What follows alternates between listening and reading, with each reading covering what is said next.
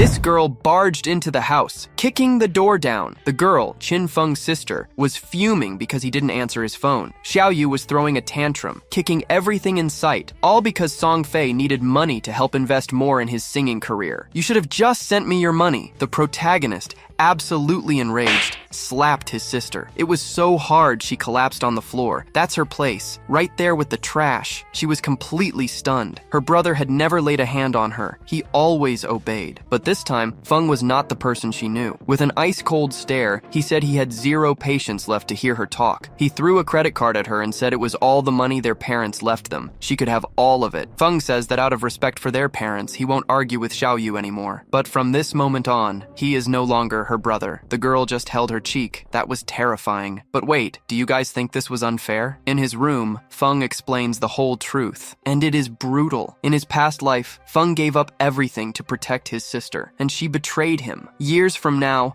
on a battlefield where I defeated every kind of monster, the worst creature of all betrayed me, stabbed me right in the back. I couldn't believe it, and demanded to know why. Qin Xiao just called him an idiot. She never saw him as a real brother. He was just their parents' adopted son. She looks back and says she did everything he asked. This is her true love, Song Fei. He planned to use Xiao Yu to get that divine artifact after Feng did all the hard work. The protagonist couldn't even look at his sister one more time. Xiao mocks him, saying Feng was way too protective, and it was annoying. Song doesn't want to wait anymore, and decides to eliminate Feng for good. See, in 2025, whenever a person slept, they were forced to enter the dream world. It was basically a game, and dying in here meant losing your actual lifespan in the real world. But it wasn't all bad. It was discovered that the skills and powers you gained in the game could be brought back to the real world. Lifespan was the currency. The protagonist dedicated everything to get the divine item and reach the top, and it was on that very day his sister betrayed him. This is so unfair. If I just had one more chance, everything would be different. His life was over, but it seems the gods aren't unfair. Qin Feng woke up again. He looked at his phone and saw the date, 2025. This was no joke. He had been reborn 9 years in the past. Now, as he prepares to enter the game again, Feng feels a strange sense of freedom. He wonders how far he can go without the weight of his sister holding him back. This time,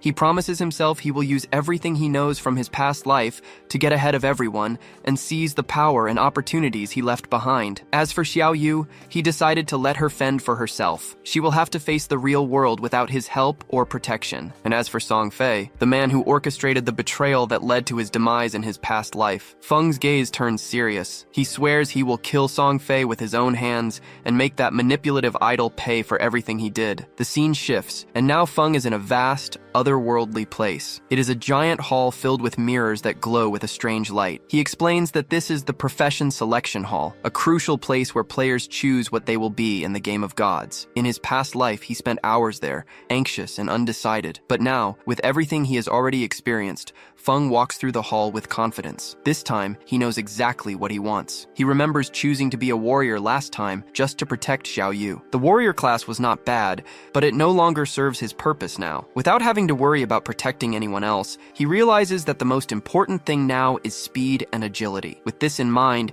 he reaches out toward one of the mirrors and chooses the assassin class. When he touches the glass, a strong blue light shines from his hand, and a system window appears before him. The system announces that the artifact Eye of Judgment is already bound to him and will be activated immediately. Behind Feng, a giant otherworldly eye appears out of nowhere, with a gaze that seems to see everything. Another system window appears, showing that Feng has unique attributes, the power of judgment and a power passive. The system explains that this gives him advantages no one else has. As soon as he enters the game of gods, he will automatically receive the profession and talents of the highest possible quality, putting him far ahead of normal players. A smile appears on Feng's face as he admires the power of the Eye of Judgment. He begins to think that the artifact's bond with him persisted even after his rebirth. If that is true, it would mean the artifact is useless to anyone else who tried to steal it, as Song Fei and Xiao Yu had tried to do in his other life. He even wonders if it was the Eye of Judgment that caused him to be reborn, giving him this second chance. Suddenly, a dark, turbulent aura begins to enter his body, catching him by surprise. The system congratulates him and announces that he has unlocked a secret profession. The class transfer begins, and the dark aura envelops him completely. When the aura fades, Feng is different. His black hair has now turned completely white, and a strange energy radiates from him, showcasing his new power. The system announces that he has become a mortal shadow, a secret, high-level assassin class, far better than the warrior he had before. Feng explains that the shadow class grants immense power right from the start, which is why it is a profession everyone covets. He runs a hand over his face, thinking about the absurd luck, or perhaps fate, that brought him here. When someone chooses a profession, there is always a very small chance of getting a secret class. Because of his authority of judgment ability, that small chance became a 100% certainty. The system then began to explain the abilities granted by the Eye of Judgment. The first was the authority of judgment. The system stated that it was the oldest and most powerful authority in the universe, one that stood above any rule of reality. But the system warned that without possessing a divinity, Feng could not actively wield its full power. Even so, the passive effects remained active, which already gave him an absurd advantage. Feng was shocked by this revelation. He remembered that in his past life, humanity only discovered the existence of the power of order after 7 years of the game. It was then that a very strong player managed to escape the game and reach the land of order, telling everyone about this power. Yet even after years of trying, no one had ever managed to claim this power for themselves. Now, Feng realized he possessed the original authority, one that could simply ignore rules and order. It was a power capable of changing reality itself. With a serious expression, he understood that his goals were now much greater than mere revenge. If he could escape the game of gods, reach the land of order, and obtain a divinity, he would be able to activate 100% of the authority of judgment. Suddenly, a system screen appeared before him, prompting him to enter his in-game name. After a moment of thought, he chose a name that suited who he was now, Shadow. It was a fitting name, he thought, since his profession was born from darkness. As soon as he confirmed it, the system accepted the name, and a dark aura began to swirl around him. The system announced that he was about to enter the game world, the land forsaken by the gods. It went on to explain this world, a destroyed land, filled with disruptive monsters that wrecked everything in their path. The system warned that these creatures were merciless and would do anything to kill him. It also explained that once he left the starting city and began killing monsters, he would earn tradable lifespan, a very important resource. However, dying in the game had a heavy consequence. Half of his lifespan, both tradable and normal, would be lost. The risk was high, but Feng was not intimidated. The scene changed, and he appeared in the starting village, a place called Shelltown. The system announced that this was a peace zone, a safe place where monsters could not enter, and players could not fight each other. The lifespan loss here was at its minimum, fixed at 1x. Feng looked around and saw chaos. The other players, who had just been pulled into the game, were trying to understand what was happening. They talked among themselves, confused, asking how they had gotten there. Many only remembered going to sleep and waking up in the selection hall, never imagining the nightmare they had fallen into. But Feng remained focused. He looked at the crowd, knowing the game had attracted many people very quickly. He knew that powerful individuals from various countries would soon appear, each wanting to control the game in their own way. If he wanted to stay ahead, he needed to be fast, and with that in mind, he walked through the city. His appearance drew attention. His stylish clothes and the dark aura emanating from him made him stand out from the other players. The crowd began to whisper, trying to guess his profession. Another player, also an assassin, recognized the dagger at Feng's waist, but was stunned by the difference between them. The man had no special aura, while Feng seemed full of power and mystery. The contrast between the two was obvious,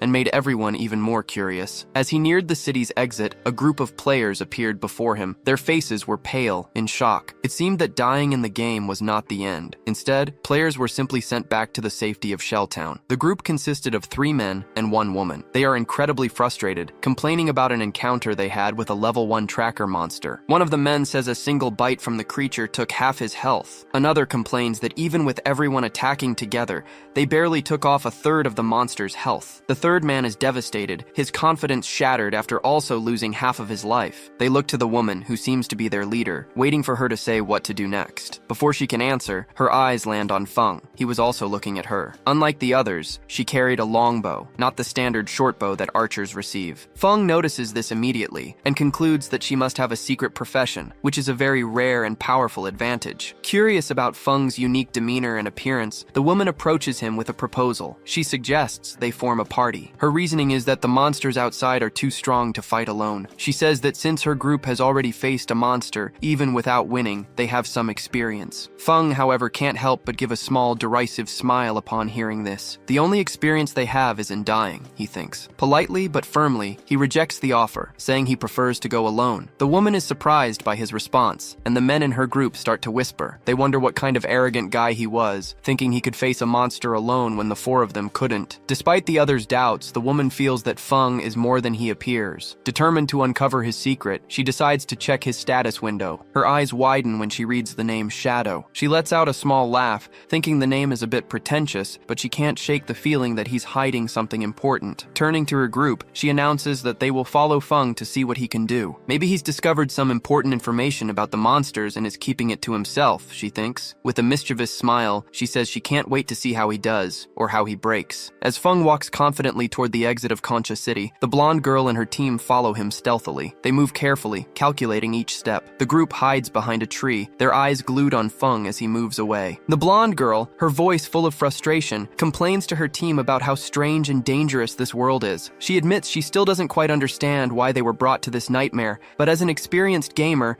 she quickly assembled a team to face the challenges. Even so, she never imagined the game would humiliate them so brutally. The first monster they found outside the city wiped them out effortlessly. It was a clear warning that they are not prepared. She comes to the conclusion that a monster of that type is too strong for any level 1 player. Meanwhile, the two men on her team start talking about Feng. One of them, who is also an assassin, points out the huge differences between them. While he uses a normal dagger, Feng carries a short sword, a weapon that looks deadly. The assassin also notices that Feng's speed is much greater, and that his clothes are unlike anything he has ever seen. They seem custom-made and give off a sense of power. Hearing this, the blonde woman is even more certain that Feng is no ordinary player. She decides to continue following him quietly, hoping to gain some information that will give her group an advantage. But just as she is about to signal for her team to move closer, Feng suddenly stops and looks back over his shoulder. The blonde girl froze, her heart pounding as she wondered if he had seen them. Before she could do anything, Feng activated a skill, Latent Image. A dark aura enveloped his body, and in the blink of an eye, he vanished into thin air, as if he had never been there. The group stared in stunned silence, trying to process what had just happened. The assassin in the group was the first to realize, explaining that Feng must have used an invisibility skill, a basic assassin technique. Even so, he admitted that the version Feng used was far more impressive than anything he had ever seen. The blonde girl, still in shock but now resolute, declared that following Feng was no longer an option. She suggested they return to the safety of the city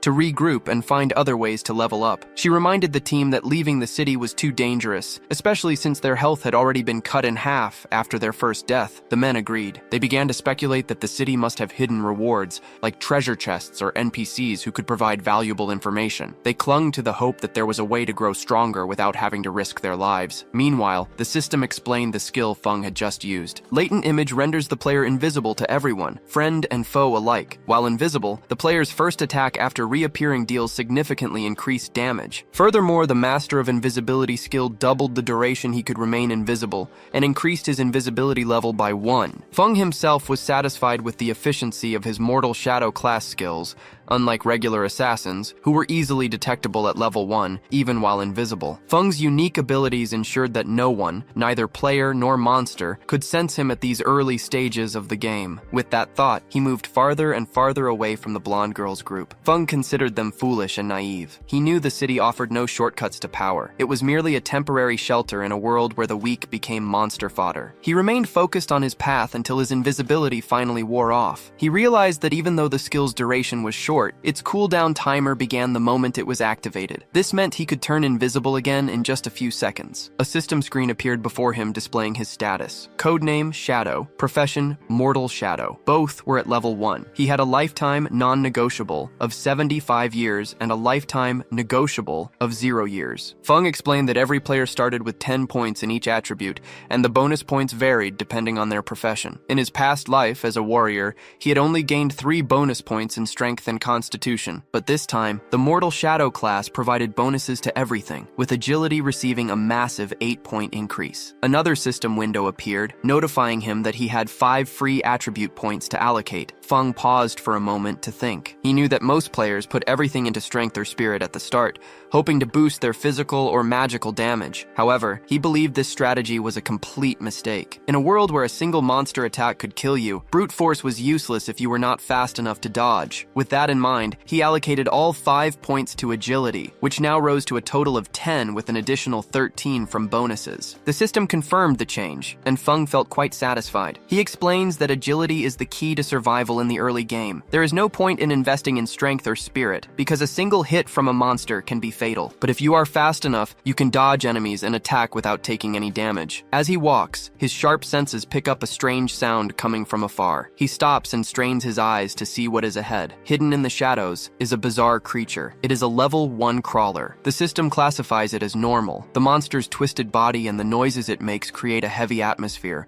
but Feng remains calm. He recognizes the creature. It is the same one that finished off the blonde girl's group earlier. The monster's body bears the marks of the fight, injuries that show they had managed to deal some damage before they died. The crawler notices Feng's presence and charges at him, growling, but Feng does not retreat. He easily dodges the attack, moving with precision and speed. He explains that crawlers are known for their insatiable hunger for lifetime. When they kill a player, they siphon their lifetime to become stronger and evolve. The wounds on the monster prove that the blonde girl's group fought with everything they had, but their efforts only delayed the inevitable. With a quick movement, Feng draws his short sword. A dark aura begins to emanate from his body. His eyes glow with a sinister red as he activates the latent image ability. In the blink of an eye, he vanishes, leaving the crawler confused and lost. The monster growls and turns its head from side to side, searching for its vanished prey. Little does it know that Feng is already above it, ready to strike. He deactivates his invisibility just as he descends, and his sword cuts through the air with deadly precision. This technique, which capitalizes on the attack bonus from the latent image ability, deals massive damage. The system immediately confirms the successful hit. A screen appears showing the damage, an impressive 174 points. The level 1 crawler falls to the ground, its body dissolving into energy. Feng gains 10 experience points, but even he is surprised for a second by the sheer amount of damage he caused. He had expected a strong attack, but this level of damage was far beyond what he had imagined. The system explains that the backstab ability helped immensely. When an enemy is attacked from behind, outside of their field of view, the damage is doubled. This turns Feng into a killing machine. As he reflects on this power, memories of his past life come rushing back. He remembers the difficult fights he had as a warrior, when a critical hit dealt only about 40 points of damage. Defeating a single crawler was an ordeal, and always left him tired and injured. Back then, his focus was on protecting Xiaoyu, so he sacrificed his own growth to keep her safe. He gave most of the rewards to her, and as a result, he remained weak. But now things are different. This time he is fighting for himself, and the results are already showing. The system displays his rewards: 3 days of tradable lifetime, and an incredible 54 years and 155 days of non-tradable lifetime. Feng crushes the monster's energy in his hand, feeling the surge of power, but the rewards do not stop there. Another system window appears, announcing that the Authority of Judgment has been activated. The system congratulates him for obtaining the Infinite Evolution talent, an extremely rare and powerful ability. This talent allows him to gain evolution points by killing monsters solo, and these points are used to upgrade his skills. In addition, he will receive 5 free evolution points every 24 hours, and can also earn 100% of the evolution points from soloing bosses. He currently has 5 evolution points. As he processed the information, a thought crossed Feng's mind. Could infinite evolution improve his skills? In his past life, such a thing was impossible. In the game, no matter what item a monster dropped, it always came at its original level. That was the rule. But infinite evolution broke that rule, going beyond the normal limits. The potential of the skill made Feng curious. Eager to test it, he chose 2 abilities to evolve: Backstab and his profession, Deadly Shadow. As soon as he made his choice, the system announced that he had spent 4 evolution points and that the skill upgrades were successful. The first to be upgraded was his profession, Deadly Shadow, which rose to the bronze category with impressive bonuses. Now he could stay invisible for 16 seconds, even while attacking. The damage from the attack that breaks invisibility increased from 60 to 80, and the cooldown time decreased from 28 to 26 seconds. Next, the backstab skill also improved. The passive damage when attacking from behind was now 15% instead of 10%. With these upgrades, Feng noticed that his latent image skill now lasted 16 seconds, and since the effect of invisibility mastery doubled this time, he could stay invisible for 32 seconds, almost continuously. He thought that if he had this before, he could have killed the crawler in a single blow, even at full health. His thoughts were cut short by an arrogant voice nearby. nearby, someone doubting that a skinny guy like him could kill a monster alone. He turns and sees two people, a muscular guy trying to impress a girl. The girl, all excited, calls him Genji and says that with a physique like his, he could probably kill 10 monsters at once. Genji laughs and assures her that with him around, she has nothing to fear. Watching the scene, Feng realizes something is wrong. A shadow falls over the two, and he sees a huge, spider-like monster hidden in the tree right above them. Without even noticing the danger, Genji turns to Feng and makes an offer. He tells Feng to join their group, and he will protect him. But Feng was already moving, as he recognized the monster as a nurse. Without a second thought, he activates latent image and vanishes. The girl sees it all and points to where Feng was. Genji just shrugs and laughs, convinced, saying the weakling must have been scared of his strength. But the arrogance doesn't last long. Before he could react, the giant spider jumps on him, followed by a smaller one. By the time Genji realized the danger, it was too late. The creatures attack and crush him and the girl in an instant. The system identifies the monsters: the nurse, a level 1 bronze rarity boss, and its partner, a level 1 common baby spider. Nearby, still invisible, Feng calmly analyzes the situation. The nurse is a powerful enemy with about 1,600 health points, impossible for a novice to face, especially since it controls a swarm of smaller spiders. Even so, Feng sees this as the perfect chance to test his upgraded skills. Without hesitation, he advances on the nurse and attacks, breaking his invisibility to maximize damage. His blade hits its mark, and the nurse recoils with blood gushing out. The beast retaliates with a powerful blow, but Feng dodges quickly and slides under its leg. Without wasting a moment, he reactivates latent image and vanishes again. A system notification confirms he dealt 338 damage. It was a good hit, but not enough against such a strong enemy. Another message informs him that he took 9 damage, a mere scratch. With his agility and only 130 health, he knew a direct fight would be suicide. Still, he was impressed by the strength of his upgraded attack, as dealing over 300 damage in a single blow was incredible. Frustrated, the nurse explodes in rage and starts attacking everything around it in a desperate attempt to retaliate. Feng watched attentively, knowing these creatures were not stupid. They adapt and fight back. The battle was far from over, but he was more than ready to test his new strength. He quickly realized the nurse was attacking in all directions, making a direct assault too risky. With the smaller spider also on the lookout, a frontal attack was out of the question. Instead, he tried a different tactic. Just as the nurse began to shoot webs to escape, a rock flew at high speed and struck its belly, tearing a hole and dealing 299 damage according to the system. His strategy was to take advantage of the extra damage from breaking invisibility and use his enhanced skills to make thrown objects count as real attacks. And since the system registered rocks as a valid attack, every one he threw was like a sword strike. He threw another rock, knowing that as soon as the cooldown was over,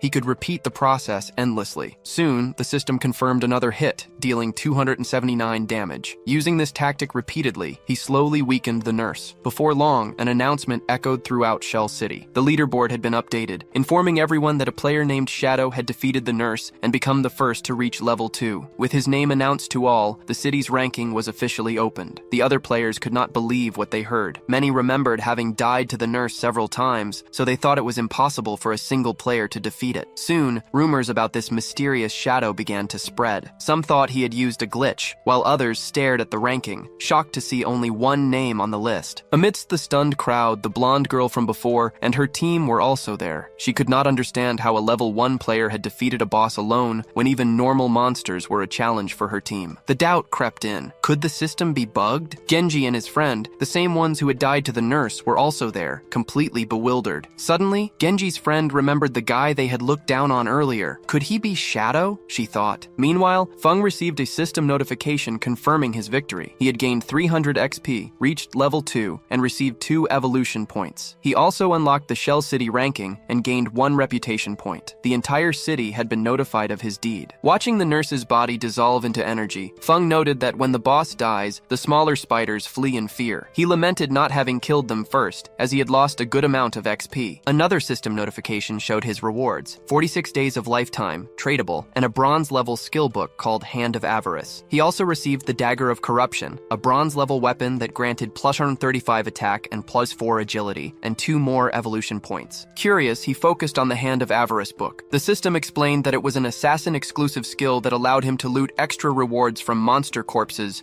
with a 20% chance of success. The only requirement was to be level 1. Feng was stunned by his luck. For a bronze boss to drop such a rare skill was incredible. It would greatly increase his chances of getting equipment. He remembered a player from his past life, the God of Sin, who who despite being bad at fighting became super famous in the game solely because of this skill. The guy became so influential that he even had bodyguards. Suddenly, an idea struck Feng. If Hand of Avarice had a 20% chance, what would happen if he combined it with his infinite evolution talent? In theory, he could not only increase the success rate, but also the number of items he could get. The thought filled him with anticipation. The scene cuts to the real world, where students are walking to school. Among them is Xiaoyu, Feng's sister, and a friend of hers. As they walk together, Xiaoyu's friend tells her to call her brother and apologize. The friend reminds her that they skipped an important exam the day before just to secretly support Song Fei, and that her brother must be furious. But Xiaoyu doesn't want to hear it, insisting she did nothing wrong. To her, the one at fault is her brother, who stopped her from seeing Song Fei. If anyone has to apologize, it's him, she says. Her friend tries to reason with her, reminding her how good her brother has always been to her, and even says she's jealous of how caring he is. Xiaoyu coldly cuts her off and tells her not to meddle. He isn't even my real brother, she says. My brother is Song Fei. When they arrive at school, they see a commotion in the classroom. A group of students is gathered around a desk, whispering. They get closer and see a bizarre scene. Their classmate, Zhang Hui, is slumped over his desk, and his body is slowly fading away. Panic begins to set in, and a girl asks what's happening. Another student explains that Zhang Hui just said he was going to take a nap and then started to disappear. Murmurs spread as other students mention he isn't the only one this is happening to. Social media is full of similar cases from all over the world. People are falling asleep and becoming translucent, but nobody knows why. Frightened, one of the female students quickly grabs her phone. She wants to call her parents and insists that Xiaoyu call her brother too. But Xiaoyu, still angry, refuses. She says she hates her brother and won't contact him, even going so far as to say the world would be a better place if he died. Meanwhile, in the game, the system confirms that the evolution of Hand of Avarice is complete. The skill has leveled up from bronze to gold, and the chance to get extra items has increased from 20% to 40%. The system also announces that Feng has gained 2 more evolution points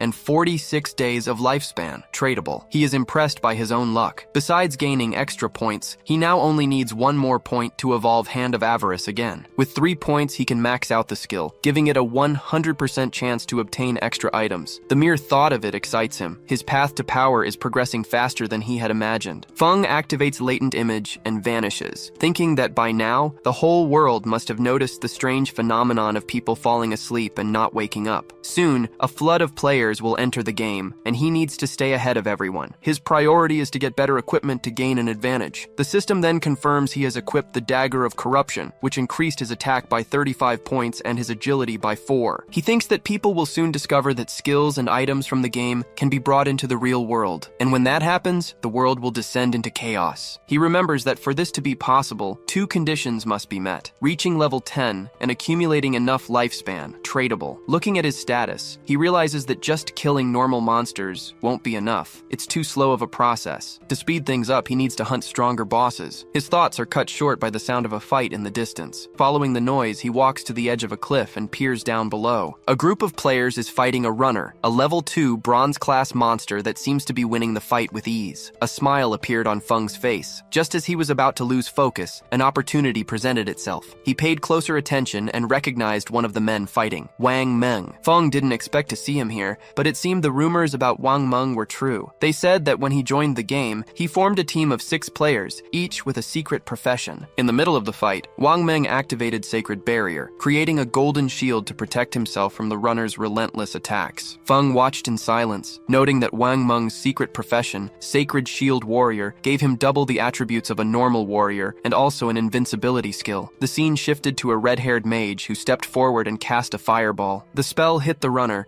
but it only dealt 70 damage. Feng recognized her as an arcane prophetess, a secret class that doubled magic damage. Next, he looked at the group's archer and priest. The archer used a longbow and belonged to the sharp-eyed archer class, which had double the normal attributes and fired arrows continuously. The priest was an oracle priest and healed for twice the amount of a common priest. Despite the endless attacks from the archer and the mage, the runner was too fast and dodged everything with ease. The fight suddenly changed when the monster landed a powerful blow on Wang Meng, shattering his barrier and knocking him back. As Wang Meng tried to get up, the archer complained that the runner's speed made it nearly impossible to hit from a distance. Even after being healed by the priest, Wang Meng remained steadfast. He told them to stick to the strategy. He would act as the tank while the priest healed, and eventually they would win. Looking down from above, Feng smirked at Wang Meng's optimism. His strategy might have been good in theory, but this was a battlefield. The longer the fight dragged on, the greater the chance of attracting unwanted attention, and as if on cue, dark figures appeared out of nowhere. Feng narrowed his eyes, seeing a new threat arrive. They were contaminators, common level 2 monsters covered in a dark slime that attacked from a distance. Wang Meng's expression turned to one of concern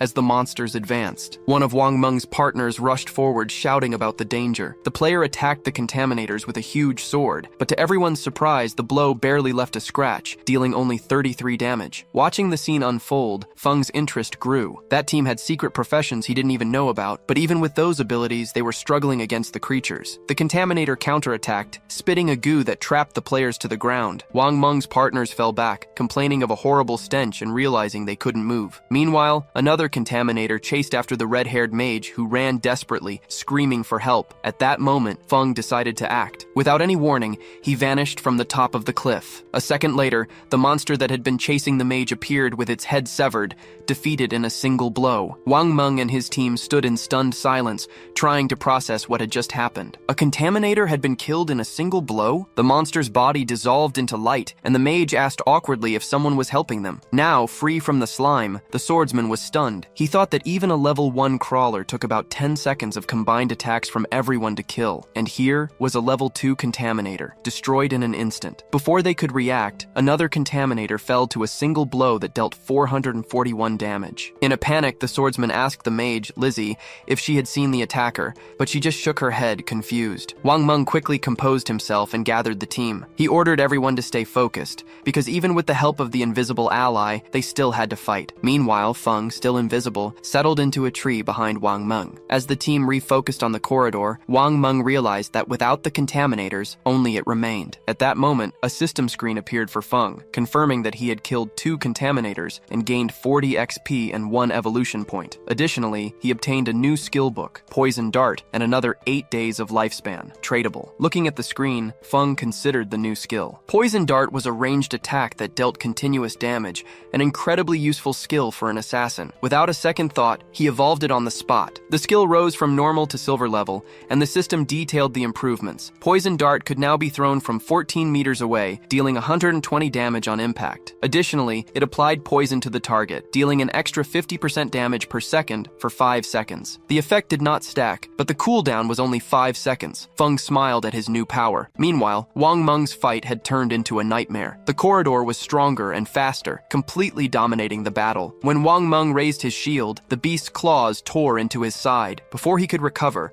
the creature attacked again, sinking its claws even deeper and throwing him to the ground like a doll. The shield fell with a loud clang, and Wang Meng screamed in pain. His partners watched in horror. The priest rushed to heal him, but it was no use. With the monster's claws still embedded in his body, the healing magic didn't work. Blood trickled from Wang Meng's mouth as he gathered his strength to tell the team to flee. But before they could do anything, a projectile flew through the air and hit the monster square in the face, dealing 845 damage and making the beast recoil in pain. Wang Meng's team was in shock as they saw the boss's health drop by half in seconds, and the attack wasn't over. The poison made blood gush out endlessly, weakening the beast. The corridor writhed in pain and finally released Wang Meng, who collapsed, wounded, on the ground. The monster screamed as its health was drained by 324 points per second, until it finally fell dead. At that moment, a system screen appeared for Feng. Since his attack dealt more than 90% of the total damage to the boss, he received all the items. The system announced that he had killed the corridor boss, earning 600 XP. Another notification congratulated him on reaching level 13, granting him 2 evolution points and another 55 days of lifespan, tradable. Feng looked at the outcome of the fight, feeling in complete control. He hadn't expected the continuous damage from Poison Dart to synergize so well with his other skills. Then it hit him. Using his invisibility, he could remain hidden forever, just endlessly firing poison darts. He figured that with this strategy, he would be invincible in the early and mid-game. Meanwhile, Wang Meng was still in shock, watching the boss turn into items before his eyes. The pain of being pierced had been so real that he began to doubt if this was even a game. His thoughts were cut short when the items vanished in front of him, snatched snatched away in the blink of an eye. It was Feng who had taken everything, moving so fast that Wang Meng didn't even see him. Struggling to his feet, Wang Meng bowed his head in gratitude and thanked the mysterious person who had saved them, even without knowing who it was. Feng's voice echoed from the shadows, his identity still concealed. He warned Wang Meng not to trust others so easily, especially in a dangerous place like this. Wang Meng agreed, understanding the lesson, and thanked him for the warning. Then he introduced himself. "My name is Wang Meng. If you ever need help, just ask." Meanwhile, Wang Meng's surviving teammates embraced each other, relieved to have escaped the horrifying situation. Back with Feng, he stood in silence, holding the monster's drops and considering his next move. He knew Wang Meng wasn't just a strong guy, but someone with official government backing, which meant he had extensive connections and money. This gave Feng an idea. He needed a safe way to sell the equipment and items he wasn't going to use. Activating Hand of Avarice on the items, a system notification popped up, congratulating him on obtaining another 3 evolution points and 55 days of life, tradable. In addition, he also received a bronze tier item, the Runner's Greaves. The system explained that the item provided +9 physical defense, +5 to all resistances, and reduced ability cooldowns by 15%. Looking at his inventory, he saw he had acquired many good items for various classes. He decided that as soon as his bag was full, he would return to Shell City to exchange what he didn't need for more life. With a cold gaze, he thought about how his current progress was much faster than in his past life. A sinister smile appeared on his face as he murmured that Song Fei would soon be in for a surprise. The scene cut to another group of players fighting contaminators and runners. Their situation was dire, with the monsters surrounding them from all sides. One of the players, seeing it was hopeless, shouted for the others to run, but before they could escape, they froze in fear. A giant, bizarre monster appeared before them, exuding a sense of danger. The creature then attacked, firing parts of its own body like arrows, which pierced through the players and killed them instantly. Moments later, the players reappeared in Shell City, frustrated and cursing the game's unfairness. They complained that the monsters always attacked in packs and ran away when they were close to death, proving they were intelligent. One of them asked worriedly, "How are we supposed to get out of the game if we can't even reach level 3? Another player then began to explain the harsh reality. The only way to leave the game was to reach level 3, so they needed to level up quickly. One of the players suggested forming a larger group, from 6 to 10 people, to make things easier. But another guy immediately shot down the idea, saying he had already seen a group of 10 get wiped out by a huge mob of monsters. A third player joined the conversation, warning that a team that was too big would only attract bosses. He mentioned that he had just seen a group of 40 players accidentally summon a boss called the Accursed, which killed 30 of them with a single skill. Elsewhere, the blonde girl and her team also reappeared in Conktown, their faces showing frustration and fear. If they didn't reach level 3, they would be trapped in the game forever. The blonde girl clenched her fists in desperation. She began to think that since everyone had entered the game while sleeping, only their consciousness was here. If they couldn't get out, their bodies in the real world would starve to death. Just thinking about it sent a shiver down her spine. One of her partners, an assassin, said worriedly that they had already died 3 times and had less than 10 years of lifespan left. Before he could finish, the blonde girl cut him off firmly, saying that dying again was not an option. At that moment, the Conktown rankings shimmered in the air. Everyone's eyes widened. At the top of the list was the mysterious Shadow, Feng, who had already reached level 3. He was followed by Wang Meng and Bala, who were still at level 1. The blonde girl's mind started racing. How was he leveling up so fast? He must know a way they didn't. Determined, she made a decision. If that mysterious player knew how to level up quickly, they needed to convince him to help. Clenching her fists, she gave an order to her team. "Spread the word," she said. "If Shadow can help us reach level 3 and leave the game, I will personally pay him 10 million when we get back to the real world." She gave a confident smile, thinking no one would refuse such an offer. The scene cuts back to Feng, who was effortlessly killing contaminators with his poison dart. As soon as another monster fell, the system notified him that he had gained 20 XP and 1 evolution point. Since he already had enough points, he immediately began to evolve Hand of Avarice. A confirmation screen appeared, deducting 5 evolution points and resetting his balance to 0. Then, another screen showed the upgrade. Hand of Avarice had been upgraded from Platinum to Jade level. The system explained that the chance of obtaining extra items increased from 110%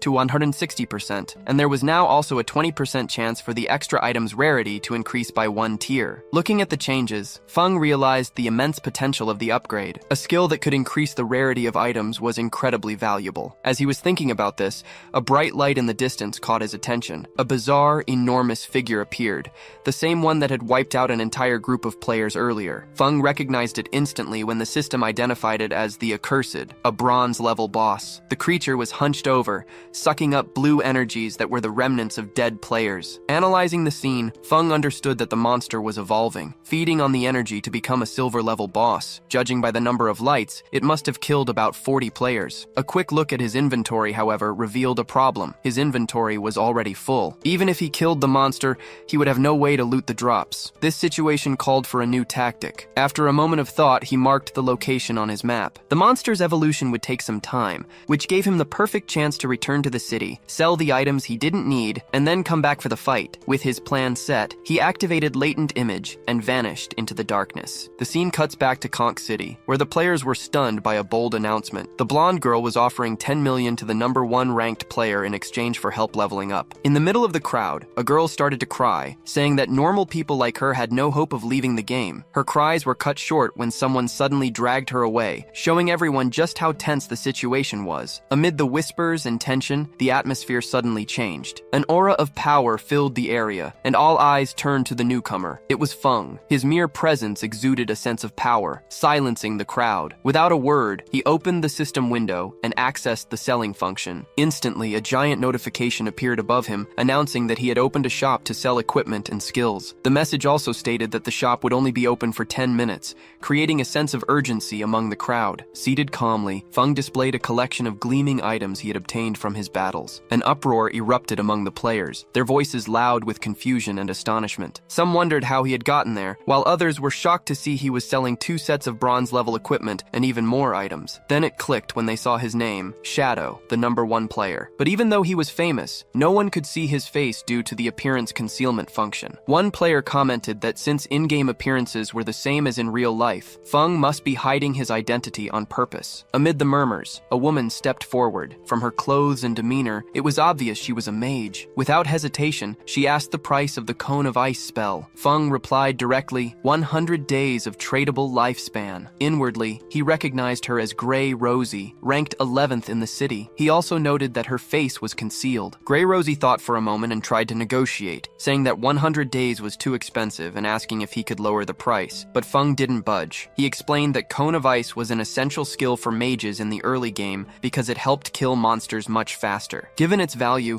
100 days was already a fair price. She then asked if he would accept real money, but Feng refused. He suggested that if she had money, she should buy lifespan from other players and come back when she had enough. After a moment of consideration, Grey Rosie turned to her 2 teammates to hear their opinion. They immediately supported her decision, saying they had only reached level 2 so quickly because of her. One of them added that with Cone of Ice, the group would reach level 3 much faster, allowing them to return to reality soon. Without further hesitation, Grey Rosie told them to transfer all their lifespan to her, promising to pay them back with real money once they were out of the game. Then she turned back to Feng and transferred the 100 days, confirming her purchase of the spell. Feng quickly analyzed the situation. He calculated that for a level 2 group to have come this far, they must have killed 30 or 40 crawlers, meaning that together they had over 100 days of lifespan. The system confirmed the sale of the Cone of Ice, and Feng gained 100 days, bringing his total to 368. Just as Grey Rosie was about to leave, a familiar person appeared. It was the blonde girl from before, who approached him with a conceited air. With an air of superiority, she said she had finally found him, and, with an arrogant smile, offered him an opportunity. If he helped her reach level 3, she would pay him 10 million when they returned to the real world. The surrounding players were shocked, whispering that the rumors were true. Earning 10 million so easily seemed unreal. She continued to boast, saying her father was the president of Young Industries, so money was no object. Feng, however, remained unmoved. He assessed the situation and recognized her, Young Li. In his past life, she was the leader of a notorious criminal organization that had been dismantled by the authorities. Reports from that time showed her methods. She would lure people with promises of money in exchange for their lifespan, only to later kidnap and enslave them. Those who resisted met a horrible end in the real world. With a cold expression, Feng bluntly refused the offer and told her to get lost. Young Li was frozen in disbelief. She couldn't understand why anyone would refuse such a chance. Frustrated,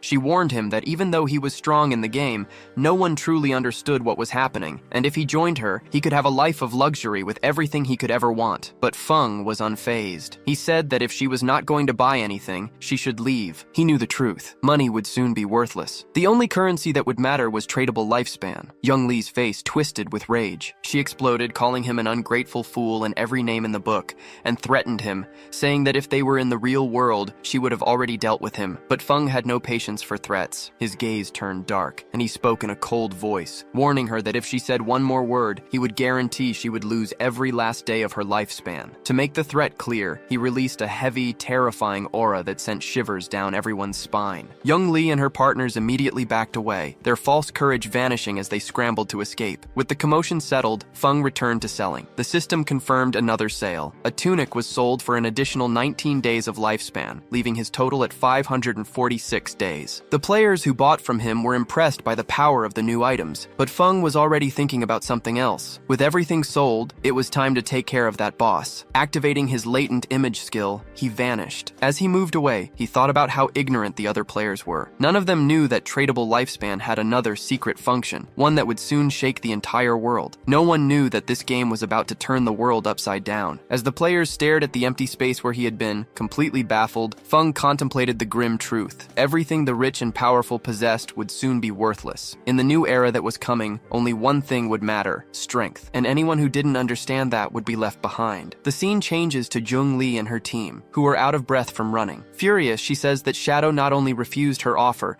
but also threatened her. She swears that as soon as she gets back to the real world, she will find him and kill him. Just then, a man approaches and introduces himself as Mai Li Jian, or Lao Mao. He says he is level 2 and knows a few tricks for leveling up. He then asks if he can take the offer that Shadow refused, the 5 million to help her team reach level 3. Since he wasn't as strong, he'd accept half the amount. Suspicious, Young Lee asks what these tricks are. Lao Mao explains that to level up quickly, the secret was to put all 5 attribute points into agility. That way, their running speed would be slightly faster than the monsters, allowing them to defeat them without taking too much of a beating. Jung Lee's eyes widen. She thinks about how foolish she was for putting all her points into strength. She accepts Lao Mao's proposal on the spot. He agrees and adds that Shadow must be a little crazy for turning down so much money. The scene returns to Feng, who arrives at the location he had marked on the map. Still invisible, he sees that the Cursed One had already evolved to the silver level. From the gray mist around its body, it was still in the middle of the process. Feng calculates that the complete evolution to gold would take about 7 or 8 hours. Since he wasn't going to wait, he attacks with a poison dart. The first blow deals 659 damage due to the surprise attack. The poison starts draining 219 health per second. Feng advances, thinking that a silver boss's health was 2 or 3 times greater than a bronze one's. Suddenly, the monster gathers a huge amount of energy in its hands. Feng realizes he needs to land 2 or 3 more darts, but the monster attacks first, destroying everything around it. Feng explains that the Cursed One was a magic boss, with area of effect attacks that dealt a lot of damage. He recounts that as soon as he threw the dart,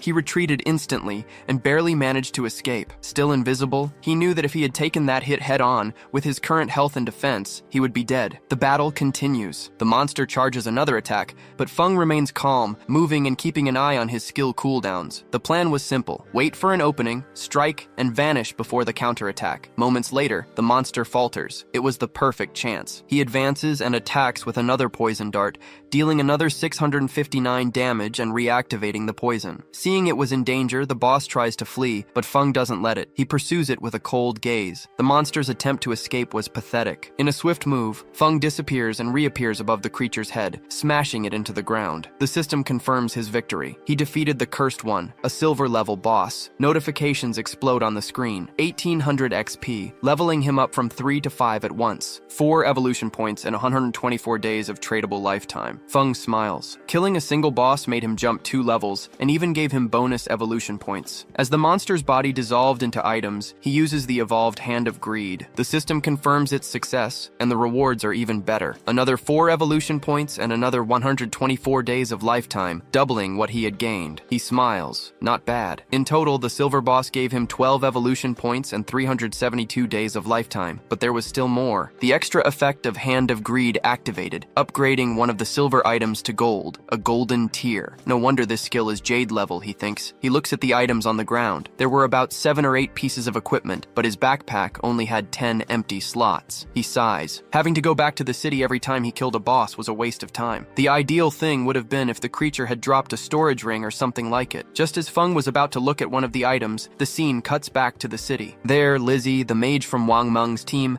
reappears in a flash of light, relieved. The rest of the team appears shortly after, thanking Wang Meng. They say that without his leadership, they wouldn't have reached level 3 and returned safely. But Wang Meng brushes off the compliments, saying it was a team effort. Lizzie, however, regrets not being able to add that guy as a friend during the fight. She thought it might have been because she was covered in mud at the time. A teammate jokes with her, saying that now, with her clean clothes, she looked great and that the mysterious player wouldn't reject her again. As they were talking, a system announcement echoed through the city. The ranking had been updated. Shadow had reached level 5. The news shocked everyone. Someone shouted in disbelief, asking how Shadow had jumped from level 3 to 5 so quickly. The only explanation was that he had killed a powerful boss. Another player chimed in, saying he had seen Shadow selling items in the square just 10 minutes ago. In the midst of the desperation, a guy said, half joking and half serious, that his younger sister had just turned 18, and that if Shadow took a liking to her, it would be great for the family. His friends cut him off immediately, reminding him that Shadow was the guy who didn't even care about a 10 million offer. There was no chance he would be interested in a marriage proposal. Meanwhile, Wang Meng's team started to panic. They had barely celebrated reaching level 3, and Shadow was already far ahead. But Wang Meng remained calm and told them to forget about it for now. The important thing was to leave the game, return to reality, and warn their family and friends about this dangerous game. As their bodies began to fade, the system confirmed the logout. Wang Meng's last words were serious. If the world is really descending into chaos, the least we can do is prepare the ones we love. The scene cuts to the real world. Wang Meng's eyes open, and at the same moment, a voice shouts, "Captain!" He wasn't just any player. Wang Meng was a police officer. His colleagues rushed to his side, worried. One of them said they had been very worried because Wang Meng's body had started to turn transparent while he was unconscious. The terrifying truth became clear. If a player died in the game, they weren't just disconnected, they were erased from existence in the real world. But with no time to dwell on it, Wang Meng got up and ordered everyone to assemble. Something serious has happened, he said. The scene continues at a police station, where a voice of authority questions Wang Meng about his report. The voice summarizes, Wang Meng's team had a huge advantage, as they all had a secret profession. Even so, they were nearly killed by a single monster, and were only saved at the last second by an unknown player, Shadow. Wang Meng confirms that the report is correct and details Shadow's absurd progress. He explains that when Shadow helped them, he was at level 3. But by the time Wang Meng's team finally reached level 3, Shadow was already at 5, a 2-level jump that no one had ever seen before. The revelation left the high-ranking officials concerned. One of them asked the obvious question, does this mean Shadow is the strongest player in the world right now? How did he level up so fast? Theories began to surface, and Wang Meng offered a possible explanation. Maybe he killed a very strong boss or did something incredible. Another official, curious, pointed out a strange detail in the report. Shadow was already at level 3 when he saved them. If that's the case,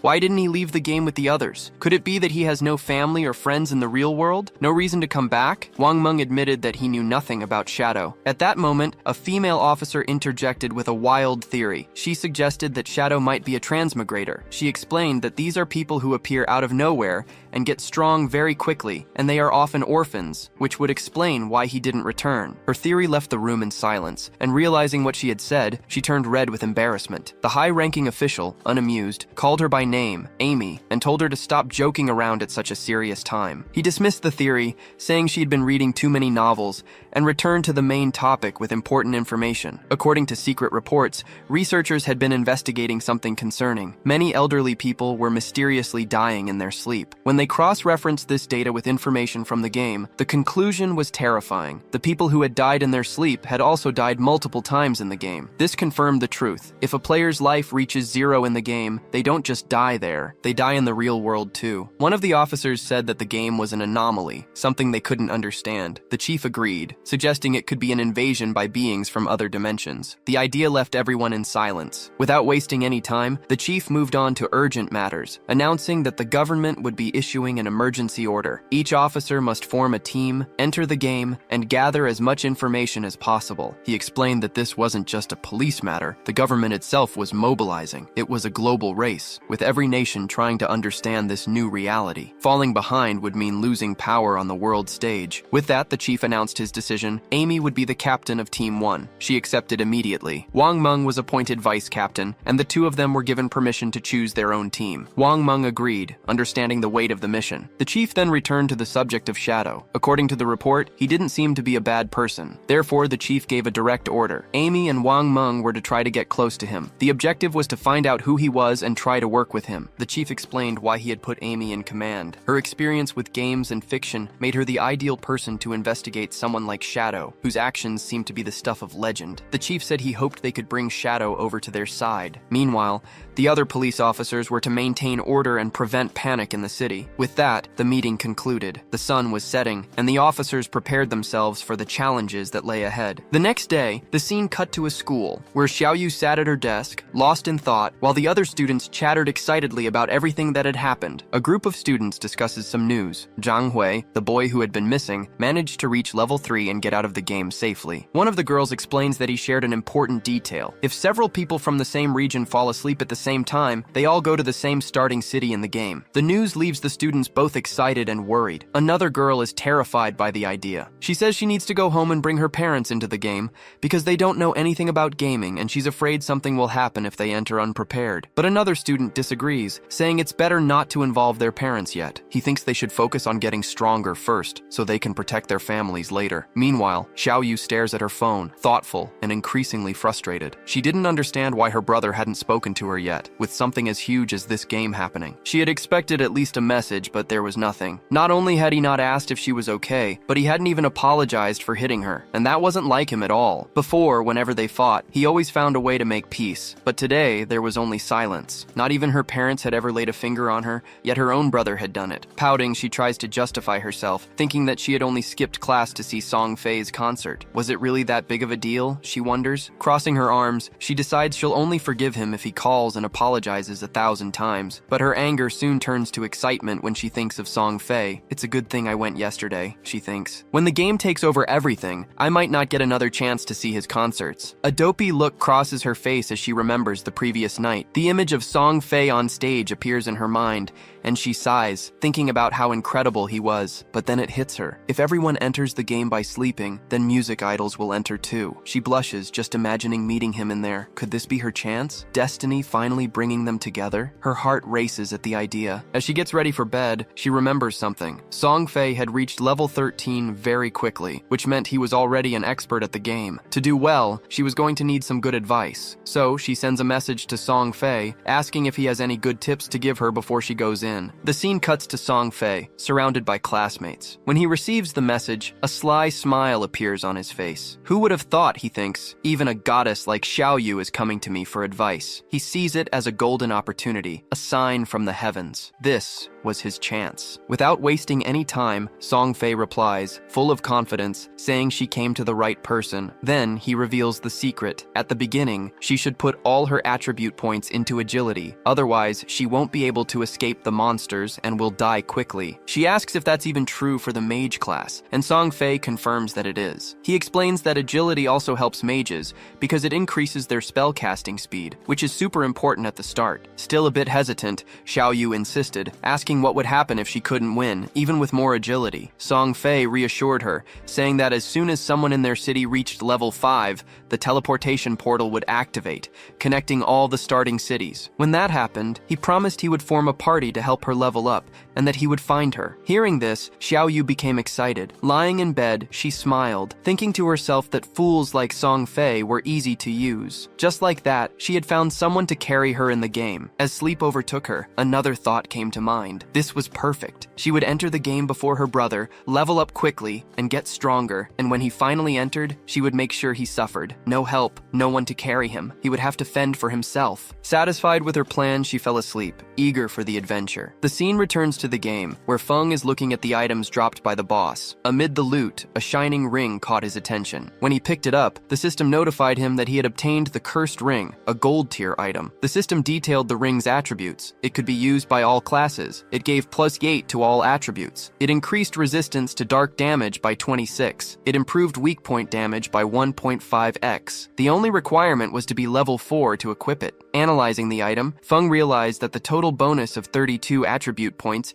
was equivalent to gaining about 3 levels. He concluded that the ring was an excellent item. Before he could think further, another notification appeared. He had obtained a new skill, Instant Shadow Strike, a silver tier skill. The system explained that the skill delivered several slashes in one direction, with a range of 15 meters, and also made him invincible for 5 seconds. Feng realized it was a great area of effect attack. Without wasting time, he learned the skill, and since he still had evolution points left, he decided to upgrade Hand of Avarice. The system took 8 points and upgraded the skill from Jade tier to Diamond tier. The effects improved greatly. The chance to get extra items increased to 220%, and the chance for those items to have their rarity upgraded went up to 40%. Thinking about the upgrade, Feng calculated that he would now get at least 2 extra items per monster, making each kill worth 3 times as much. To not waste the remaining points, he upgraded Instant Shadow Strike by 3 levels. The skill quickly rose from Silver tier to Platinum tier. The improvements were significant. The range increased to 21 meters, the invincibility went up to 7 seconds, and the number of slashes went from 3 to 5. The most important change was the damage of each strike, which doubled to 200. Looking at the rest of the loot, he saw that most of the items were junk, but one of them caught his eye, a Silver tier Warrior skill book. He looks at the Warrior skill book and realizes that selling it could earn him a good amount of lifespan. Just as he finishes this thought, a noise catches his attention. Turning around, he sees 3 huge creatures running toward him. He identifies them immediately. Limb crawlers, grotesque level 4 monsters. But instead of feeling threatened, Feng sees this as the perfect chance to test his power. Without wasting a moment, he activates Instant Dark Slash. In the blink of an eye, he unleashes a sequence of high-speed slashes and effortlessly destroys the creatures. The crawlers are torn to pieces before they can even react. When the dust settles, a system notification confirms his victory, granting him 80 XP and another 5 days of tradable lifespan. After the fight, a dark and powerful aura emanates from Feng's body. He calmly reflects on his new power, realizing he can now kill enemies much faster. He checks his lifespan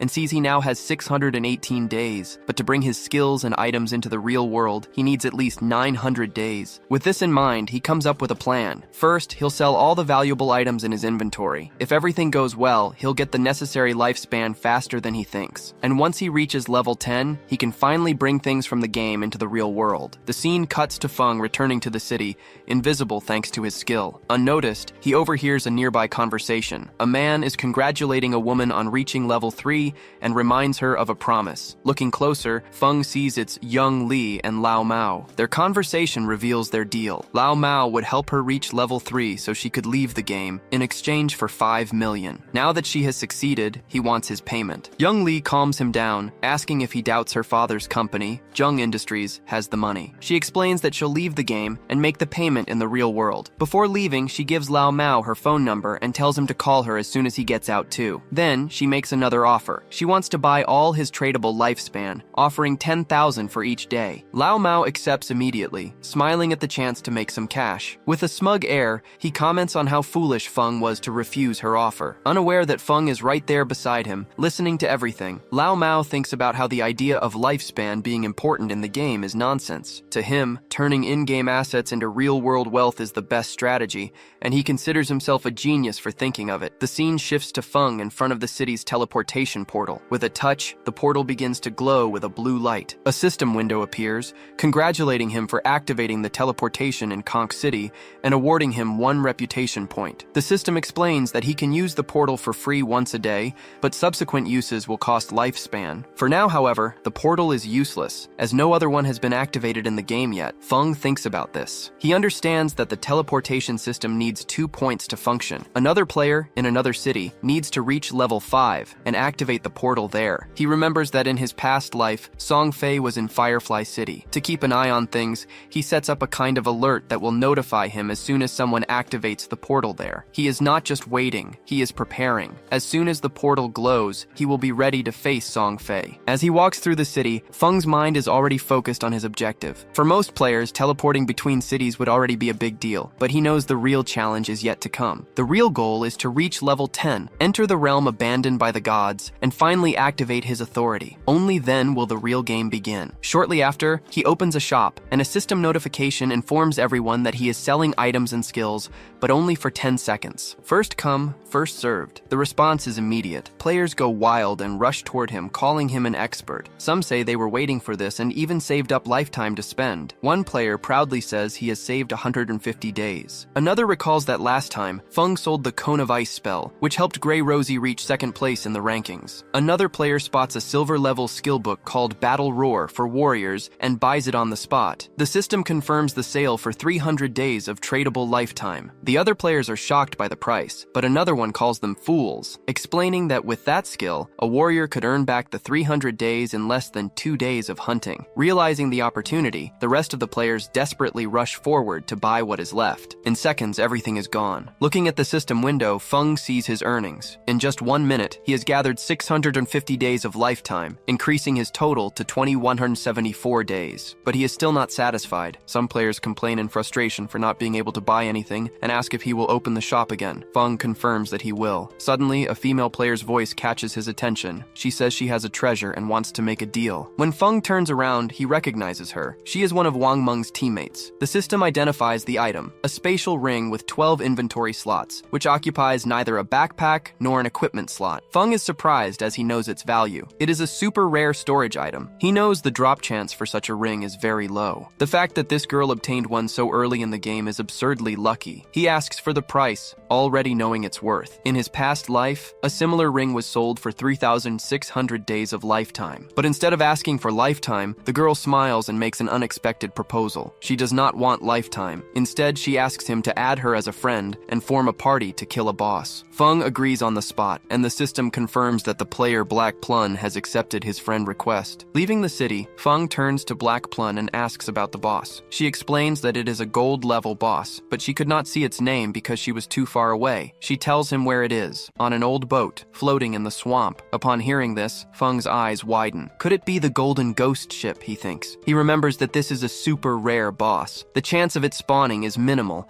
and in his past life, whenever it appeared, massive guilds would go to war over the powerful items it dropped. From Black Plun's description, he deduces that this version of the boss must be around level 5, which makes it easier to kill. Even so, he wonders how Black Plun found such a rare boss near the city. His mind starts connecting the dots, the spatial ring, her connection to Wang Meng's team, a gold-level boss appearing out of nowhere. Then it dawns on him. Could she be the legendary Lucky Carp from his past life? Feng wondered. He remembered the rumors. They said Wang Meng's team had a mysterious member with absurd luck, someone who found rare bosses and treasures just by walking around the map. At the time, Feng thought it was just a rumor, but now, looking at Black Plun, he was sure it was true. Lost in thought, he stared at her, and Black Plun noticed. Suddenly, she asked why he was looking at her like that. Snapping out of his trance, Feng said it was nothing, and refocused on the path ahead. As they left the city, a figure spied on them, a bald player, hidden behind a tree. The scene cuts to a group of rough-looking players. A long-haired man, who seemed to be the leader, boasted to the others, all of whom were bald, about how he defeated his own brothers to become the big boss of Sand City. He promised that if they followed him, they would all do well in the game. Before he could continue, the bald man who had been spying came running back, reporting that their target had left the city with a girl. A wry smile appeared on the leader's face. He scoffed, thinking Feng was just another foolish young man, easily swayed by a pretty face. Without hesitation, he gathered his group and ordered them to move in for the attack. Meanwhile, outside the city, Feng explained his conditions for helping Black Plun. If the boss dropped items she could use, they were hers, but all the rest of the loot would go to him. She accepted his reasoning and agreed,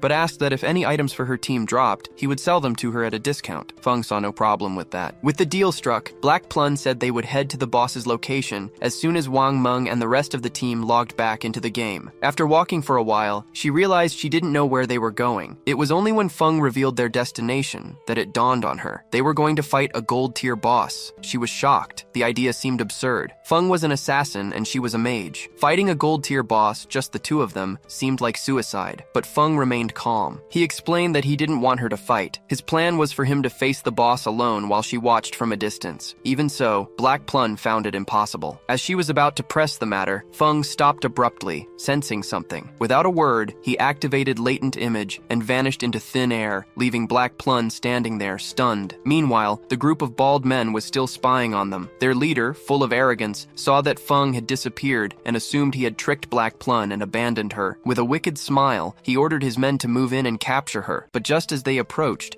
a shadowy figure appeared before them. The leader stopped in his tracks, his smile vanishing as he saw the dark aura in front of him. Before they could react, Feng used instant shadow strike. In the blink of an eye, it was all over. A flash cut through the air, and the group became a pile of bodies on the ground. Feng disappeared again, leaving no trace. The system confirmed 5 players killed, earning him 12 days of tradable lifetime. He barely glanced at the bodies. To Feng, killing them was no different from killing a few weak monsters. Before she could realize what had happened, he reappeared beside Black Plum. She immediately asked where he had gone. Feng just shrugged and said some people were following them, so he sent them back to the city. She started asking a lot of questions and even joked that his invisibility skill must be useful for relieving herself without anyone seeing. Feng cut her off, annoyed by the strange conversation, and told them to hurry up and get to the boss. The scene cuts to the city, where Xiao Yu had just logged into the game. From the staff in her hand, it was clear she had become a mage. She looked around, impressed by the realism of the place. Looking at her staff, she thought proudly that she had obtained a secret class called Sacrifice, and that it should be powerful enough to help Song Fei. Her thoughts turned to her brother, and she grew annoyed, complaining that he was never around when she needed him, but she soon shrugged it off. With her secret class and Song Fei's promise to help her, she didn't need to depend on her brother. He can fend for himself, she thought. Then, Xiao Yu's eyes fell on the city rankings. Feng was already at level 6. She wondered why Song Fei kept bragging when he was only at level 3. The real expert here was Shadow. An idea popped into her head. If she could get close to Shadow, she would level up much faster than with Song Fei's help. The only question was, where could she find him? Nearby, Wang Meng and his team were discussing a problem. He complained that one of their team members had disappeared, and he couldn't get in touch with him. Impatiently, he asked if anyone had a plan. One of them said that without a healer, the fight would be difficult. Another commented that, unlike Shadow, they couldn't hunt alone. With few options left, someone suggested calling another healer to take the spot. Hearing this, Xiao Yu seized the opportunity. She approached confidently, and Wang Meng saw her coming. With a smile, she offered her services, saying she had a secret class, Sacrifice and Life. The scene cuts to Feng, who, along with Black Plum, arrives at the cliff. Looking down at the fog below, he confirmed his suspicion. It was indeed the Golden Ghost ship. Without wasting any time, he activated Latent Image and turned invisible. He told Black Plum to hide and keep an eye out for other players, while he went to settle the score with the boss. She agreed and carefully made her way down into the swamp. A notification appeared in front of him. Because of the boss, the entire area had turned into a violent domain, where the loss of lifespan was 100 times faster. Feng quickly calculated. Staying here for 15 minutes meant losing an entire day of life, but he wasn't worried about that. The system identified the boss, a level 5 monster, and showed that it would disappear in 45 minutes. Feng prepared to attack, knowing that 45 minutes was more than enough time. He used instant shadow strike, and the result was devastating, dealing 549 damage 3 times in a row. To continue the onslaught, he threw a poison dart right at the ship's weak point. The hit was critical and dealt 621 damage instantly, plus 207 damage per second from the poison. The boss retaliated with an area of effect attack, causing pillars of water to erupt everywhere. Luckily, Feng's agility helped him dodge. The real fight began when the boss summoned 12 water phantoms,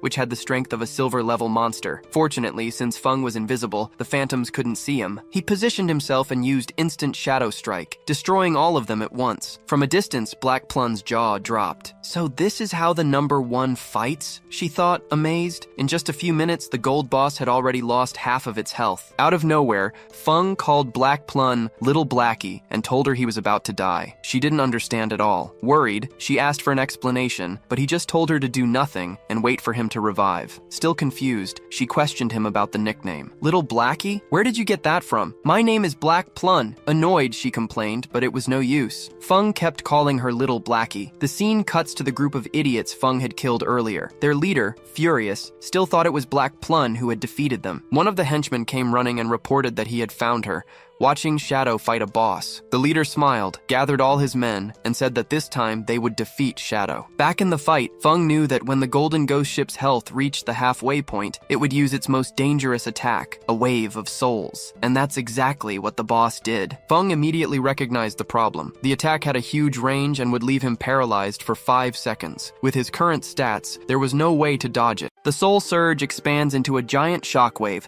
spreading a frightening energy across the battlefield. Even Plun, watching from above, is shocked by the scale of the attack. Then the impact happens. Direct damage, 1059. A system notification confirms what just occurred. Feng died. Another notification appears next. The player Shadow has died. Lost 326 years of non-negotiable life. Lost 1087 days of negotiable life. Meanwhile, at the top of the cliff, other players arrive in time to witness Feng's death. They burst into laughter. That guy was an expert? They mock. Some call him a top player, but he thought he could defeat a gold-level boss. Another laughs, but then something catches their attention. Their eyes widen upon spotting Shadow's death loot. By its size, they calculate it must contain at least 300 days of life. Excitement takes over, and overcome by greed, they make assumptions. With the golden ghost ship already at half health, they can just go down, finish it off, and cash in on an absurd amount of life from the boss's drops. One of them declares that today they will steal the victory from that top player. Full of confidence, they advance and are annihilated. The scene then changes to the starting city, where the same group reappears, confused. One of them, still catching his breath, wonders how Shadow managed to have the health of a gold-level boss, being so weak himself. Another quickly agrees, grumbling that they barely managed to step into the swamp before being destroyed by the boss's water column attack. Their leader, however, is not amused. With a frustrated face, he says these losses are unacceptable. He refuses to let things end like this and orders his group to go back for a rematch. Meanwhile, back in the swamp, Feng revives and lands, analyzing the scene before him. Life orbs scattered everywhere, a real prize. Without wasting time, he calls Plun, asking what happened and why there are so many life orbs around. Amused by how quickly he came back, Plun explains that a group of overconfident players invaded the area, thinking they could defeat the gold-level boss. Unfortunately for them, they were instantly eliminated by the monster's water column attacks. Hearing this, Feng lets out a laugh. Typical. He comments that those players clearly overestimate their own abilities. Then, he remembers his past life. He recalls when this boss, the golden ghost ship, had made him suffer before. Turning his focus back to the fight, he analyzes the boss's attack patterns. The first powerful attack was a one-time trick. After that, the rest of the monster's health will be easy to deal with, at least for him. Normally, when the boss's health drops to half, there is a chance it will teleport away, frustrating most players. But for Feng, this is just a small problem. Without hesitating, he activates his poison dirt skill, aiming precisely at the bright bells hanging on the mast of the ghost ship. The attack hits squarely. The golden ghost ship immediately prepares to counterattack. A purple energy comes out of its core, but Feng is unfazed. Still under the effect of his invincibility, he advances. A smile forms on his face as he says that he has already memorized all the boss's movement patterns. Approaching in an instant, he uses a devastating stunt shadow slash, cutting the boss with precision. Nearby, the same group of players from before finally reaches the cliff overlooking the battle. One of them points quickly. Shadow is back. He is fighting the golden ghost ship again. The group's leader, still frustrated, sees an opportunity. With Feng and the boss busy in the fight, he plans to eliminate both and take the rewards. Plun notices their arrival but is not surprised. It seems these idiots always bring trouble. The battle was reaching its climax, and Plun knew she could not let them interfere. Without hesitating, she activates a lightning spell and attacks the group on the cliff. The attack hits squarely, throwing the leader and one of his men back. Stunned, the leader gets up and looks for the origin of the attack. His men, still in shock, point in Plun's direction. The leader's anger grows. He takes his weapon and orders his men to attack. Realizing she has become the target, Plun starts to run and call for help, while the group chases her. For them, eliminating her has become the priority. Meanwhile, hidden in the trees, another group of players was just watching the situation. Unlike the first group, these ones were patient and kept their focus on the real prize, Feng's battle against the boss. Feng continues to circle the boss, keeping calm. The fight was coming to an end, as he predicted. Even being a level 5 boss, the battle took longer than expected because of his low damage. This delay attracted unwanted attention. He knew there were two groups watching him, one on the cliff, now busy chasing Plun, and another hidden in the swamp. Their plan was obvious: wait for Feng to deal the final blow, then ambush him and steal the rewards. Before either of the groups could act, the battle came to an end. With his last attack, the golden ghost ship collapses. In the same instant, the system announces his victory. Feng defeated the gold-class boss, receiving 4,800 experience and leveling up to level 8. He also gained 7 evolution points and 216 days of lifespan. As the boss's loot begins to appear, Feng wastes no time. He activates the Shadow Snake skill and disappears, exactly when the group from the swamp was preparing to attack. At the same time, in the starting city, a system notification informs all players that Shadow was the first to defeat a gold-class boss, earning 3 reputation points as a reward. The announcement generates discussions among the players, with many wondering who this shadow is and how he accomplished such a feat. Some question if he was from their city. Among those who react is Wang Meg, who stares at the message, shocked. A short time ago, Shadow was fighting a bronze-class boss, and now he has already defeated a gold-class one. The power difference between him and the other players seemed absurd. Meanwhile, Feng's younger sister Xiaoyu has no doubts. To her, this Shadow is the strongest player. If she can convince him to help her level up, she will reach her goal much faster. Back in the swamp, the ground is covered with the boss's loot. The quantity and quality of the items are much greater than expected. The players hidden nearby comment on the loot's value, with greed visible on their faces. The group's leader analyzes the situation. He notices that Feng did not take the items, which means he is still nearby and invisible. Cautious, the leader orders a player named Wang to find Feng and eliminate him before he can take his rewards. Wang readies his bow and shoots a green energy arrow. In the air, it transforms into a horned ghost eagle, a tracking skill. The eagle flies over the area where Feng disappeared, looking for him. Feng, still invisible, recognizes the skill. It is a detection technique he did not expect to encounter so soon. Now he understands the group's confidence. They have a way to track him, but it is useless. Their skill is level 1, but Feng's assassin class gives him a bonus, making his invisibility level 2. This small advantage makes their detection impossible. Feng remains one step ahead. After the eagle finds nothing, Wang informs his group that Feng must have fled in fear of their numbers. The leader laughs, thinking Feng was smart to retreat. Confident, he leads his men close to the loot. He warns everyone to stay alert while they wait the 5 minutes for the items to become free for anyone to take. But, as they wait, a silhouette emerges from the shadows. Before they could react, Feng attacks. A wave of black energy eliminates the entire group instantly. Their bodies turn into loot on the ground. Feng comments that it is now quieter. His gaze turns to the huge pile of items, but he wonders where Plun went. He would look for her later. Before collecting the loot, he uses his accumulated points to evolve the Hand of Avarice skill. A notification confirms that it has gone from Diamond rank to Epic. The skill now gives a 220% to 300% chance of getting extra items, and any extra item has a 100% chance of being 1 level above normal. To make the most of the new skill, Feng gathers all the loot orbs in one place before using the Hand of Avarice. A bright light covers the area, and the system floods him with notifications. 7 evolution points, 3x 216 days of tradable life, and 3x ghost fire bells. Holding 2 of the bells in his hands, Feng smiles at his own luck. He managed to get not just 1, but 2. The system explains the item's functions. The ghost fire bell prevents the player from losing life expectancy upon death, with a cooldown of 15-60 seconds. It has 3 main abilities. The first, a passive one, is soul absorption, which increases life expectancy gained from monsters by 20%, and the effect doubles if 2 bells are equipped. The second, an active one, is soul shock, which immobilizes enemies within a 100-meter radius for 3 seconds, with a 521-second cooldown. The best part is that the bell is classified as an item, not equipment, so it doesn't take up an equipment slot. Furthermore, the 2 bells occupy a single inventory slot, which makes them rare and efficient. Satisfied, Feng celebrates his luck, but his celebration is interrupted by a familiar voice. It's Plun, screaming for help in the swamp. The same guys from before have caught up with her, and, judging by their laughter, they are not planning anything good. Unfortunately for them, the fun won't last. The scene changes to Plun, cornered on the edge of a cliff by her pursuers. The group's leader comments that she ran well, but now there is no way out. One of the henchmen suggests she surrender, saying they will make sure she feels good when she dies. But Plun looks at the cliff and makes a decision. In a quick move, she simply throws herself off, leaving the group surprised. After the long fall, she dies on impact, and her body turns into spoils. The group's leader admits she was brave for choosing her own death. Meanwhile, Feng receives a message from Plun. She informs him that she no longer needs rescue, as she has already died and respawned in the starting city. She comments that the death was painful, but that her tradable life expectancy was safe with Captain Wang Meng. Feng replies for her to wait in the city, promising to deliver her share of the loot when he returns. She agrees. Relieved, Feng turns his attention back to the spoils. He had good gains. His tradable life expectancy rose to 3,115 days, and his evolution points to 21. He decides to upgrade the Hand of Avarice skill,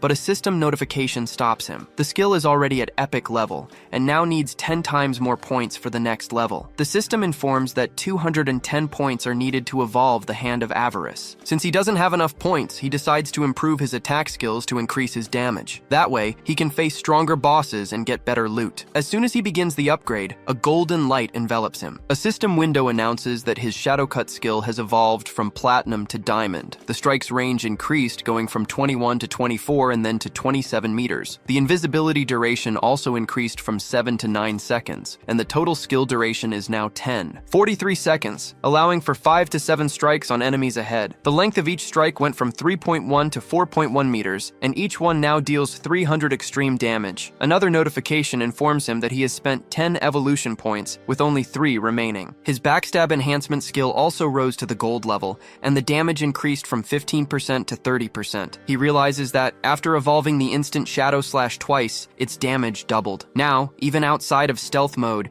he can deal 3,000 damage with the stealth breaking effect. Combining this with the backstab skill, the total damage of the 7 slashes can reach 6,000 or 7,000. Feng analyzes the loot and thinks that a gold level boss would normally drop 2 to 4 silver pieces of equipment and a few gold ones. But thanks to the effect of Varisa's hand, he got 11 gold pieces of equipment and a skill book. Furthermore, there were also 2 platinum pieces of equipment and a skill book. He thinks the result is very good, especially because 3 of the items are for assassins. Among the items is the Ghost Ship's Dual Blade, a platinum weapon for assassins. It increases attack by 136, agility by 22, and attack speed by 24%. The weapon also has 17 armor penetration and requires level 5, which he already has. Its special effect doubles the damage of normal attacks. Feng finds this not very useful, as he relies more on skills. Even so, the high base attack, the agility bonus, and the increased attack speed are advantageous, as they will speed up the use of his skills and decrease the cooldown time. He also picks up the Ghost Fire Leather Armor, a gold item that increases physical defense by 25, fire resistance by 50, blocks 14 damage, and increases his health by 419. Feng notes that his base health is still low, only 350, so the armor's bonus makes a big difference. With it, he thinks that most players will not be able to break his defense. He decides to make the armor invisible to maintain his assassin appearance and hide his equipment. The last item is a skill book, Ghost Shadow Blur. It is a gold passive skill for assassins that gives a 15% chance to dodge, and when activated, grants full immunity to damage. Feng celebrates finally having a survival skill. He remembers that this skill is not normally that strong, because focusing on dodge harms other attributes and can be fatal if the dodge fails. However, for him, it is different, as he can evolve the skill infinitely with his evolution points. Thus, he can increase his dodge rate without sacrificing other attributes, which is a great advantage. On the way back to the city, he thinks about the rest of the loot, items for warriors, priests, and archers. As agreed with Plun, he plans to sell these items to Wang Meg and their team at a 10% discount. Feng knows that they might not be able to pay for everything now, but he believes that Wang Meg will agree to buy on credit. He reflects that all this progress was thanks to Plun, whom he calls Little Black. Without her luck, he would have never found a level 5 golden boss to fight. Therefore, he feels he needs to thank her. As Feng returns to the city, the group that had cornered Plun is also returning, with their leader looking very frustrated. When their paths cross, the group panics and starts to flee. The henchmen bolt ahead, abandoning the leader, who also tries to escape. Feng activates his latent image, and with a calm expression, uses the instant Shadow Slash to quickly eliminate the henchmen. Only the leader is left, who is still trying to run, but Feng appears right in front of him, blocking the way. The leader starts to beg for mercy, admitting he was wrong to attack Plun and promising not to do it again. In desperation, he even calls Feng daddy, saying that he has less than a year to live and that dying there would be his end. Coldly, Feng asks if he thought about his own fate when he attacked other people like Plun. He then uses his Poisonous Earth skill, which deals damage every 5 seconds. The leader starts to bleed, and a green liquid drips from his head, making him scream in pain. As Feng continues on his way, a red aura envelops him, and an assassin title appears above his head. A system notification informs him that, by killing many players, he has reached the first level of the assassin status. This means that he will lose 75% of his current life expectancy if he dies. Feng ignores the concern, as he has the Ghost Fire Bell. With the item's protection, even if he dies carelessly, he will not lose years of his life. The scene changes to Feng's arrival at the starting city. When he deactivates stealth, other players are surprised to see him. Some speculate that Shadow has returned after defeating a gold-level boss. Suddenly, he encounters one of the teams that tried to attack him during the battle against the Golden Ghost Ship boss. The team's leader accuses him of using bugs to defeat the boss alone, saying that is why there was no loot left. He also asks why Feng is not wearing any equipment, which shows that the strategy of making his equipment invisible is working. working. Noticing Feng's irritated expression as he approaches, the team leader asks him to wait. He then offers an assassin's skill book, admitting it was a mistake to attack him. They used part of their life expectancy to buy the book and suggest that Feng accept it and forget what happened. Feng takes the book, and a system notification reveals that the skill is called Impale. It is a common assassin class skill, which causes a single attack on the target, adding 20 points of damage and a 2-second stun with a 22-second cooldown. Recognizing that it is a control skill, Feng accepts it and leaves. One of the team members, annoyed, turns to their leader, Xiao Xiao, and complains about being defeated by Feng and still having to give him a skill book to calm him down. He asks if this isn't cowardice, and another teammate agrees, questioning since when they have been treated this way. The first member insists they should use their connections to gather other players, as everyone's effort could overwhelm Shadow. He asks why they should fear him, but the leader interrupts him. He points out that Shadow is leveling up very quickly, which indicates he must have a big secret. If they can find and capture him in the real world, they will not only discover the secret, but can also force him to collect resources for them, like a slave. Upon hearing this, the other members get excited and praise Xiao Xiao for the plan. Xiao Xiao then says he will ask his family to send a woman to extract information from Shadow. He observes that Shadow's voice sounded foreign, which suggests he is not from their group and is probably poor. Xiao Xiao concludes that he must find a beautiful and professional woman, as Shadow will surely fall into the trap. Meanwhile, Feng meets up with Plun. He calls her Pequena Negra and asks her to accept the trade so he can share some items with her. Plun thanks him and corrects him, saying her name is Grande Plun, not Pequena Negra. Soon after, Plun is trying on the items she received, very excited. She exclaims that they are amazing and that she will get stronger quickly. She explains that the skill and the necklace greatly increased her damage and more than doubled her mana regeneration. Grateful, she turns to Feng, who replies that it was nothing, just the fulfillment of their agreement. Feng then asks for the spatial ring Plun promised, and she happily hands it over. Plun then says that while fleeing through the forest, she found a cave that seems to be the entrance to a ruin. She asks if Feng is interested, and he is surprised, thinking about the girl's luck. First, a golden ghost ship, and now a ruin? He realizes that having a friendship with her would be advantageous, and wonders if Plun would have told him about the place if he hadn't given her the items or had tried to trick her. After receiving the ring, Feng sees that his inventory has increased to 27 spaces. He asks Plun where Wang Meng is, as he plans to sell some items to the group before going to the ruins. Plun says that Wang Meng and the others might take a while, as they are training the new priestess. She shows that she has already marked the ruins entrance on his map, and explains that there is a stone slab hidden behind bushes, and that she moved one of them to protect herself. She says that she went in a little way, but heard screams, got scared, and ran away. If it weren't for that, she wouldn't have been captured. Upon hearing the story, Feng activates his invisibility skill. He tells Plun that he understands and that he will go to the ruins immediately, planning to trade with Wang Meng later. Plun is surprised by how quickly he disappears. As he approaches the place, still invisible, Feng thinks that his initial idea was to level up to level 10 somewhere else, but the ruin is a better opportunity. He knows that the monsters inside will be bronze level, with a chance to find some silver level ones, which is great for gaining life points and evolution points. Upon arriving,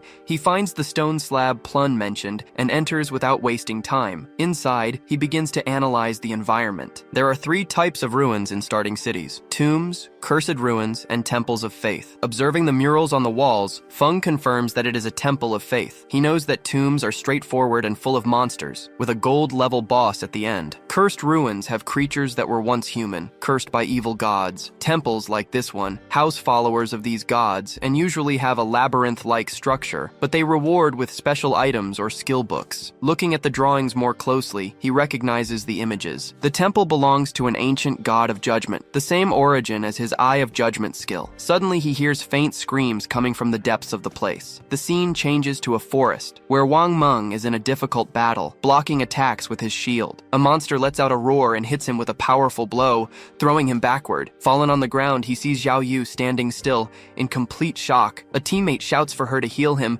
but she is paralyzed with fear. She cannot even activate her skills and just asks for help. The others know they have no chance and ask one last time for her to heal the group's tank. Instead, Xiao Yu falls to the ground, trembling and repeating that she is scared. The next moment, Wang Meng and his team reappear in the starting city. The monster eliminated the entire group. They are frustrated. Plun greets them, smiling, and asks why they came back so soon. Plun informs them that Shadow has not returned, so they cannot buy equipment from him. At that moment, the members of Wang Meg's group lose their patience with Xiao Yu and begin to criticize her harshly. One of them shouts that he has never seen someone so incompetent, who does not know how to dodge or use skills. The reaction takes Plun by surprise, as she has never seen her colleagues so angry. Plun intervenes to protect Xiaoyu, who is almost crying. She asks why they are being so harsh, explaining that it is normal for a beginner to die in the beginning. However, the group member, still furious, tells Plun to get out of the way. Another colleague then clarifies that they did not die just once, but 3 times in less than an hour, which leaves Plun speechless. Always kind, Plun suggests that Xiaoyu join her team. She reveals that she received 2 valuable items from Shadow and guarantees that with her on the team, no one will die. Wang Meg, trying to calm the situation, agrees that Plun's idea is good. With her in the group, things should get better, and maybe they will find Shadow when they return. Next, Xiaoyu apologizes and says she will try harder, but inside she thinks something else. She believes that Wang Meg's group is a bunch of failures who blame her for their own mistakes. If it were not for their connection with Shadow, she would not even hang out with them, going so far as to mentally call them retards. Meanwhile, Feng advances deeper into the ruins, observing the worn walls. He hears the same sounds as before, until he spots 2 figures kneeling in the center of a place that looks like a temple. The system identifies them as devout followers of the Judged God, level 10 and silver class monsters. Without wasting time, Feng activates the latent image skill and becomes invisible. He uses instant shadow to attack at high speed, but the damage is minimal. Feng realizes that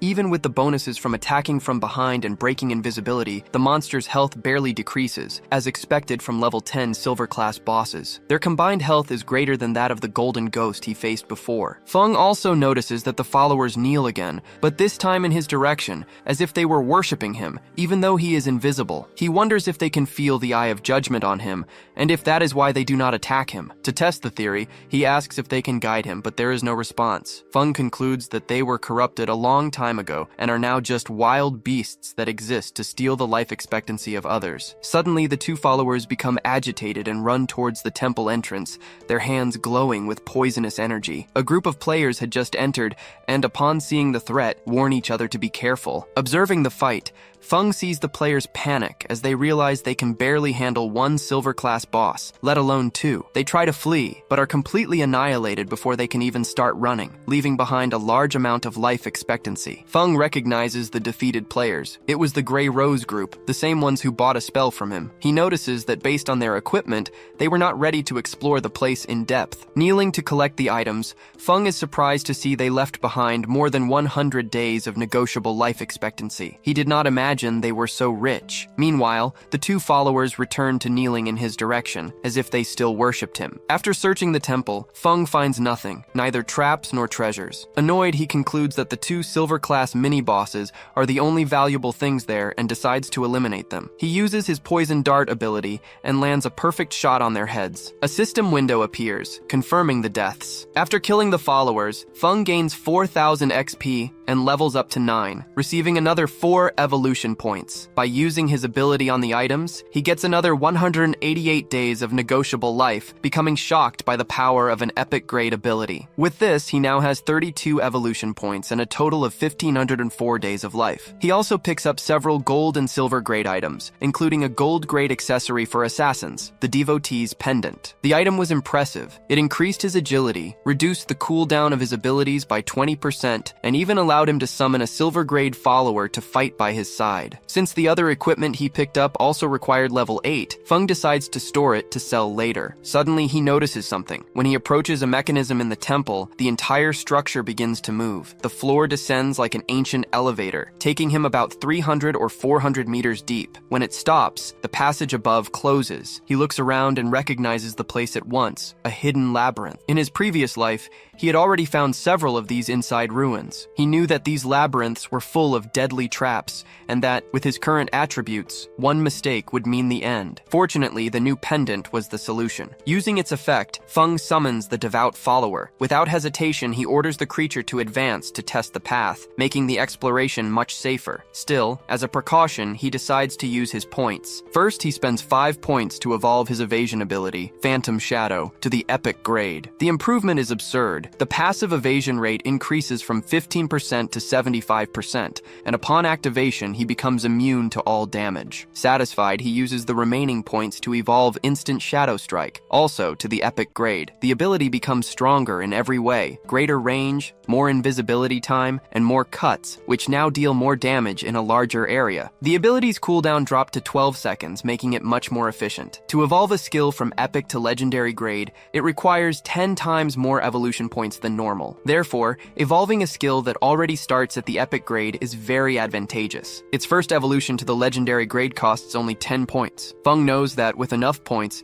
it is possible to take them quickly to the mythic, ancient, or even immortal grades. In comparison, a skill that starts at the normal grade would need 7 evolutions just to reach epic. By the time it came to use the 10 times multiplier, the cost would already be in the hundreds of points to continue evolving. The good news is that from the epic grade onward, the costs stabilize. In other words, from now on, all his skills would be at a minimum of epic grade. Looking at his own hand, Feng notices that with the 11 remaining evolution points, he has enough to improve one more skill. He chooses Latent Image, his initial skill. A system window confirms that he spent 7 points to evolve it from silver grade to gold and then to platinum. The stealth duration increased to 24 seconds, and the first strike that breaks the invisibility now deals 90 more damage. The cooldown was reduced to 22 seconds. Feng calculates that, thanks to his 35% reduction attribute, Latent Image's final time is only 16.3 seconds. Even so, he considers the time too long for a skill with low burst damage and thinks about replacing it in the future. Suddenly, his attention returns to the labyrinth. The devout follower he had summoned triggered a trap. A huge boulder rolls and crushes the creature instantly. The body disintegrates, and Feng knows he will need to wait for the cooldown to summon another. Considering the labyrinth's complexity, he can only count on his follower to explore it cautiously, little by little. Still,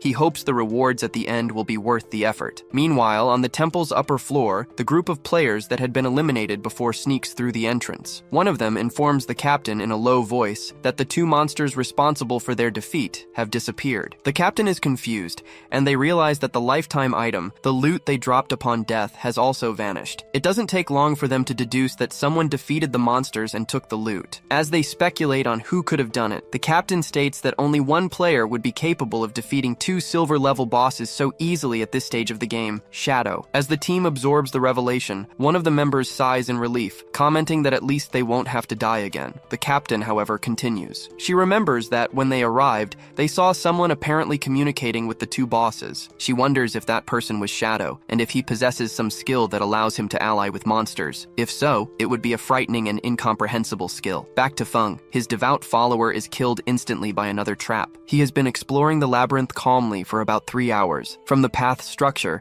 and based on his past life experience, he believes he is finally approaching the end. He knows that using people to navigate a labyrinth like this would result in hundreds of deaths. Without hesitation, Feng summons his follower again and advances to what seems to be the final section. The follower goes ahead until they reach a huge and imposing door. Feng orders his follower to open it, but despite using all its strength, the door does not move. This intrigues Feng. After all, his follower is a silver-level boss and is not weak at all. Curious, he approaches and touches the door, which opens without any resistance. He is surprised for a moment, not knowing what he will find. The 2 of them get into a defensive stance, but Feng soon realizes there is no danger. On the other side, there is a mysterious altar. In the center, a treasure chest is protected by spikes, and next to it is an NPC. The strange thing is that not even the system can identify her. Feng realizes it is the first time he has encountered an NPC that the system does not recognize. She greets him, but he cannot understand what she says, as if his level were too low. Suddenly, she kneels and dissolves into a yellow light, disappearing before him. The spikes around the chest disappear along with her. Confused, Feng imagines that the NPC might have been linked to his Eye of Judgment. He turns his attention back to the chest, which is now accessible and shines with a golden light, a clear sign that it is an epic grade item. Even so, he remains cautious. It could be a trap or even a mimic. To be sure, he orders his follower to open the chest. A golden light escapes from inside, revealing a skill book. And it is not just any book. It is a divine-level skill for assassins. The system notifies him that he has received the Gift of Mercy, an epic book. Its passive effects are great, a 100% hit rate on weak points and double damage on those points. Next, the system details the new active skill, Throat Cut. It causes continuous damage to the enemy, applying 100% of the initial attack's damage per second for 3 seconds. The normal cooldown is 60 seconds, but his reduction attribute lowers it to 44.4 seconds. Feng is impressed with the skill's power. It effectively doubles the size of enemies' weak point areas, making hits much easier. But what really catches his attention is Throat Cut. He does the math. An initial attack of 300 damage turns into a total of 1200 200 damage, basically tripling the damage with a single strike. He notes that, unlike other skills that deliver several rapid strikes, this one focuses everything on the first attack, which makes timing and precision essential. Furthermore, because it is an epic skill, it only needs 10 evolution points to reach the legendary level, a low cost for something so powerful. Satisfied, he thinks that the labyrinth's loot was well worth it. His damage potential has increased drastically. Now it was time to leave. He decides to sell the rest of what he got to Plun's group. Using the messaging function, he contacts her and asks her to tell the rest of the group to return to the starting city, as he has valuable items to sell. Plun agrees at once, surprised by the speed with which he cleared the ruins. When Feng teleports back to the city,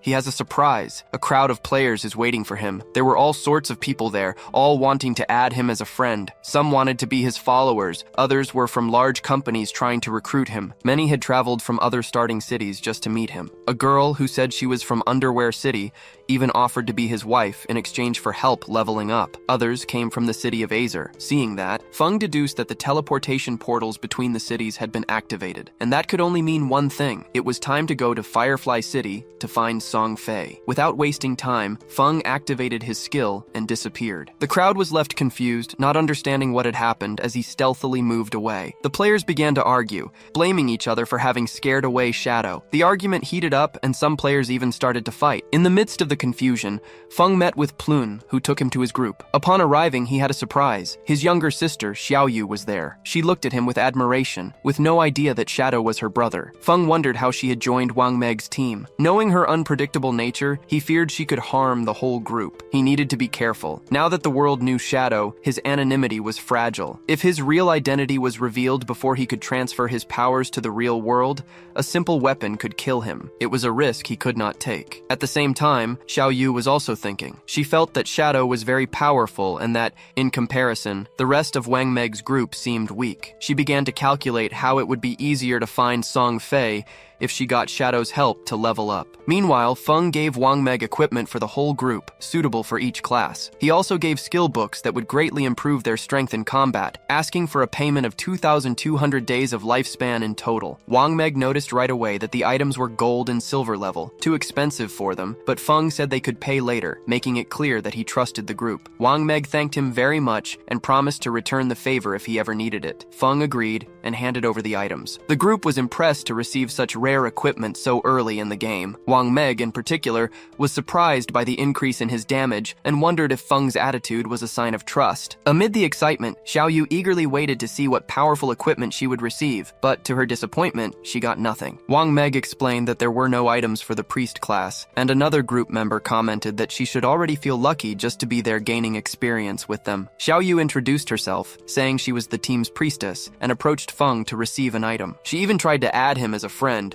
but he just stared at her coldly and disappeared in front of her. She stood still, not understanding what had happened. Where did he go? She asked. Wang Meg tried to calm her down, saying that maybe Feng didn't have any priest equipment. Another group member was more direct and said it seemed like he had ignored her on purpose. Plun found the scene incredible, commenting on how stylish Feng was for appearing and disappearing like that. Far away, Feng reappeared near the teleportation portal. He thought to himself that he actually had a gold-level priest staff and a skill book of the same level in his inventory. However, he would not give such rare items to someone like his sister. Besides being reckless, her presence could disrupt his partnership with Wang Meg's group. He concluded that he would have a steady stream of high-level equipment and books in the future. Selling everything one by one would take a long time, but using Wang Meg's influence, who was a police officer and had government support, was the perfect opportunity for large-scale sales. For this to work, the team needed to be reliable and efficient. His sister did not fit into the plan, and the decision was made. She needed to be replaced, and he already had the ideal person in mind, Gu Yiqiu, also known as Xiao Shu. In his past life, she was the manager of the Goodslayer Guild and had a rare priest class, the White Avian Priestess. This class came with a white bird that could heal and strengthen allies. She was the only priestess he had seen defeat an epic-level boss alone. Comparing her to his sister would be an insult. Gu Yiqiu was an excellent strategist, while his sister was just a burden. Upon arriving at the teleportation portal, he had an idea. Gu Yiqiu was from Firefly City, the same place where Song Fei was, and coincidentally, his next destination. It was perfect. He would find her and recruit her for Wang Meg's team. As soon as he went through the portal, he activated a skill to become invisible. Unlike the other cities,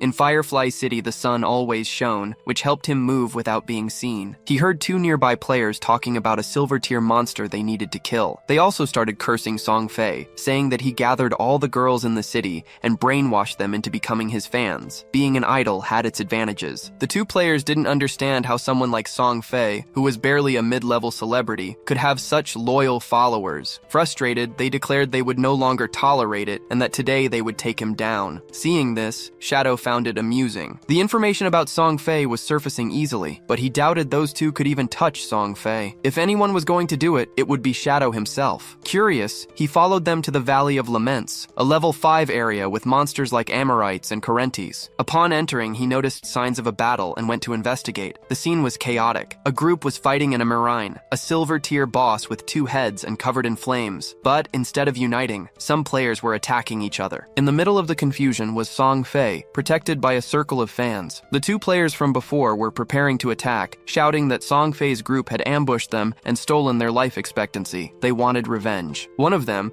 who had an ancient magic skill called Locked Jaw, advanced confidently. But before he got close, one of Song Fei's mages intercepted him and crushed his head with a single blow. Shadow watched and remembered that Song Fei held the title of Heaven-Defying Mage God. In his past life, Song Fei manipulated his fans into choosing the mage class. Afterward, he would gradually steal their equipment and skill books to strengthen himself. It was a dirty tactic, but very effective. Of course, a team of only mages would not work in the long run. To compensate, the fans distributed their attributes in different ways. Some focused everything on intelligence and became glass cannons. Others invested in agility to disrupt the enemies, or in vitality to serve as shields. The more aggressive ones put points into strength and became combat mages, using their staffs as clubs to crush their opponents. This strategy, as shown by the girl who defeated the player, worked very well in the beginning. Song Fei and his army of mages dominated the game, stealing life expectancy and defeating enemies. Over time, however,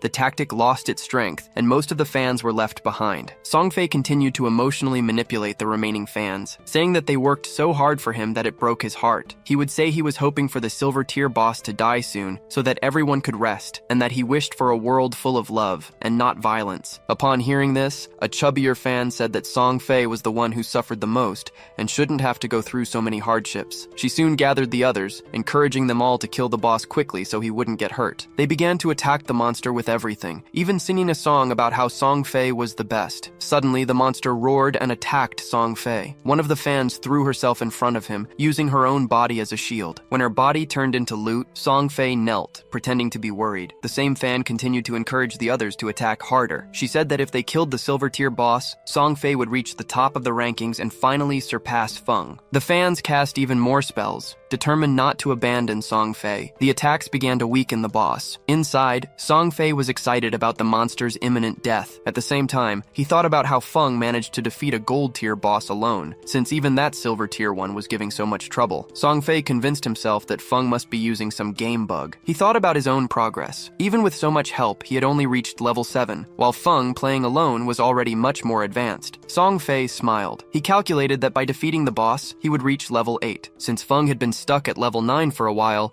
he was sure he would soon surpass him and become the #1 player in that game. But, in an instant, Feng attacked. He grabbed Song Fei by the face and tore his head from his body so quickly, it was hard to tell if it was a cut or if he had pulled it off with force. Before Song Fei's body hit the ground, Feng used the instant Shadow Slash ability, slicing all nearby enemies and shattering Song Fei's body and head into pieces. Song Fei's fans were paralyzed with shock. Before they could react, Feng's fury fell upon them. He cut everything around, including the silver tier boss. A system notification announced that he had killed the 12-headed monster, Ember Fiend, and gained 1,500 experience points. He also eliminated Song Fei's fans, including one named Sky-Defying Maiden Goddess, and others with bizarre usernames like Song Fei Meow Meow, Forever Faithful Follower, and Little Fei Ma. When the Ember Fiend's body turned into a pile of loot, the two players watching everything were left with their mouths agape. Feng eliminated the boss with a single skill that dealt over 1,000 damage points, a blow 10 times more powerful than theirs. And because it was a daily skill, it not only destroyed the boss, but also annihilated Song Fei Fei and all his fans at once. The players wondered who else could do something like that, other than the famous Feng, the same solo player who got the first kill of a gold-tier boss. Without hesitation, they started cheering for Feng and celebrating Song Fei's downfall. They did this not out of support, but for fear that he would attack them next, and Feng himself knew this. In his past life, when he was weaker, those players would not have thought twice before ganging up on him. Meanwhile, in the starting city, Song Fei had just respawned and was confused, not understanding how he died. A system notification informed him that he was killed by the player Shadow. He lost 1,106 days of tradable life expectancy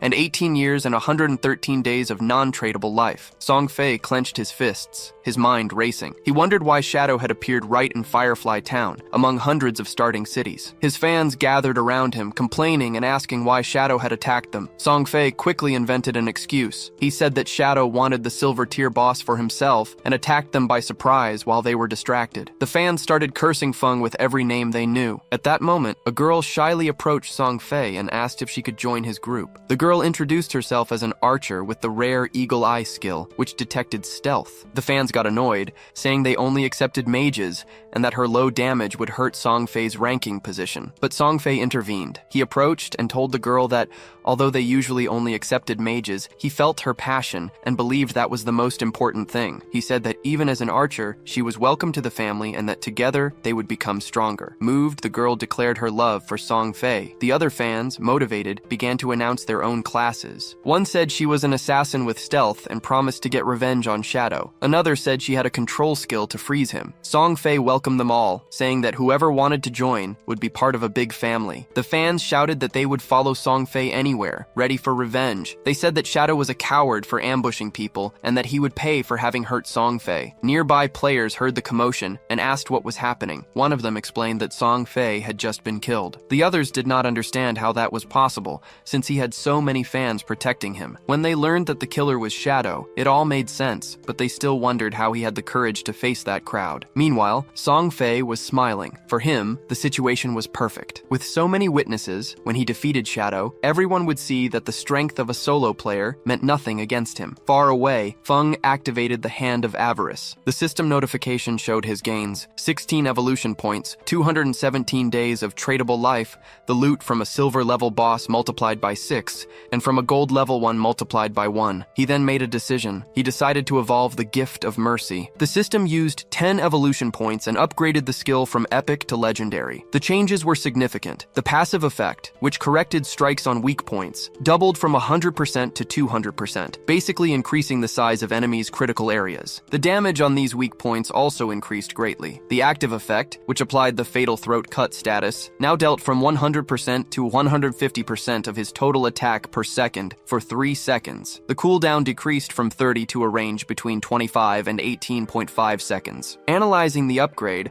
Feng realized that now almost half of an enemy's body would count as a weak point. His instant shadow cut skill would activate the bonus more frequently, and with the new fatal throat cut, he might be able to kill the gold level boss with a single strike. He also noted the cost of the next evolutions. Upgrading a skill from legendary to mythic would cost 200 points. For a skill like Hand of Avarice, the cost from epic to mythic was 210 points, and from legendary to mythic, an absurd 400 points. Since he only had 9 evolution points left, he focused on another skill, Backstab Enhancement. The upgrade cost 8 points, evolving the skill from gold to platinum. The passive effect improved the bonus damage when attacking from outside the enemy's vision from 30% to 40%. Finally, Feng looked at his status. The death of the silver level boss and Song Fei's fans yielded more than 1,400 days of tradable life. With everything settled in the city of Fireflies, Feng was ready to leave. However, just as he was preparing to leave, one of Song Fei's followers, the same one who claimed to be an assassin, attempted a surprise attack. She shouted for him to die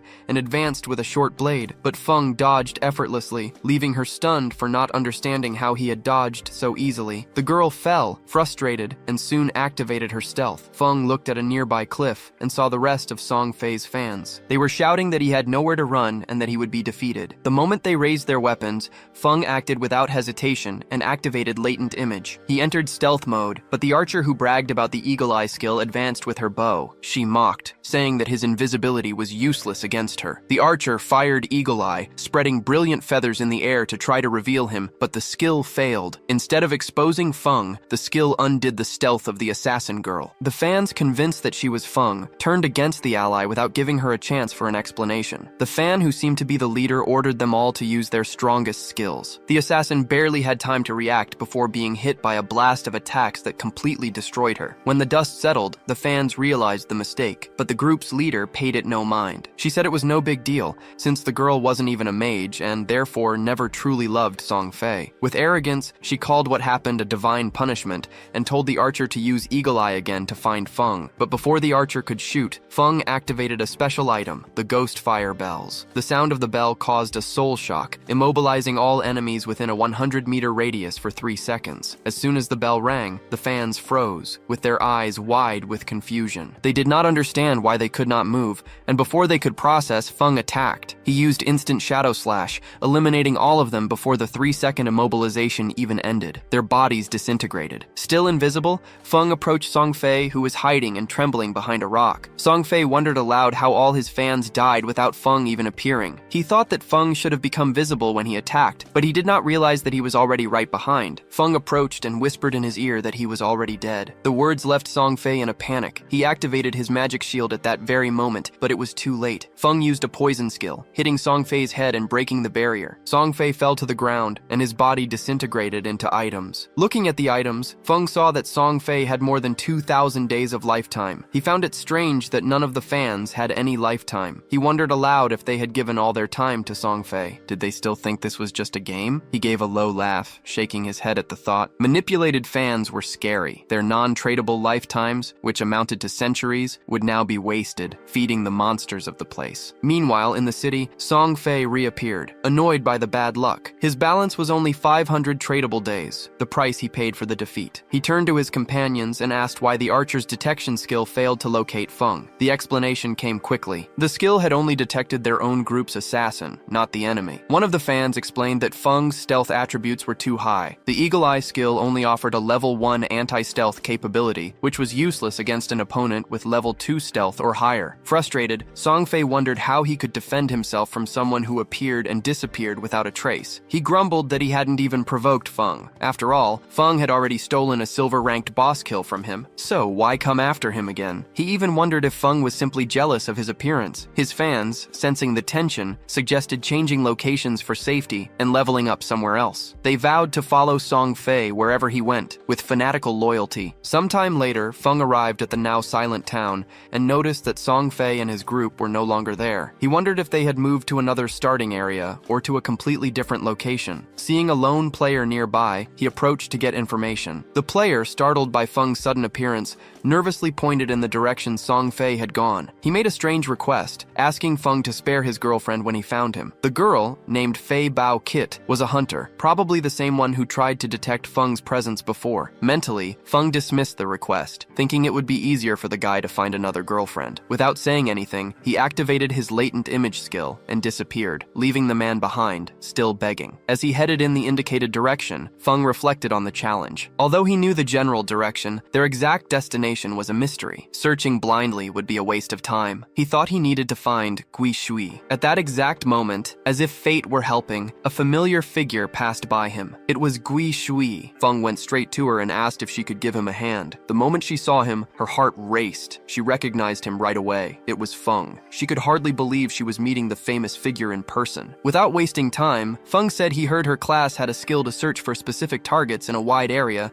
and asked her to locate Song Fei for him. As payment, he offered to sell a gold-level mage staff for a low price. Gui Shui was visibly excited. Curious, she asked how he knew about her area search, since she had never told anyone. But Feng ignored the question with a gesture, telling her not to worry about the details. "Do you want the gold-level staff or not?" he insisted. Gui Shui quickly agreed, though hesitant, not knowing if she could afford it. Feng explained that he was offering it for just 500 days of tradable lifespan, a great deal considering the original price was at least 700 to 800 days. Excited, Gui Shui confirmed she had that amount. Moments later, assistant system notification confirmed the transaction. Holding the gleaming staff, Gui Shui couldn't stop admiring the item, but Feng tapped her lightly on the head, telling her to hurry. While activating the spell, Gui Shui thought that it was the first time she had met Feng, but he gave off a strangely familiar feeling. Suddenly, she turned to him and asked if he wasn't worried that she would just take the staff and run. Feng replied calmly, asking if she didn't hate Songfei. Gui Shui froze, surprised. How did he know about the grudge she held against Songfei? She wondered if Feng could be someone she knew in real life, but she soon dismissed the idea, as his voice was not familiar. Feng teased her, asking if she wanted to venture a guess. She dismissed him, saying she didn't have the patience for that. Then, she sent her bird to scout the area. It turns out that Gui Shui and the bird are connected. She can see everything through its eyes. The view changes to the bird's perspective, which flies over the city. A few minutes later, Gui Shui has an answer. She found Songfei and reports the coordinates. She adds a warning. She cannot guarantee that Songfei and his team will be in the same place when Shadow arrives. Hearing this, Shadow leaves immediately and asks her to add him as a friend. That way, she could update him if the group moved. Gui Shui shouts, asking how long she should keep watch, since she cannot keep the skill active forever. But Shadow reassures her, saying it won't take long. As he moves forward, he slows down near some trees. He notices something unusual and stops next to one of them. He examines the bark and notices a symbol carved on it. From a distance, Gui Shui is confused by the stop and asks what he saw. Shadow instructs her to scan the area, looking for other trees with the same symbol. Gui Shui sends her bird to search and soon replies that there is an identical tree 100 meters ahead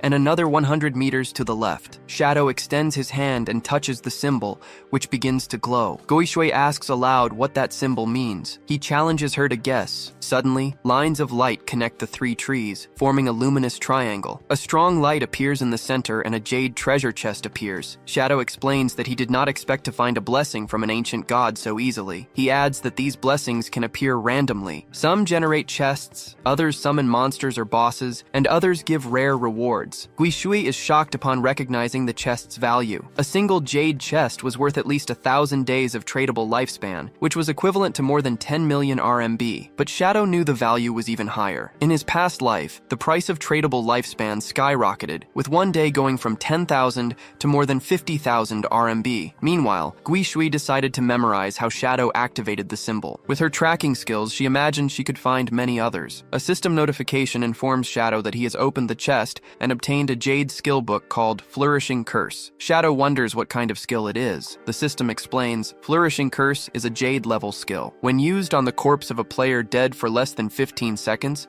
it causes a cursed flora to grow on their body, draining all of their tradable lifespan until it reaches 0. And the best part, the skill has no cooldown. Feng learned the skill on the spot, thinking how absurd it was. He had already heard of it in his past life, but he did not know its name was Flourishing Curse. With a smile, he commented that the name fit perfectly. Now, whenever he killed a player, he just had to watch the body and let the cursed flower suck away all their lifespan. His target was clear. Songfei's lucky days were over. Feng planned to hunt him until he was forced to quit the game, and when he reached level 10, he could take his skills to the real world. At that point, he intended to finish Songfei for good. Far away, Songfei and his fans were busy attacking a monster with several strikes. Songfei was leading the attack, thinking they had already run far enough and that Feng would not be able to reach them. He grew irritated remembering that Feng had already stolen his achievement for a boss and killed him twice. For him, that was already enough. With a confident smile, Songfei promised he would get revenge as soon as he leveled up. Suddenly, one of the fans warned that a group of players was fighting a boss up ahead. Songfei lied on the spot, saying they looked like fans of Nujiaki, his rival. Upon hearing the name, the chubbier fan became furious, and the others followed her. She ordered them all to advance to eliminate the supposed fans,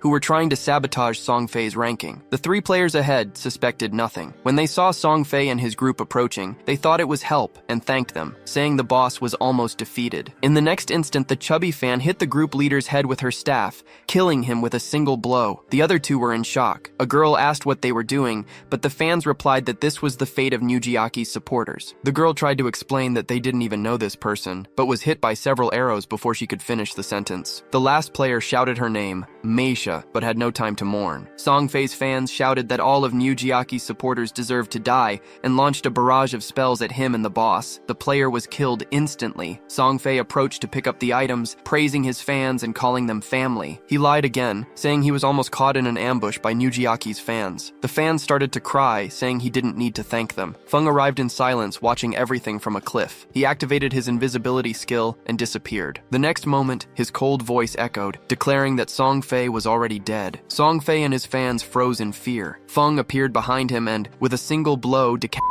him, leaving the fans in shock. The chubby fan was paralyzed as Feng held Song Fei's body before it could fall. Then, he activated the flourishing curse. A huge red flower sprouted from the corpse, leaving everyone even more horrified. The scene changed to the starting town, where Song Fei reappeared. Furious, he began to shout, wondering why Feng was so obsessed with hunting him. Was it envy of his fans, or did he like one of them? At that moment, a system notification warned him that his tradable lifespan was decreasing rapidly. The number kept falling, leaving him alarmed. Song Fei wondered if it was a penalty for dying so many times. His fans reappeared shortly after, and the chubby fan immediately reported that something was wrong. She explained that Feng used a strange skill on Song Fei's body, causing a blood flower to sprout and absorb something from him. Upon hearing this, Song Fei was even more shaken. He wondered if Feng was trying to kill him permanently, and then a new system window appeared, showing that his life expectancy was falling rapidly. In a panic, Song Fei decided to log out, thinking that if he stayed in the game, Feng would kill him for good. He told his fans to log out as well, and promised that he would buy more lifetime in the real world, convert equipment in the game, and come back stronger to face him. The fans agreed, saying they would follow him wherever he went. Song Fei cursed Feng in his thoughts, vowing revenge. He remembered the 2.5 years of hard work,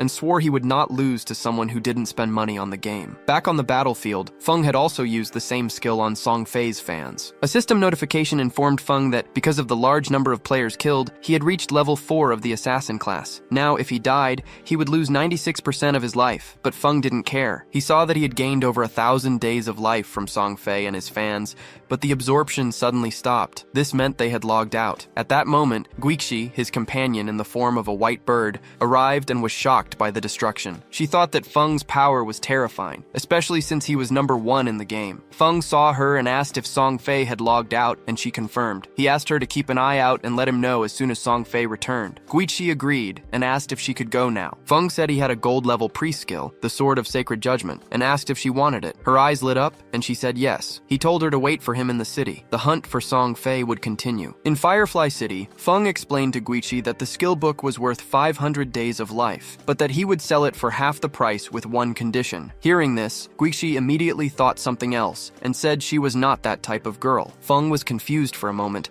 not understanding what she was thinking. He clarified that the condition was only for her to join a specific team as their permanent healer. Guixi agreed right away, but warned that she would complain if the group members were weak. Feng assured her that the team was competent and decided to contact them. Meanwhile, Wang Meg's group had just defeated a boss. However, Wang Meg was poisoned and asked Xiao Yu to purify him. As she was a novice, she did not know what a purification skill was. Wang Meg explained that every priest had one and asked her to hurry. Determined to be useful, Xiao Yu started to use the skill and told everyone to watch, but she missed and hit a tree, leaving everyone shocked, especially Plun, who was embarrassed. Xiao Yu apologized, but the poison had already taken effect, and Wang Meg died. Shortly after, the group reappeared in the starting city. Frustrated, Wang Meg thought they needed to replace Xiao Yu as soon as possible. He wondered where they would find a good healer, since the best ones probably already had groups. At that same moment, Xiao Yu was looking at her status window and thinking with irony that the game was not that difficult and that reaching level 4 had been easy. Her goal was to continue like this until she found Song Fei. Suddenly, Feng contacted Wang Meg. He said he knew a white avian priestess, a hidden class, and that she was very strong. Then he asked if Wang Meg would accept her into the group. Without hesitating, Wang Meng replies that if Shadow is recommending her, she must be strong, and he accepts immediately. Feng informs him that the priestess is in Firefly City, and since Shell City is crowded, suggests they meet there to level up together. Wang Meng agrees, saying they were already planning to move because of the excess of players. Turning to Xiao Yu, she warns that they are going to a higher level area and cannot take her, since her level is still low. Xiao Yu is surprised and tries to argue that she can help,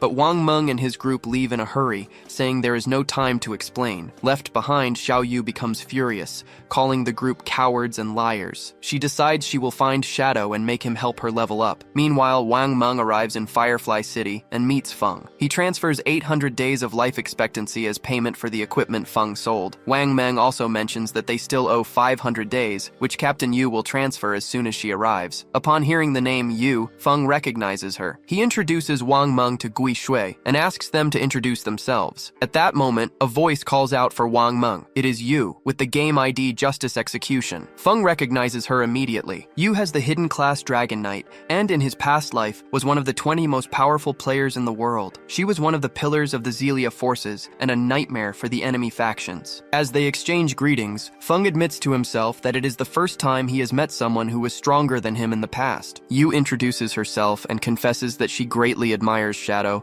asking with curiosity what the secret to his rapid evolution is, and even jokes, asking if he is a time traveler. Feng accepts her 500 days of life expectancy and thinks that in his past life, he did not remember Yu and Wang Meng being in the same group. He realizes that Yu must have already gotten a large amount of life expectancy on behalf of the Zhongkai City authorities, who trust her due to her class's high resistance. Yu then tells Feng that if he has more equipment, they are interested in buying. She adds that all the official life expectancy of Zhongkai City is with her, and asks if he would try to kill her for it. He reassures her, stating that cooperation is more beneficial for both of them. Yu praises him for being smart, and Feng notices that her every word is a calculated test. As the rumors said, she seems innocent but is sharp and ruthless. He concludes that having her as a contact with the authorities will save him a lot of time. Song Fei's fans log out of the game, shocked by the official announcement. Life expectancy was real, and if it reached 0, they would die in the real world. The architect becomes furious upon realizing that this was not a simple game, as she had given all her tradable life to Song Fei, and now she only had a few days left. The assassin, who already had PK status, realizes that dying one more time would make her lose double the life. They were in shock. The girl who was the group's tank starts reading the messages, and her face fills with sweat. She realizes in a panic that because she always advanced on the front line, she killed and died many times. Now she only has 1 day of life expectancy left. If it reaches 0, she will die. At this moment, something catches her attention. Song Fei was buying life expectancy. Sensing the opportunity, she decided to look for Song Fei, certain that he would help her. Meanwhile, Xiao Yu, Feng's sister, also left the game. She was still confused, struggling to distinguish the real world from the virtual one. When she turned on her cell phone, she smiled upon seeing that the exchange rate was excellent. 1 day of life could be sold for 15,000. With the 200 days she had, she could become a millionaire. But her smile vanished when she saw the news. Shadow had killed Song Fei 3 times. She panicked, remembering that death in the game was permanent if one's life expectancy reached 0. Even with 100 years of non-negotiable life, the 3 deaths left Song Fei with only 12 remaining years. All the chat groups were commenting that Shadow had managed to kill Song Fei,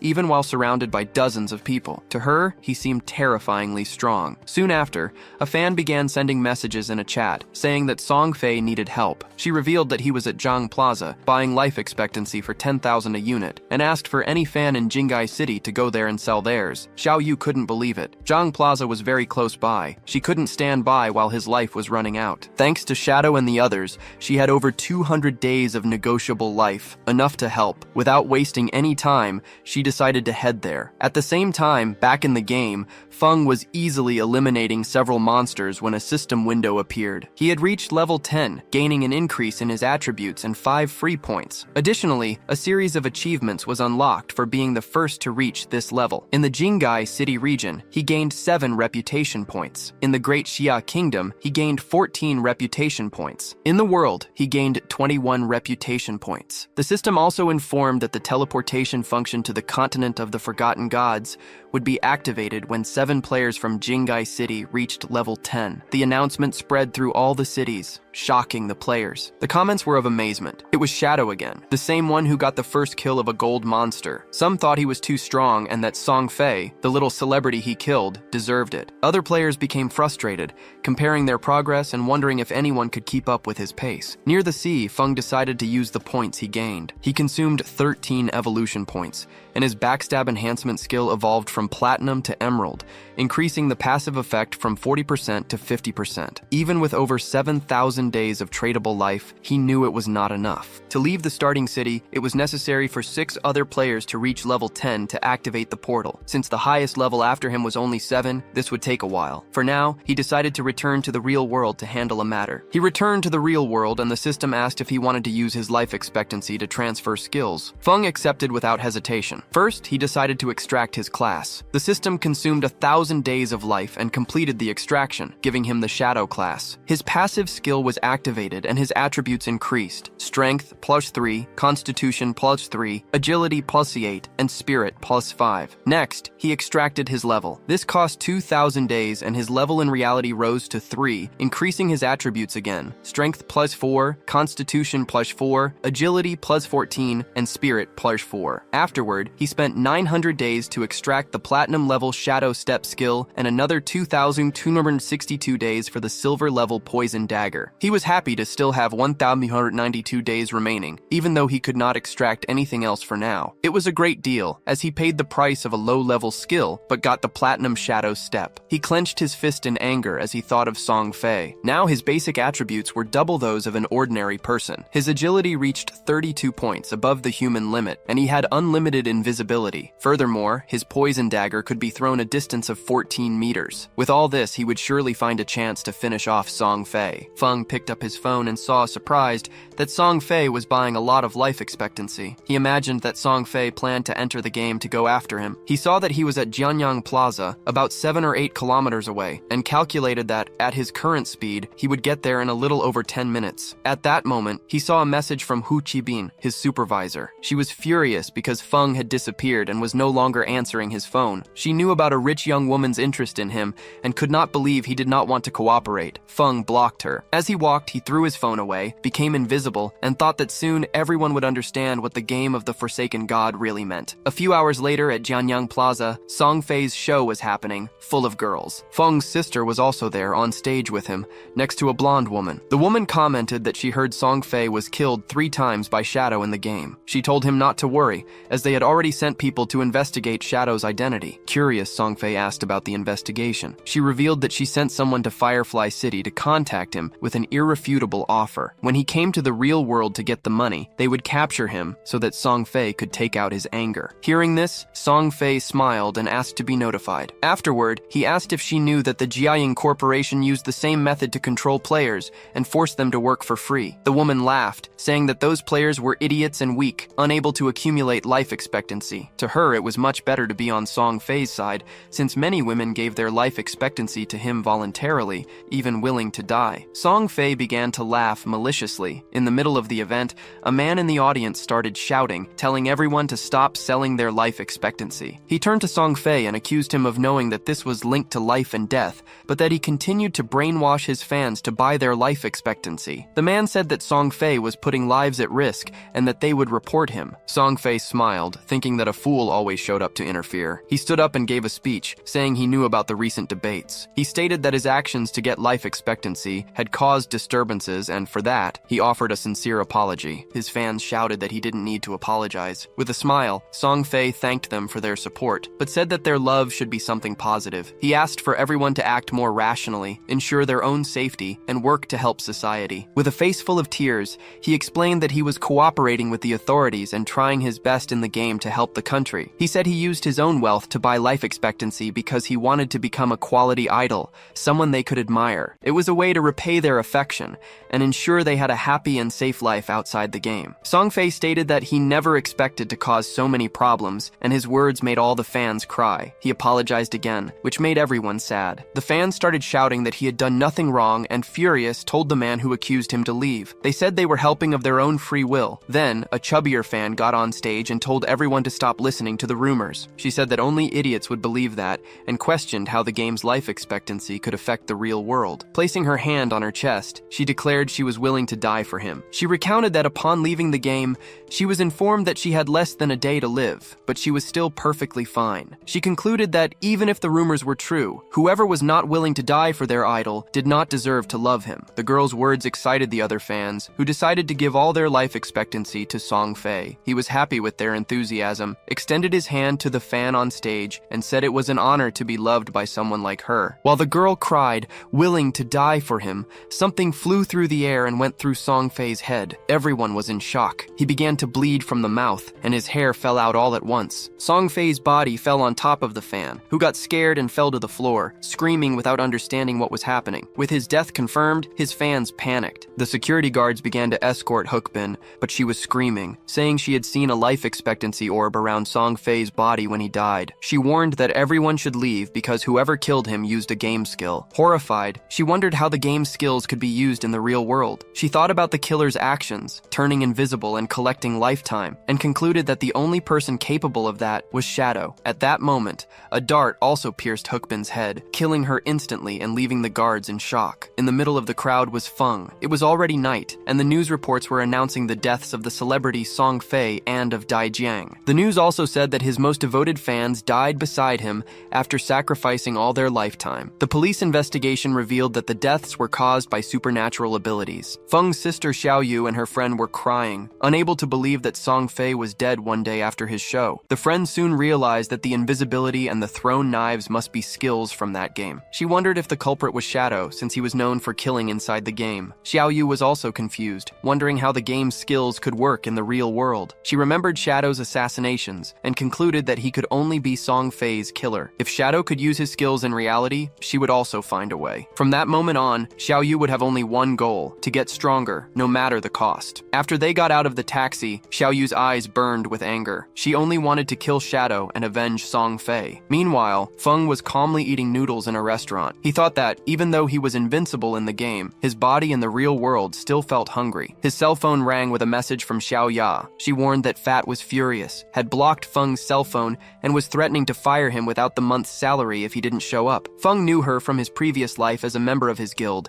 She was a good girl, but very delicate, he replied, telling her not to worry about him or the job and to focus on leveling up in the game. Surprised, Xiao Ya asked if Feng also played, commenting that it was very difficult and was consuming the lifespan of many people. Feng advised her to focus only on agility at the beginning. She agreed, but said that the lifespan sold in the game was expensive. When she asked how much Feng had already earned, he replied not much, as he had already spent almost all of it. Feng knew that Fat was just a pawn. The real problem was his boss, Qian Shiki, the daughter of the Qian Group's president. In his previous life, this woman moved to North America and founded one of the 3 largest guilds there, Alice's Wonderland. This guild always opposed his country and caused endless problems for his own guild, God's Plan. He realized he needed to deal with her before she left the country, as it would be much more difficult later. Feng thought that if Qian Shiki died, Alice's Wonderland might never be created. All the founders had some connection to her, and without that connection, the guild would not be formed. His cell phone rang again. It was a call from Xiaoyu. She seemed surprised that he answered, thinking he might have died in the game. Relieved, she said that she had already earned enough money to buy a house, so he no longer needed to worry about her. Feng decided to continue the conversation and asked if she had anything else to say. She asked him not to bother her anymore and said that she would not look for him either. She also demanded that he not even try to find out where she lived, because from now on, she had cut ties with him. Feng hung up the call and felt happy. He decided it was time to go back to leveling up, as it wouldn't be long until someone reached level 10 and discovered that skills could be transferred to reality. When that happened, the world would no longer know peace. Shortly after, Xiao Yu and her friend also logged into the game. The friend was confused and asked if it wasn't too harsh to cut ties with her brother, advising her to make peace. Xiao Yu stood firm and refused, revealing that she had sold her life expectancy to the Qian Group. She sold it for a total of 2 million, which left her friend in shock. Xiao Yu also mentioned that she had bought a house for them to live in together. She added that she would soon find Shadow, and when that happened, Feng would no longer matter. At that moment, a player passing by caught her attention with a smile. The man handed her the assassin skill book she wanted and reminded her with a cheerful expression not to forget what she had promised. She agreed that, as soon as everything was settled, she would attend to his small wishes. Inside, however, she called him a bootlicker and thought that, when she found Shadow, no one would care about a useless piece of trash like him. Xiao Yu informed a contact named Wang that she had a control skill book for an assassin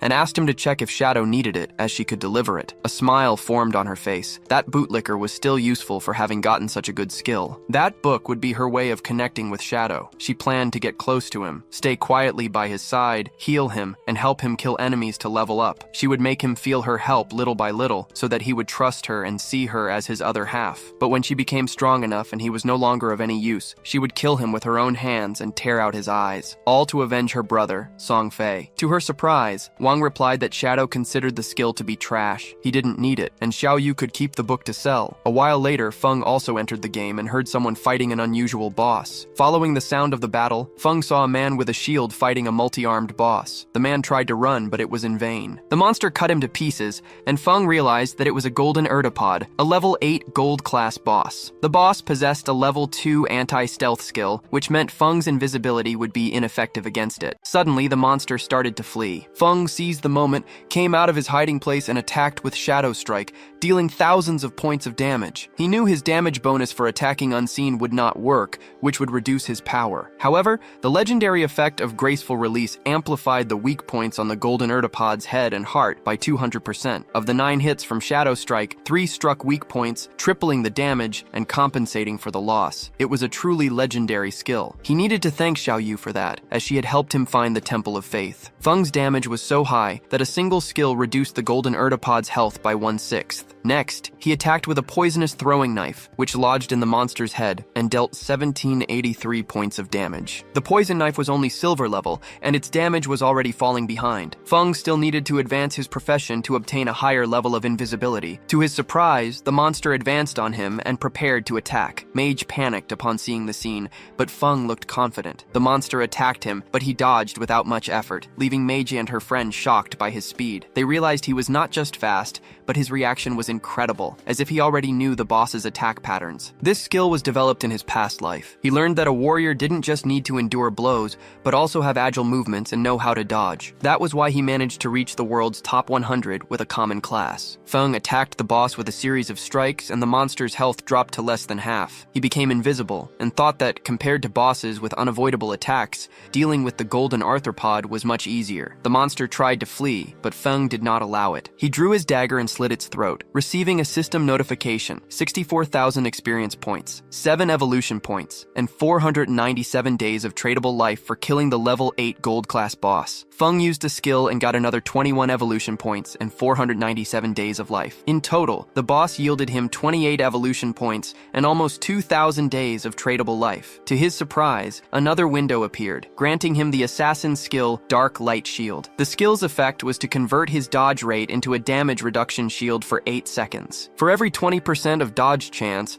a layer of shield was generated. Combined with his epic skill, which gave 75% dodge, the Black Light Shield could provide 3 layers of protection. With this new skill, he could defeat many bosses without taking damage. Feng spent 6 evolution points and upgraded the Black Light Shield from Platinum class to Epic. The duration increased to 14 seconds, and the conversion rate improved. Now, for every 10% of dodge chance, a layer of shield was generated. He was satisfied, as he now had 7 layers of damage reduction shield. With this, he could explore high-level areas in advance. Since he still had 22 evolution points, he decided to also evolve the poisonous throwing knife. He spent 16 points and upgraded it from silver class to emerald, more than doubling its damage. He had also gotten 2 assassin items. The first was the platinum tier agile ring, which increased his agility, movement speed, attack speed, and cooldown speed. The second was the gold tier heavy red leather gloves, which gave more defense, resistance, constitution, and HP. With the new items, his cooldown speed reached 55%. His stats were now high enough that he could withstand 3 attacks from the golden arthropod without dying. Combined with the Black Light Shield, Feng's survivability had improved greatly. The mage and the others left praising Feng, saying that the boss had been nothing to him, and they could not believe he had defeated it alone. The mage asked if he had any equipment or skills she could use,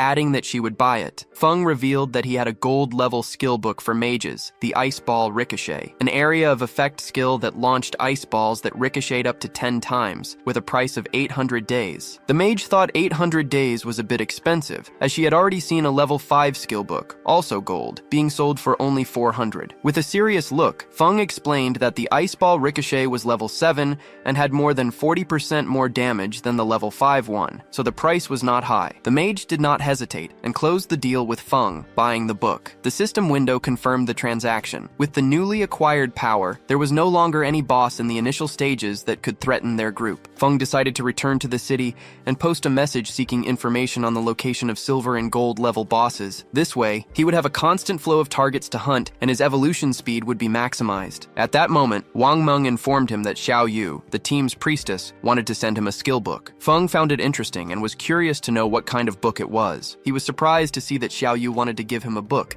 even more so because it was bronze level, but he decided to take a look. Feng was not naive. He knew everyone speculated that he had killed Song Fei, and soon after, Xiao Yu was trying to send him a book. He wondered if she was trying to associate with him, avenge Song Fei, or perhaps both, and decided to refuse the offer. Wang Meng said that Xiao Yu replied that the book was trash and that Feng did not need it, so she could sell it herself. Feng asked Wang Meng to go to the city, as he had something to sell him and to prepare a sum of lifespan. Seriously, Wang Meng asked directly if it was Feng who had killed Song Fei's group. Feng confirmed that yes, he had killed them all. To him, Wang Meng was a friend, and he also knew that at the time of Song Fei's murder, Xiao Yu had been disconnected the whole time, which made the motive and the timing of the crime perfect. Since Wang Meng asked this question, it meant that the authorities had already figured out almost everything. Feng asked if he was trying to arrest him, as he knew that in 2 hours other players would reach level 10. When that happened, the ability to transfer powers to reality would no longer be a secret. He saw this as the perfect opportunity to test how the Daxia government would react. When Feng returned to the starting city, he was met by Yu and his group. Without wasting time, Yu confronted him, asking if he admitted to killing Song Fei. With a calm smile, Feng confirmed. Yu explained that a full investigation was conducted and the conclusions pointed to Feng as the prime suspect. However, they also discovered the truth. Song Fei and the Jiang industry were conspiring against Feng, kidnapping players and forcing them into servitude. Because of this, the murder was considered an act of self-defense. Upon hearing this, Feng silently concluded that the authorities had probably chosen to cooperate with him, especially since his identity in the real world was still a mystery. Feng remembered that in his previous life, he had always collaborated with the authorities. But now, with Song Fei's death on his hands, he wondered how this relationship would change. For now, he decided to wait and see what would happen. Feng took out the items he intended to sell and explained his plan. Since Wang Ming and Yu worked for the government, they had access to various professions and, more importantly, possessed negotiable lifetime to buy the equipment. They could acquire both equipment and skill books from different classes. When Wang Meng saw the platinum items Feng had prepared, he was surprised and asked if he had already defeated a platinum boss alone. Feng denied it, saying he was just lucky enough to find a platinum treasure chest. He added that Gu Yixi was present and saw him also receive a jade-level skill book, which she confirmed. Hearing Feng call Gu Yixi by her name, while still referring to her as Little Black, Plun felt a little jealous. Feng noticed and asked, jokingly, if she preferred another name. Embarrassed, Plun said that Little Black was fine. Observing the scene, Wang Meng commented that it was bad to compare oneself with others. Yu agreed, pointing out that while they were still struggling with silver bosses, Feng was already collecting platinum and jade items with ease. Feng then proceeded to discuss the prices. The Platinum Archer book cost 2,500 days of life, and the Platinum Berserker weapon, 1,500 days. The Platinum Maid book was valued at 3,000 days. A gold level book and equipment went for 8,000 days. For the remaining 25 platinum items, he offered a discounted package for 16,000 days. To Wang Meng's surprise, Yu accepted the deal without negotiating. He questioned her, but Yu explained that the prices were fair and that she would also pay off the previous debts of Little Snow and Wang Meng. Feng agreed, and the exchange was completed. He reflected that, above 10,000 days, lifetime was converted into years. The total value was a huge expense even for the government, but the investment was worth it. With the new items, the government could accelerate the growth of its power, avoid conflicts, and gain an advantage in international confrontations. Then, Yu informed that the Jiang industry was imprisoning players and that a rescue operation would happen that day. She asked if Feng wanted to participate. He suspected that it was an attempt by the government to recruit him and forget the Song Fei case. Feng refused the invitation, but decided to offer a piece of information in exchange. He confirmed their suspicions. He had killed Song Fei using his game abilities. Feng explained that upon reaching level 10, a player can spend negotiable lifetime to bring their abilities into the real world. He pointed out that this was crucial information and suggested they use it before everyone knew. Upon hearing this, Yu began to understand everything. Yu finally understood why the Daijang industry bought so much negotiable life. When its players reached level 10 and extracted their abilities, they would be strong enough to stop the government from rescuing the others. With everything explained, Feng made it clear that he had nothing more to say. He said goodbye in silence and disappeared. With this new information, Yu made a decision. Her group would separate for a while to focus on leveling up individually. She explained that the team was too strong. Fighting together, they killed the monsters with a single blow, which was a waste of experience. Divided into smaller groups, everyone could progress much faster. Wang Meng agreed at once, understanding that the priority was to get everyone to level 10. Elsewhere, players saw that Feng had set up a shop again. This time, however, he was buying, not selling. He was specifically looking for coordinates of boss monsters. For a silver level boss, he offered 30 days of negotiable life. For a gold level one, the price was 100 days. Suddenly, a player approached and commented arrogantly that Feng was still there acting like a merchant. He said that the woman from the Zhang industry had made a great offer, 300 million in cash and company shares for whoever helped her level up. He even suggested it was a good deal and that Feng should have accepted. But another player interrupted him, asking if he had left the game lately. He said that Feng had already killed Song Fei and the woman from the Zhang industry in real life. The news shocked the first player. Paralyzed, he heard the other casually lament that her death was a shame, as she was very beautiful. Still stunned, the first player began to process what he had heard. He admitted that she deserved it, since she tried to capture Feng in the real world and paid for it. He said that in the beginning, she offered Feng 10 million to help her, but he refused. Blinded by greed, he himself accepted the offer. However, when he went to receive the payment, he was knocked out. He woke up chained in a basement, where he was whipped for days and forced to farm negotiable life for them, who used him as bait to attract more victims. With bitterness, he said she got what she deserved. He added with self-contempt that he had previously mocked Feng for refusing the offer, but now he saw that he had always been the fool. Feng remained silent. Inwardly, he thought that from the way that man behaved, it was almost certain that he had also helped kidnap other people. Feeling judged, the man quickly stated that he was forced, but Feng did not want to hear excuses and just told him to go away. As the man walked away, Feng thought that the authorities would soon take care of people like him. Suddenly, a group of mysterious players approached, offering the coordinates of a silver-level boss monster. Feng accepted the deal without hesitation, trading 30 days of negotiable life for the information. As soon as the trade was made, the surrounding players began to whisper. Some recognized one of the newcomers, known in the game as Asda Espadas. The whispers identified her as Qin Shi, the heiress of the powerful Qian group in the real world. The moment her identity was revealed, the players instinctively moved away. Qin Shi and her group had already killed many players to steal their lives, and everyone feared they would be next. Qin Shi, in turn, did not seem to care about her reputation. She scoffed, saying the game was not that impressive. For her, it only took a little money to buy the best equipment and skills, which gave her an advantage at the beginning. Afterward, it was just a matter of hunting players with a lot of negotiable life and taking what she wanted. She complained that the game made her miss a flight to North America, where she was supposed to be partying with her friends. Instead, she was stuck in the city of Axia, unable to even leave the country. She rolled her eyes at two players trembling with fear nearby, and mocked them, saying that the local men were weak, including in bed. Then she turned to a foreign teammate named Tony, and commented that she preferred men like him. Tony smiled and praised her good taste, saying that people like him were superior, especially in that regard. He even added that as soon as they got out of the game, he would let her prove that superiority. Qian laughed, finding it amusing, and implied that she was looking forward to it. Changing the subject, Qian asked if the rumors about Song Fei's death were true. She admitted she had played with him before, but found him useless, saying he didn't even last a minute. To her, he was trash. Her tone changed to curiosity when she mentioned the rumors that Song Fei was killed by Shadow. Despite her contempt for the local men,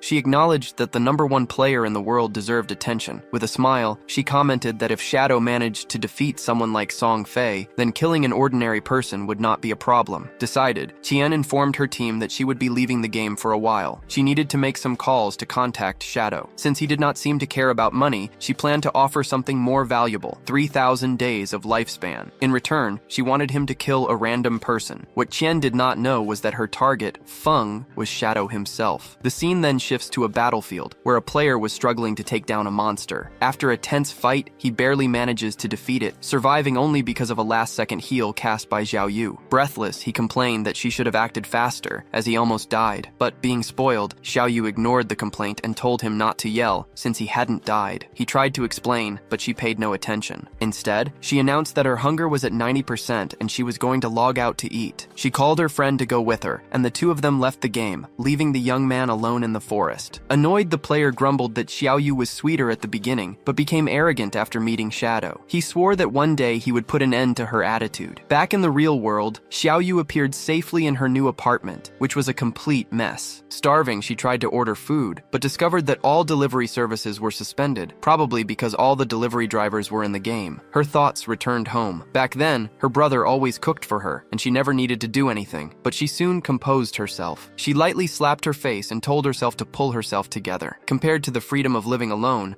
that was just a small problem. She took a deep breath, trying to cheer up, and reinforced that she was strong and was better off without her brother. The scene changes to a cave on the coast, with the sound of the waves outside. Inside, Feng was facing a huge boss, the Crab King. As the creature advanced, Feng counterattacked with a precise strike strike to the monster's head, which fell on the spot, its body dissolving into rewards. Feng reflected on the feat. 4 silver-level bosses defeated in just over an hour, each giving 16 evolution points. In addition, the items they dropped could yield up to 3,500 days of lifespan. By this point, all his equipment was already gold level or higher. His load reduction skill had gone up from 55% to 75%, and even the instant shadow cut improved, with the cooldown dropping from 12 to 6.8 seconds. He concluded that, as there were no platinum-level bosses near the starting cities, the strongest he had defeated so far was gold level. To change that, there was only one path: class advancement. He looked at his experience bar and thought about the challenge. All platinum-level bosses had, at a minimum,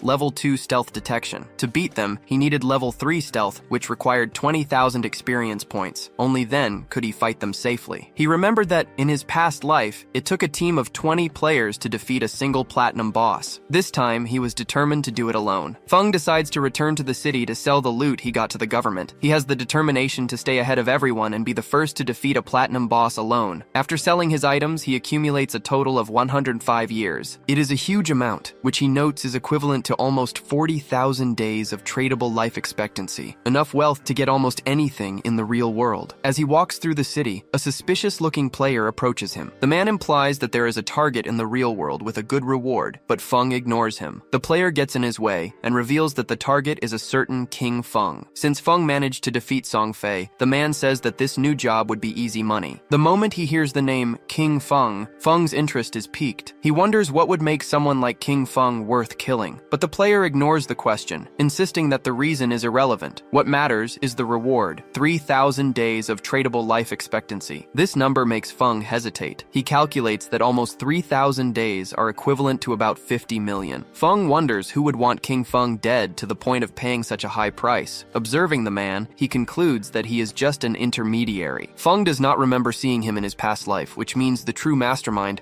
must be someone else. He recalls that in his previous life, people with resentment against him only appeared more towards the middle and end of the game. It is too early for enemies to start acting. The only person who fits the profile and has the money to hire an assassin at this moment is Qian. She is the only one with the motive and resources to attack King Feng. However, he also notes that if she really wanted King Feng dead, she could have acted long before the game started. This suggests the assassination has another motive. He deduces that Qian's true objective might be to create a connection with Shadowne. Eliminating King Feng would just be a bonus, perhaps for him having rejected her. This turn of events amuses him. He was already planning to look for Qian to deal with her, but it seems she acted first. Seeing an opportunity, he agrees to accept the job on one condition. He wants half the payment up front, and the time of the execution will be decided by him. The player is surprised. He did not expect someone like Shadowne to accept the job so easily. After consulting his superior, the player transfers 1,500 days of negotiable life expectancy to Feng. Feng decides to treat this advance as interest that he will collect long before thinking about killing Qian. The player then shares the target's location, and that's when Feng is truly surprised. The address is his own home. Without hesitating, he walks away. He tells the player that the results will show when the job is done. The player watches his departure in silence, mocking to himself. To him, Shadowne is just showing off. In the end, they are both just pawns working for Tiddy. Before Feng could get very far, he was stopped by another player, a beautiful and curvaceous woman. She heard that he was buying boss coordinates and said she had information about a gold-level boss. If he was interested, she offered to guide him there. Feng replied that he would pay 100 days of negotiable life expectancy as soon as he confirmed the coordinates. The woman agreed, saying the boss was north of the city and that the walk would be a bit long. Curious, Feng asked what kind of boss it was. She replied that it was a plague bearer. The fact that she knew the boss's name convinced him that she might be telling the truth. She then asked if he was sure he did not want to bring a healer,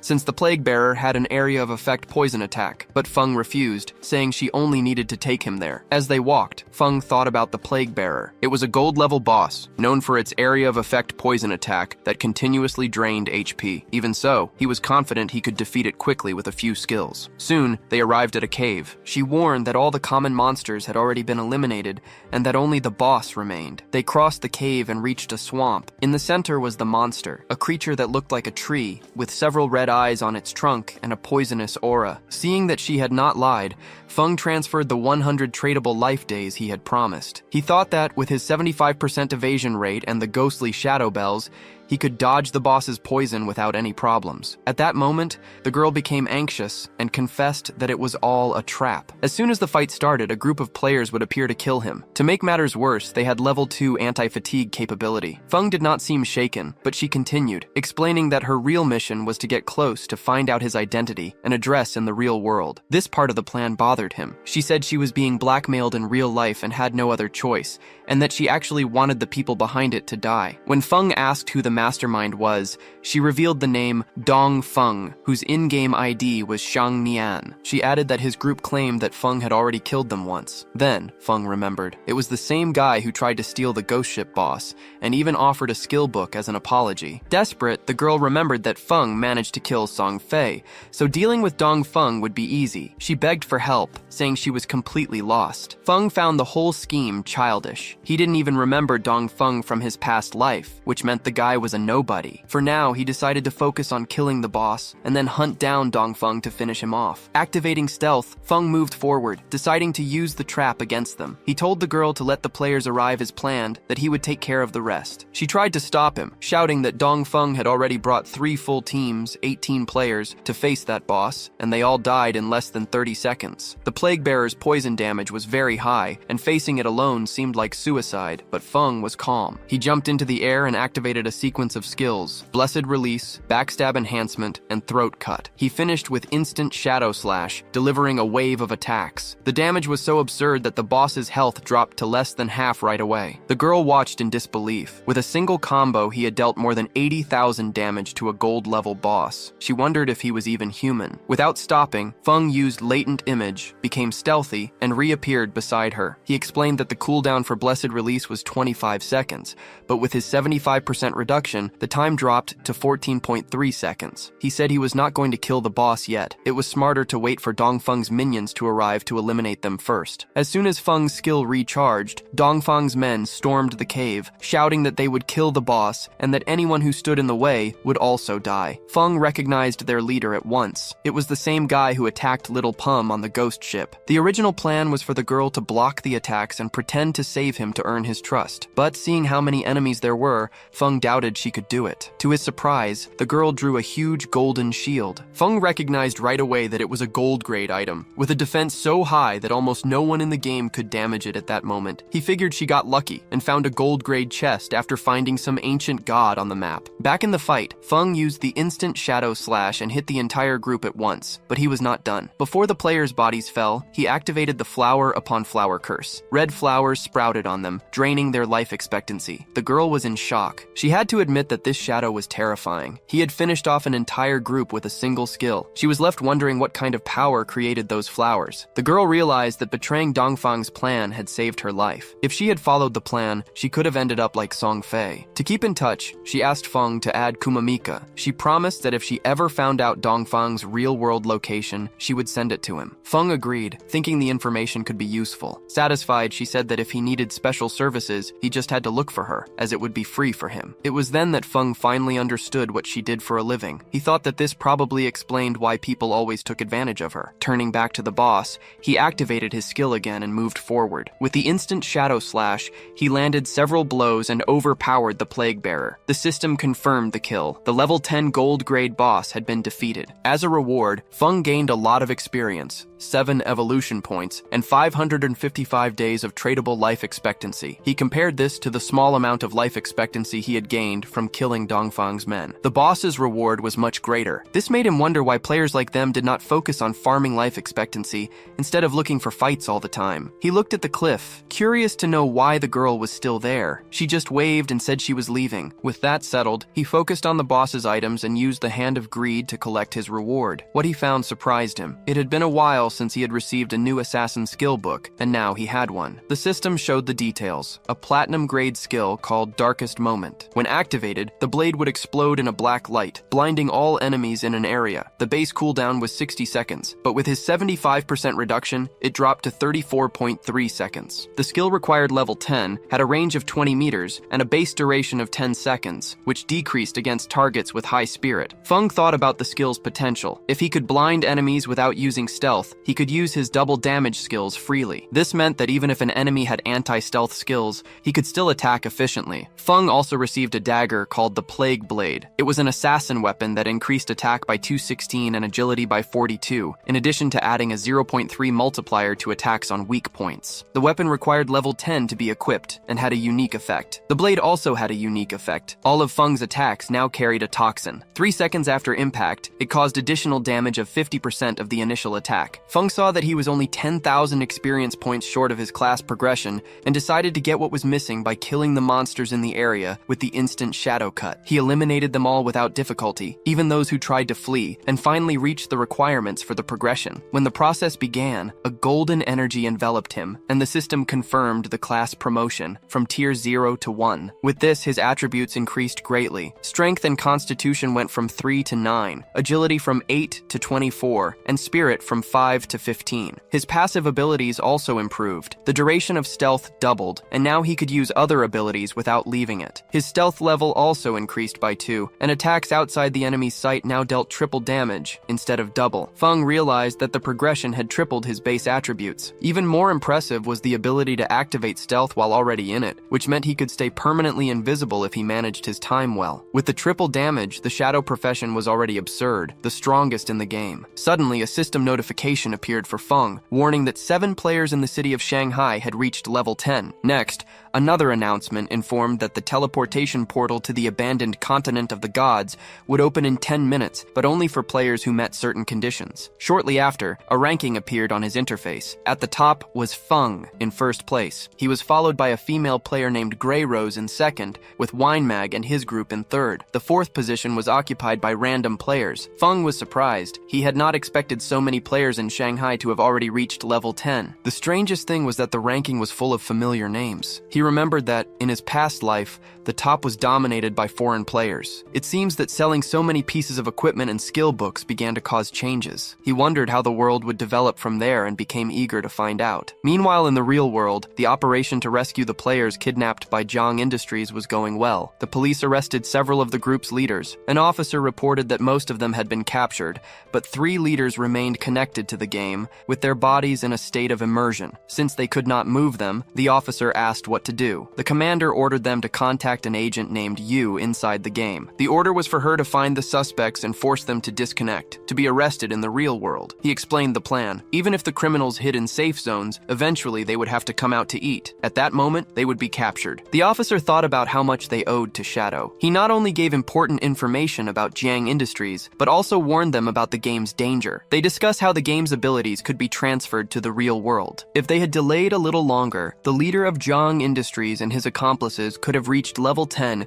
and started to extract these abilities, which would cause countless deaths. There are already reports of small wars and conflicts in several countries with thousands of victims. The commander adds that, on the other hand, most of the government players sent into the game have also reached level 10, mostly thanks to the equipment and skill books that Shadow provided. He concludes that Shadow is an essential resource for the country, and that they need to do whatever it takes to ensure he stays on their side. Meanwhile, back in the game, Feng walks toward the teleportation portal. That girl from before contacts him via message, surprised that he is the type to risk himself to protect others. She says she admires him a lot for that. Feng is a little confused by her comment. She explains that the city authorities released an urgent news report. The Duxiank Industry and Song Fei were kidnapping, imprisoning, and killing other players. According to the report, that was why Feng defeated not only Song Fei, but also Zhang Li, the industry's leader. Hearing this, Feng thinks that the authorities are just twisting the story to facilitate future collaborations. He then asks her if she has managed to locate Dong Feng in the real world yet. She replies that Dong Feng hasn't logged out of the game yet,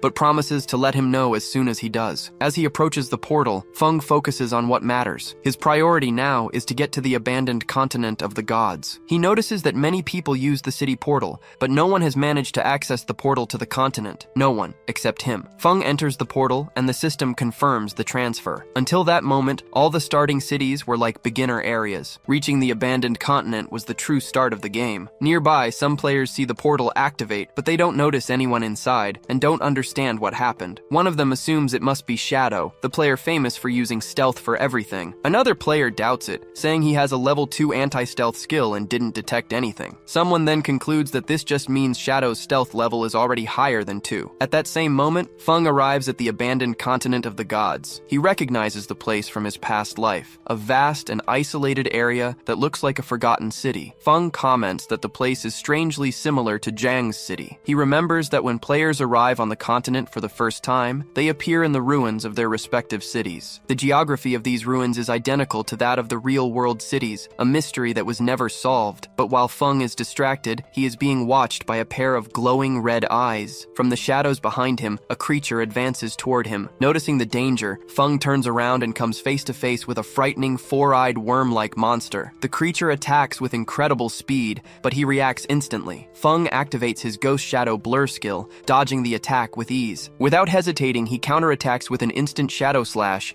and the monster is destroyed in a single blow. The system confirms that he has defeated a level 1 Earth Trembler. Before Feng can breathe, two other monsters advance. He leaps into the air to dodge, activating the Grace of Relief skill. During the fall, he uses instant Shadow Slash again, and his swift strikes destroy both monsters immediately. As the bodies break down into items, Feng thinks that on the abandoned continent of the gods, there are no safe zones like in the starting cities. Monsters roam everywhere and can attack at any moment. However, if a player finds hidden shelters in the ruins, they can claim them as bases, and with enough power, dominate the entire area. Feng then remembers a crucial piece of information. The best shelter in Zhang's upper city was in the northwest, in the same location as the base of his former guild, God Slain. Feng went straight there, wanting to claim the place before others. A few hours later, another group of players arrived on the abandoned continent. It was Wang Meng's group. Plun was surprised by the scenery, while Wang Meng noted that the area looked like the ruins of a modern city. Plun speculated that it could be the remains of the city of Zhanghai and pointed to a tall tower as proof. Little Hay agreed, saying that the tower's structure was identical. Plun started looking for Shadow, as other players had said they saw him teleport there. Little Shrek commented that it would be useless, as he was probably in stealth mode. Suddenly, two Earth Trembler monsters attacked them. Wang Meng moved forward with his shield to block the attack, alerting the group to stay alert. Little Snowy used her spiritual protection to reinforce Wang Meng's defense. The spell, combined with the shield, allowed him to resist the attack and even cause ricochet damage to the monsters. She healed him afterward, reminding everyone that the monsters there were much stronger than those in the starting city. The group's archer used his binding arrow, which turned into a magic rope and immobilized the two monsters. The archer celebrated the success. Meanwhile, Plun channeled her power into a huge fireball and launched it at the immobilized monsters. The attack defeated both of them instantly, turning them into items. Plun and the archer celebrated the victory. Wang Meng asked Little Snowy to use her owl to scout the area. She flew over the ruins and reported that there were monsters everywhere,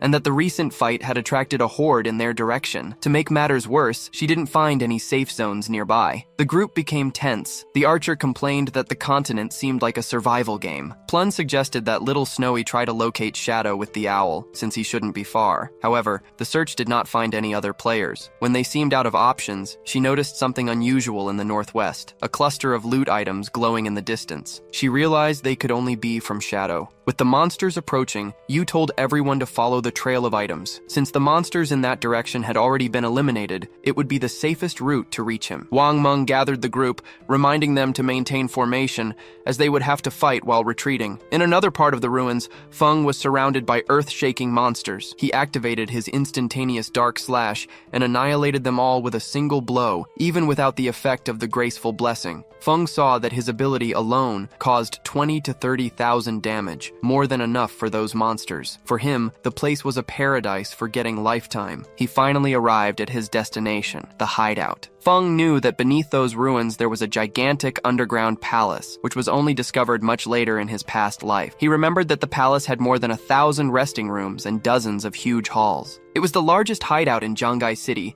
and had become the base of his old guild, God's Lair. The place was an underground fortress full of mechanical monsters and strong guardian bosses. The larger the hideout, the stronger the protectors. Upon entering there, Feng thought about his past life. After founding God's Lair, he gathered 3 elite squads with 18 well-armed members, all at level 15. Even with all that power, they barely managed to take the place. But this time, it would be different. Feng descended even deeper through the ruins, and the system confirmed that he had arrived at the hideout. The corridors were filled with strange monsters. The system warned him that he had entered the land of pure souls, and Feng became serious. He was going to conquer that place alone. The system informed that if he defeated the area's guardian, the territory would be his. Suddenly, the monsters noticed his presence. Each monster had a different aura and ran in his direction. Without a second thought, thought, Feng drew his Plague Blade. They were level 12 golden tears, small elemental spirits, but they should not be underestimated. He soon activated his unique skill, Darkest Moment, and left the entire area in darkness. With the monsters blind, Feng used instantaneous Dark Slash, attacking the enemy ranks quickly and brutally. One blow after another, the monsters turned into rewards. Since they could not see him, the stealth attack bonus was activated. Even his normal attacks were enough to eliminate these low-level enemies with a single blow. In a short time, the hall was full of loot. He had killed 15 monsters, but that was just one hall. The Land of Pure Souls had dozens of others, in addition to more than 1,000 small rooms. It would be a huge task. Analyzing the situation, Feng calculated that,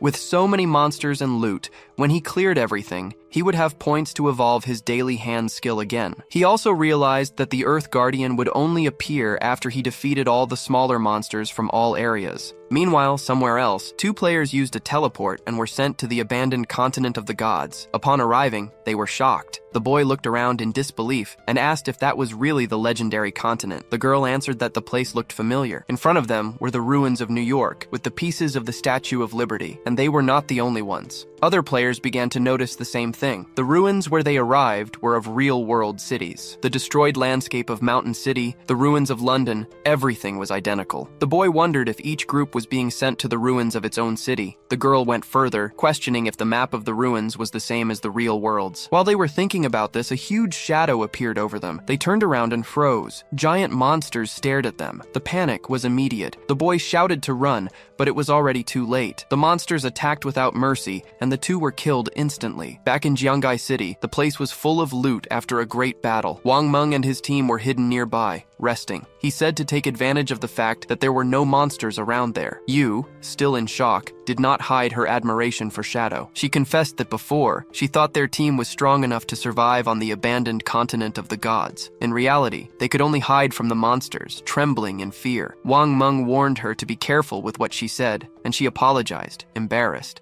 Plan, on the other hand, only thought about the items scattered on the ground. She pointed out that they were very lucky. If Shadow hadn't cleared the area and killed all the monsters, they would surely be dead. Even so, she still had a doubt. What would happen if they died there, with no safe zone on the continent? Where would they respawn? While Guishi observed the area with her owl, Wang Meng suggested they postpone the exploration for now. The group had only 6 members, and he thought it smarter to wait for everyone to reach level 10 to face the place together. Yu nodded. Guichi continued following the trail of items left by Shadow, but she noticed something strange. The trail simply ended, as if Shadow had vanished into thin air. She also saw that many of the items were extremely valuable, some even gold level, and she wanted to take them. Curious, Wang Meng decided to send a message to Shadow, asking if he wanted the items. To him, it made more sense for the group to collect everything and pay him in lifetime points based on the equipment's value. At that moment, Feng was still at the back of the hideout, killing elemental spirits with ease and surrounded by many items. He noticed he had just cleared another small room. There alone, he defeated more than 400 monsters, including 4 bronze bosses and 2 silver ones. This earned him over 80,000 experience points, and his evolution points reached 205. He was only 5 points away from being able to evolve his S-hand skill again. That's when Wang Meng's message arrived. He explained that they had found many items and asked if they could take them in exchange for lifetime points. Feng was a little surprised that Wang Meng's team was already on the abandoned continent of the gods. He replied for them to wait a bit, as he would contact them later. He also said he had a batch of equipment he intended to sell. Wang Meng agreed and replied that they would wait in a ruined bunker nearby at coordinates 89554. Back in the room, as Feng had already eliminated all the monsters, the area's guardian began to appear. A blue energy gathered in the center of the hall, forming an imposing figure covered in lightning. The system identified the creature as Solidary Purifier, a level 15 platinum-grade monster. The system also warned that if Feng defeated it, he would become the master of that place, the Land of Pure Souls. Feng remembered something important about the monster. It was the strongest in the entire city, both in level and grade. In his past life, the Solidary Purifier had 750,000 health points, divided into 3 phases. Back then, even the best warriors with full gold equipment could barely withstand a single bolt from it. But now things were different. With his current strength, Feng knew he wouldn't even need to defend himself. He would simply dominate the monster. He started the fight using the instant Dark Strike, landing several attacks. The Solidary Purifier's life decreased a little. Next, Feng used a lethal strike directly to the monster's neck, lowering its life even more. When its HP entered the second phase, the solidary purifier charged an attack, a lightning arrow that released a storm of lightning from the ceiling. Using his speed, Feng dodged the attacks with precision. He knew that, with his current electrical resistance, being hit by a single bolt would mean instant death. There could be no mistakes. Against platinum or higher bosses, all attacks came with hit correction. This meant that the boss's accuracy was automatically adjusted, overcoming a normal 75% dodge rate. While most monsters had only a 25% chance to hit Feng, the hit rate of a boss like the Purifier rose to a minimum of 50%. Even so, with his 182 agility points and a speed of over 40 meters per second, he could dodge most attacks if he stayed alert. In his past life, he led an entire guild in this battle, and they barely survived with priest shields and luck. But this time, everything was under his control. Feng delivered a powerful blow, determined not to give the Purifier of Souls a single second to fight back. The combination of his gift of liberation, dark strike, and the plague-bearing blade tore off 250,000 hit points from the monster. With that, the Guardian entered the second phase and, as expected, activated its invincibility state, glowing with uncontrolled energy. 3 large lightning spheres formed around its body. Feng knew this phase well and knew it was crucial to destroy the spheres as quickly as possible. Otherwise, the Guardian would enter a rage mode, and not even he would be able to handle the chaos. Feng remembered the pain of his past life when his team was decimated by the Purifier in rage mode. The worst part was seeing his sister after the defeat, saying with tears in her eyes that she didn't want to fight anymore. That's why the next time he challenged the boss, he didn't take her, and managed to defeat it on the first try. Back in the present, he focused on the lightning spheres and cast a poison dart. He aimed at one of them, explaining that all damage dealt to the spheres was transferred directly to the boss. He cast another dart, destroying the second one, and aimed at the last one. When the third sphere exploded, the Purifier of Souls' life turned red. The Guardian roared with rage and began to release a massive explosion of lightning in all directions. This was the third and final phase,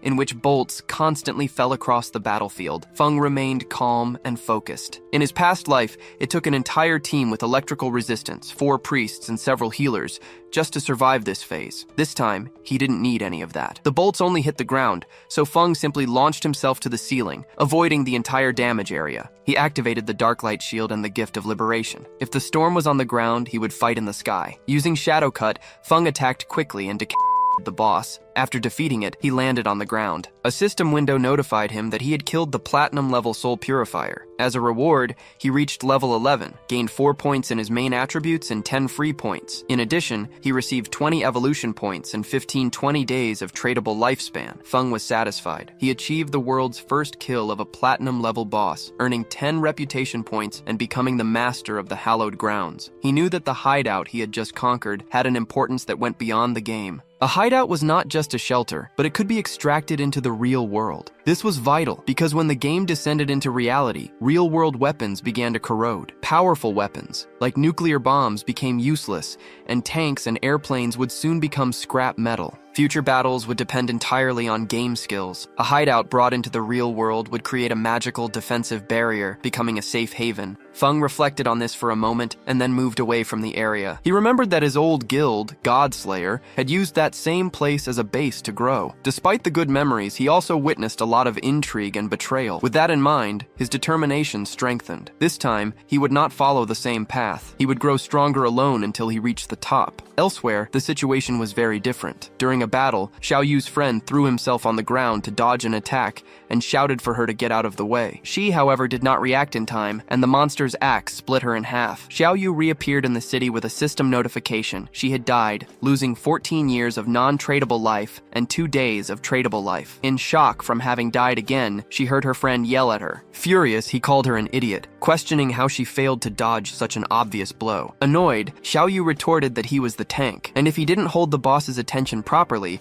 how was she supposed to dodge the skills? The argument worsened, and he cursed at her again before leaving the party. Xiao Yu's other friend panicked upon seeing that the tank had left, screaming for help as the boss now attacked them. A short time later, this friend also reappeared in the city. Worried, she suggested to Xiao Yu that they focus on smaller monsters to level up, explaining that she was uneasy about not having much lifespan left. Xiaoyu began to think in silence. At that moment, the system announced that the player Shadow from the city of Zhanghe had achieved the world's first kill of a platinum-level boss, earning 10 reputation points. Everyone's attention turned to the system window. No one could believe it. It seemed crazy that someone had killed a platinum boss alone, while most had barely reached the continent. The name Shadow echoed again, and everyone wondered who he was. The feat was incredible, as many players had never even seen a gold-level monster. Xiaoyu was confused, not understanding why the others were so weak. She herself could barely kill a silver-level boss, and wondered how Shadow had defeated a platinum one. Back at the hideout, Feng began to collect the lifespan orbs. After killing the soul purifier, he reached level 11. Knowing that each level after 10 granted 4 points to all attributes and 10 free points, he continued to put everything into agility. With high agility and his infinite invisibility,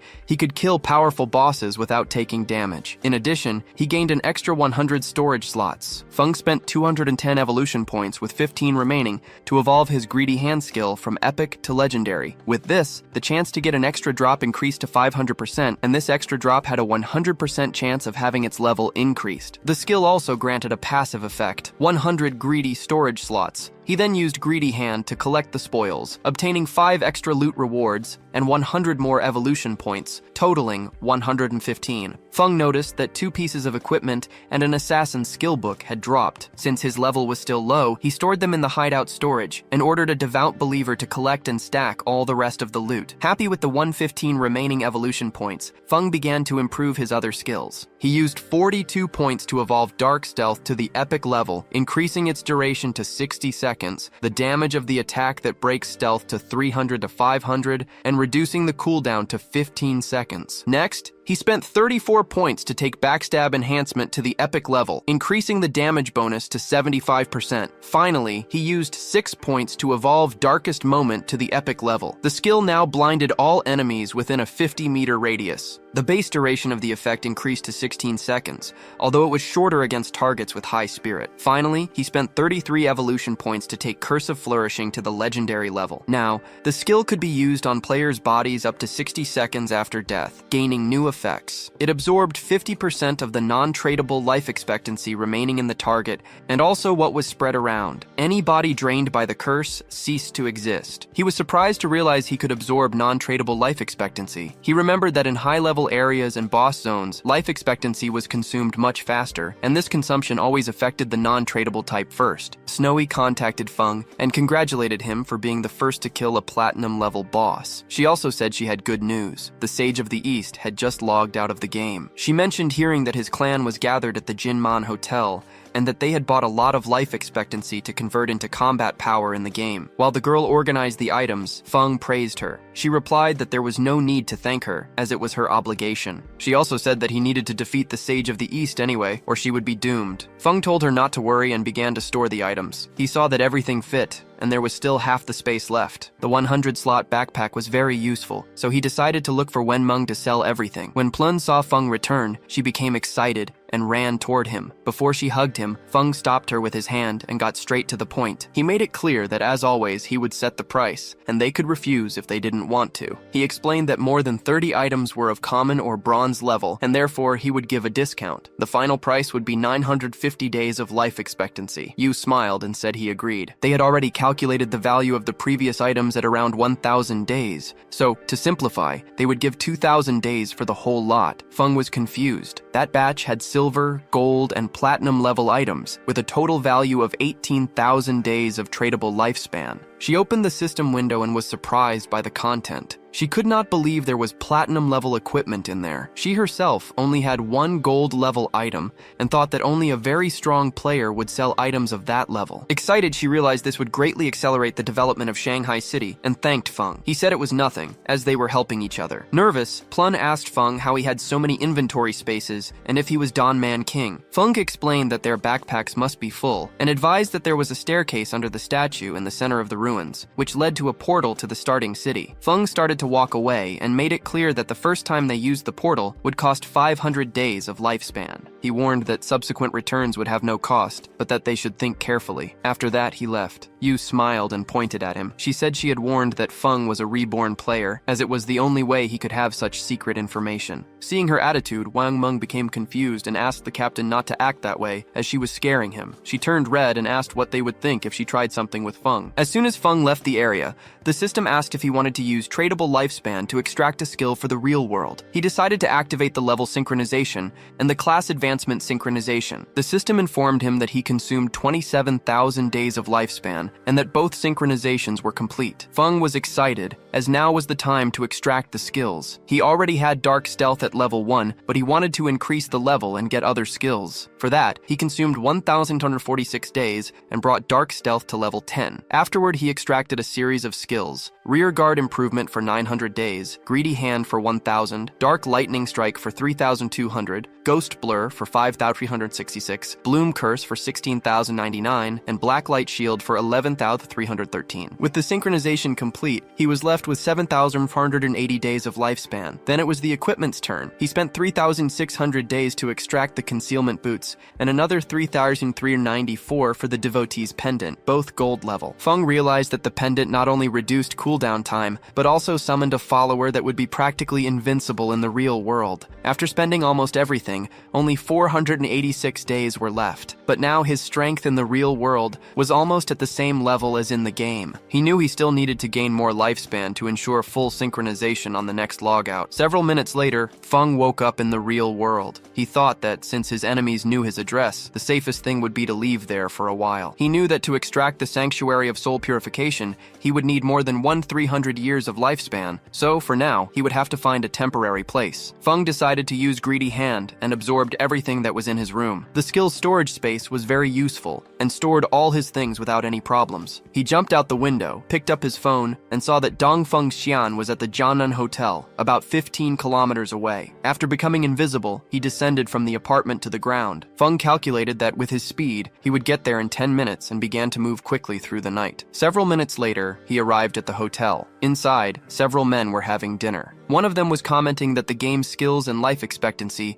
could affect the real world, which was a great opportunity for the Dongfeng family. He praised Xian for creating a faction in the game, and Xian replied that it was just his duty. The grandfather, excited, said he was satisfied with Xian's progress. He explained that they bought a lot of life expectancy to get equipment and skills. The plan was to have the main family members reach level 10 as quickly as possible to gain an advantage and expand their influence in the real world. With that, the Dongfeng family would become a power, and the dream of creating a dynasty would no longer be impossible. Xian stared at his grandfather in silence. In his mind, he despised the old man, who even near death still clung to power and dreamed of immortality. Xian's plan was to capture Shadow, force him to reveal his secrets, and use him to gain life expectancy. As soon as he became number 1 in the rankings, he would ensure that everyone else died. The grandfather then asked how the plan to deal with Shadow was going. Xian assured him there was nothing to worry about, as he already had a reliable woman to find out his identity. The grandfather insisted they capture him alive so he would work for the family, which would bring enormous benefits. Outside, Feng had already killed the guards watching the hotel entrance. He heard when they toasted together, "Long live the Dongfeng family." Feng did not expect these noble families to be acting so quickly. He knew his skills would not guarantee 100% protection. Besides, he had not extracted any armor to the real world. If a bullet hit him in the heart or head, it would be instant death. To be more cautious, Feng used his pendant and summoned a follower, a faithful devotee, with claws for close combat and green flames for ranged attacks. He gave the creature the order to enter and leave no one alive. Feng knew that being a silver-level boss, the faithful devotee was resilient and could withstand a lot of damage, even from firearms. Taking advantage of the distraction, the creature opened the door with a roar. Everyone panicked, not understanding where that monster had come from. The monster advanced on them with its eyes glowing. Xian stood up serious and pointed at the creature, ordering the guards to shoot. He did not believe that was a monster from the game and ordered them to open fire immediately. The bullets hit the devotee's head, but they had almost no effect. With a swing of its arm, it killed one of the guards and thrust its claw into another's chest. While the monster attacked the guests, Xian was sweating from fear. The creature then went for his grandfather, who screamed for help. Instead of doing something, Xian ran to escape without looking back. He just needed to escape and get into the game to be safe. Xian thought that if he could reach level 10 and extract his abilities, he would be safe from any threat. But upon arriving at the hotel entrance, he saw Feng standing there. Before he could react, Feng attacked him, and Xian's head flew through the air. While the blood gushed, Feng turned his back and walked away. Xian's eyes showed pure confusion as flowers sprouted from his body. Feng began to absorb them, and the system reported the gain: 27,000 days of exchangeable life expectancy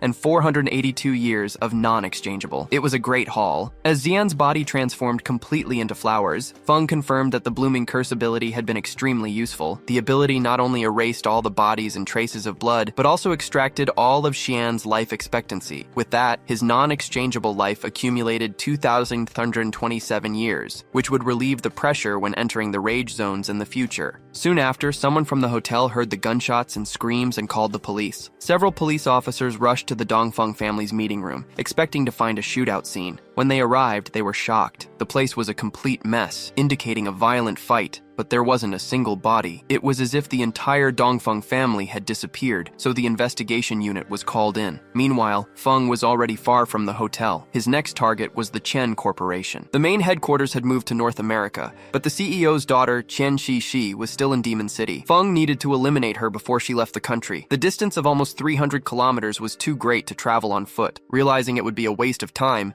he returned to the game. He remembered that there were still some silver and gold level bosses to farm in the ruins. As soon as he entered, Captain Yu contacted him, excited. She said that Xiaohei had found the tomb's entrance, but a gold-level vengeful spirit was guarding the place, and her team couldn't defeat it. Surprised, Feng asked how they had found the entrance. Yu explained that on the way back, they took a detour to avoid some monsters and realized someone had gone missing. After searching, they discovered that Xiaohei had fallen into a hole. That was a special place where the team chat didn't work. When they went in to help, a level 12, gold-class boss chased them, but they managed to escape. She said they were already back in Xiao City and gave the coordinates to Feng. He thought that Xiaohei was a true lucky charm. Finding a tomb just by falling into a hole was an incredible coincidence. Feng knew that these tombs were random and very rare events. He asked for the coordinates and she sent them, saying that the tomb was near the ruins of Xiao City. Feng thanked her, and Yu added that if he found something he couldn't use, she would buy it without hesitation. He thought she was quite smart. Upon arriving at the location, Feng's attention was drawn to a well. He was confused, wondering if that was really the entrance. The well was so large that it seemed impossible for someone to fall in by accident. Feng concluded that Xiaohei was indeed a unique person. Without hesitation, he jumped into the well. A system window appeared, announcing his arrival at the Tomb of Resentment and informing him that long-distance communication would be blocked. Feng landed at the bottom and followed a corridor. Soon, a giant monster appeared, the Wailing Spirit, a level 12 gold-class creature. Feng observed it in silence. He had never seen this boss in his previous life, but from its appearance, he deduced that its physical attack was very high and hit a large area. This explained why the others had fled. The equipment Feng sold them did not offer much defense. Feng calculated that even Wang Meng, with his shield and 5,000 health, would lose half his life in a single blow. He knew that if he were hit by the boss's axe, he would die instantly. Using the combination of the Blessed Release and instant shadow cut skills, Feng attacked and cut the monster's arms. He knew the boss's defense was high, and the initial damage would be low. But it didn't matter, because the creature would not resist the continuous damage from Blessed Release. Suddenly, the monster's severed arm exploded. Feng reacted in time and jumped away. He was surprised it was a corpse explosion and recognized that he had been careless. Luckily, his ghostly dodge skill activated automatically, saving him from certain death. Feng remembered that in his past life, a team member had died trying to loot a boss that exploded. Entire teams had been eliminated like this, but this usually happened with Platinum class or higher bosses. He did not expect a Gold class boss to do this. Feng used Greedy Hand to pick up the items. The system notifications appeared. For killing the resentful ghost, he gained 10 days of life and 20 evolution points. As a reward, he also received the Platinum class skill book, Night Ring Blade. Thanks to the effect of Greedy Hand, he also obtained another 63 days of life and the Leather Armor of Resentment, another Platinum class item. He was surprised. The equipment and the skill book were exactly what he needed. The Night Ring Blade was a Platinum level assassin skill. It imbued the blade with dark power, causing elemental damage to all enemies within a 5-meter radius and adding 500 attack points. The cooldown was 5.7 seconds, and the required level to use it was 11. Feng was happy, as it was the elemental damage skill he needed. Since his shadow class had more spirit than strength, his magical attack was stronger than his physical one. This explained why an elemental skill suited him so well. Feng understood that he should focus on increasing his spirit to maximize this type of damage. His attributes were 9 strength, 9 constitution, 24 agility, and 15 spirit. Feng decided to use his evolution points to advance the skill to the epic level. He spent 6 points, leaving 36. The Night Ring blade evolved from platinum to emerald, diamond, and finally, epic. The damage radius increased from 5 to 12 meters, and the additional elemental attack rose from 500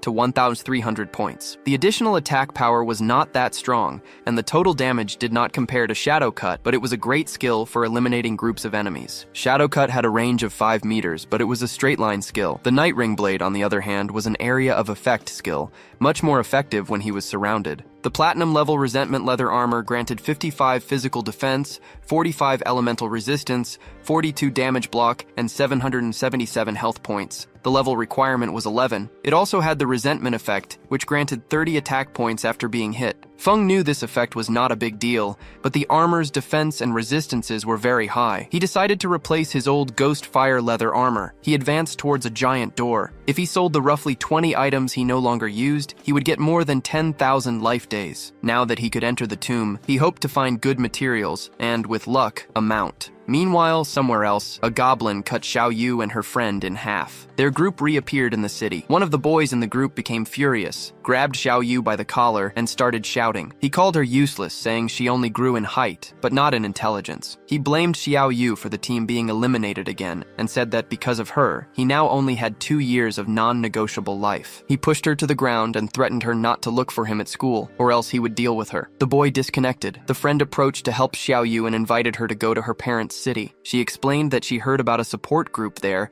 that helped people who didn't know how to play. Angrily, Xiao Yu clenched her fists, refused the offer, and disconnected from the game. She told her friend, Yan Yan, to go alone. Back in her room, still furious, she picked up her cell phone and asked a boy named Hanan if he could help her level up. Hanan accepted, but with one condition: she would have to spend a night with him. He said he wanted to see how the popular girl from school behaved in bed. Xiao Yu became furious, cursed at him, and told him to leave, but suddenly she changed her attitude. With a smile, she told Hanan that she had actually always liked him, but couldn't accept his confession before because her brother, Feng, was very controlling. Now that she had cut ties with him, they could finally be together. But he didn't fall for the trap, calling her an idiot and asking if she was trying to kill him from laughing. He pointed out that if she had betrayed her own brother, what wouldn't she do to him later? Finally, he ordered her to leave. She then began to reach out to other people. First, she contacted the young master Hu Xiao, inviting him to her house for company and to help her level up. However, he recognized her and mocked her, boasting that he was now a platinum level talent with many women before telling her to get lost. Next, she tried her luck with Sister Ma,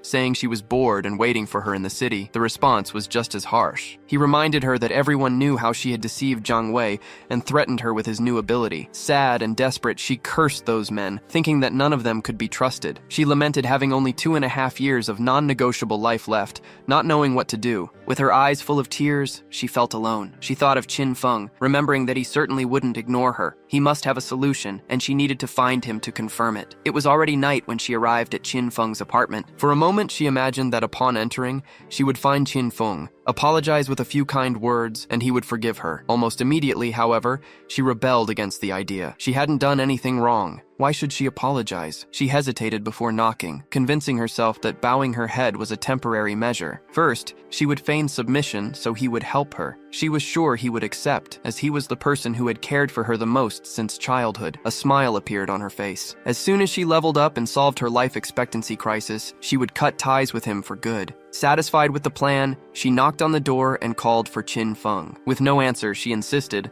asking aloud if he was asleep and announcing that she had returned. Her tone became pleading, begging for him to open the door. Furious, she kicked and broke down the door but was shocked. The apartment was empty. The bed, table, clothes, everything was gone. She tried to call Qin Feng but got no answer. She didn't know where the boy had gone. At that very moment, in the depths of the Tomb of Rancor, Qin Feng was gathering and eliminating all the monsters. Soon after, he reached the end of the tomb. He summoned a devout follower, recalling that he had annihilated over 200 lesser monsters and several bronze and silver level bosses along the way, which brought him close to reaching level 12. Before him stood the final coffin. He knew that upon opening it, the tomb's ultimate boss would appear, and he hoped it would be platinum level. He began to push the coffin. His attention was fixed on it when something strange happened. A malevolent energy began to enter his body through his eyes and mouth. The system informed him that his devout follower had been annihilated. Qin Feng realized it was the death miasma, a gold level boss. He cursed his luck, knowing that this boss had no physical form, making it immune to physical attacks. He remembered that in his past life, someone had released this boss, and it had ended up spreading and causing enormous losses in a nearby base. Being possessed by it was a death sentence, unless a companion helped to dispel it, or if the person belonged to one of the few classes with invincibility skills. The boy's eyes shone with seriousness, and he decided to use the Blade of the Dark Night Ring skill. Shadows swirled around his body, allowing him to see the creature's true body hidden within the toxic fog. Using his dagger, Feng attacked the body, and a system window appeared, informing him that he had killed the Golden Tear, the hidden boss of the toxic fog. Feng knew this boss's strength was clearly above platinum level,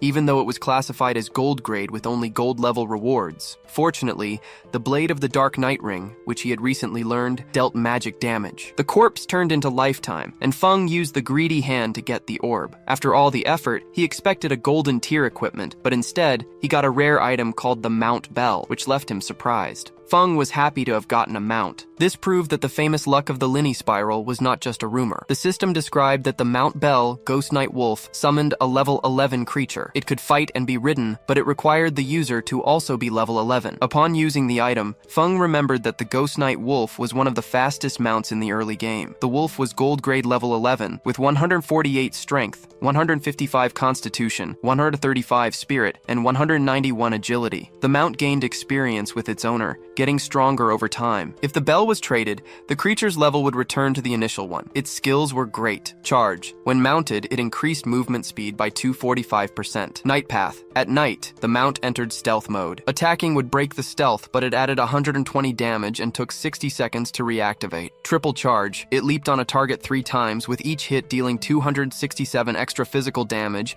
and a 12-second cooldown. Wolf's Howl. It granted allies attack, defense, and elemental resistance bonuses for 18 seconds, with a 60-second cooldown. Feng realized it wasn't just a mount, but a battle companion. The stealth ability in particular was a huge gain. It was already night when Feng, mounted on the wolf, left the ruins towards his next destination. His plan was to reach level 15 and accumulate lifetime to extract the mount. After disconnecting, he would go to the Magic City to eliminate Qiangxi and end this threat once and for all. Feng passed by the Jiangnan Coliseum, a huge area with 2 underground levels full of monsters, a perfect place to level up. The Ghost Knight Wolf agilely climbed the Colosseum's wall, which was crowded with powerful creatures. The monsters soon stared at him. The wolf leaped, and Feng dived with it towards the group. With focused eyes, Feng used the instant shadow cut and began to eliminate the monsters. Meanwhile, in another part of the ruins, Yu used her sword to kill a monster. The creature's body turned into lifetime, and she sighed in relief. Her companion, Yan, the son of a department head, started to applaud. He praised her damage, saying the Dragon Swordsman class was incredible and that Yu was the woman he wanted. She commented that the Golden Boss was only level 8,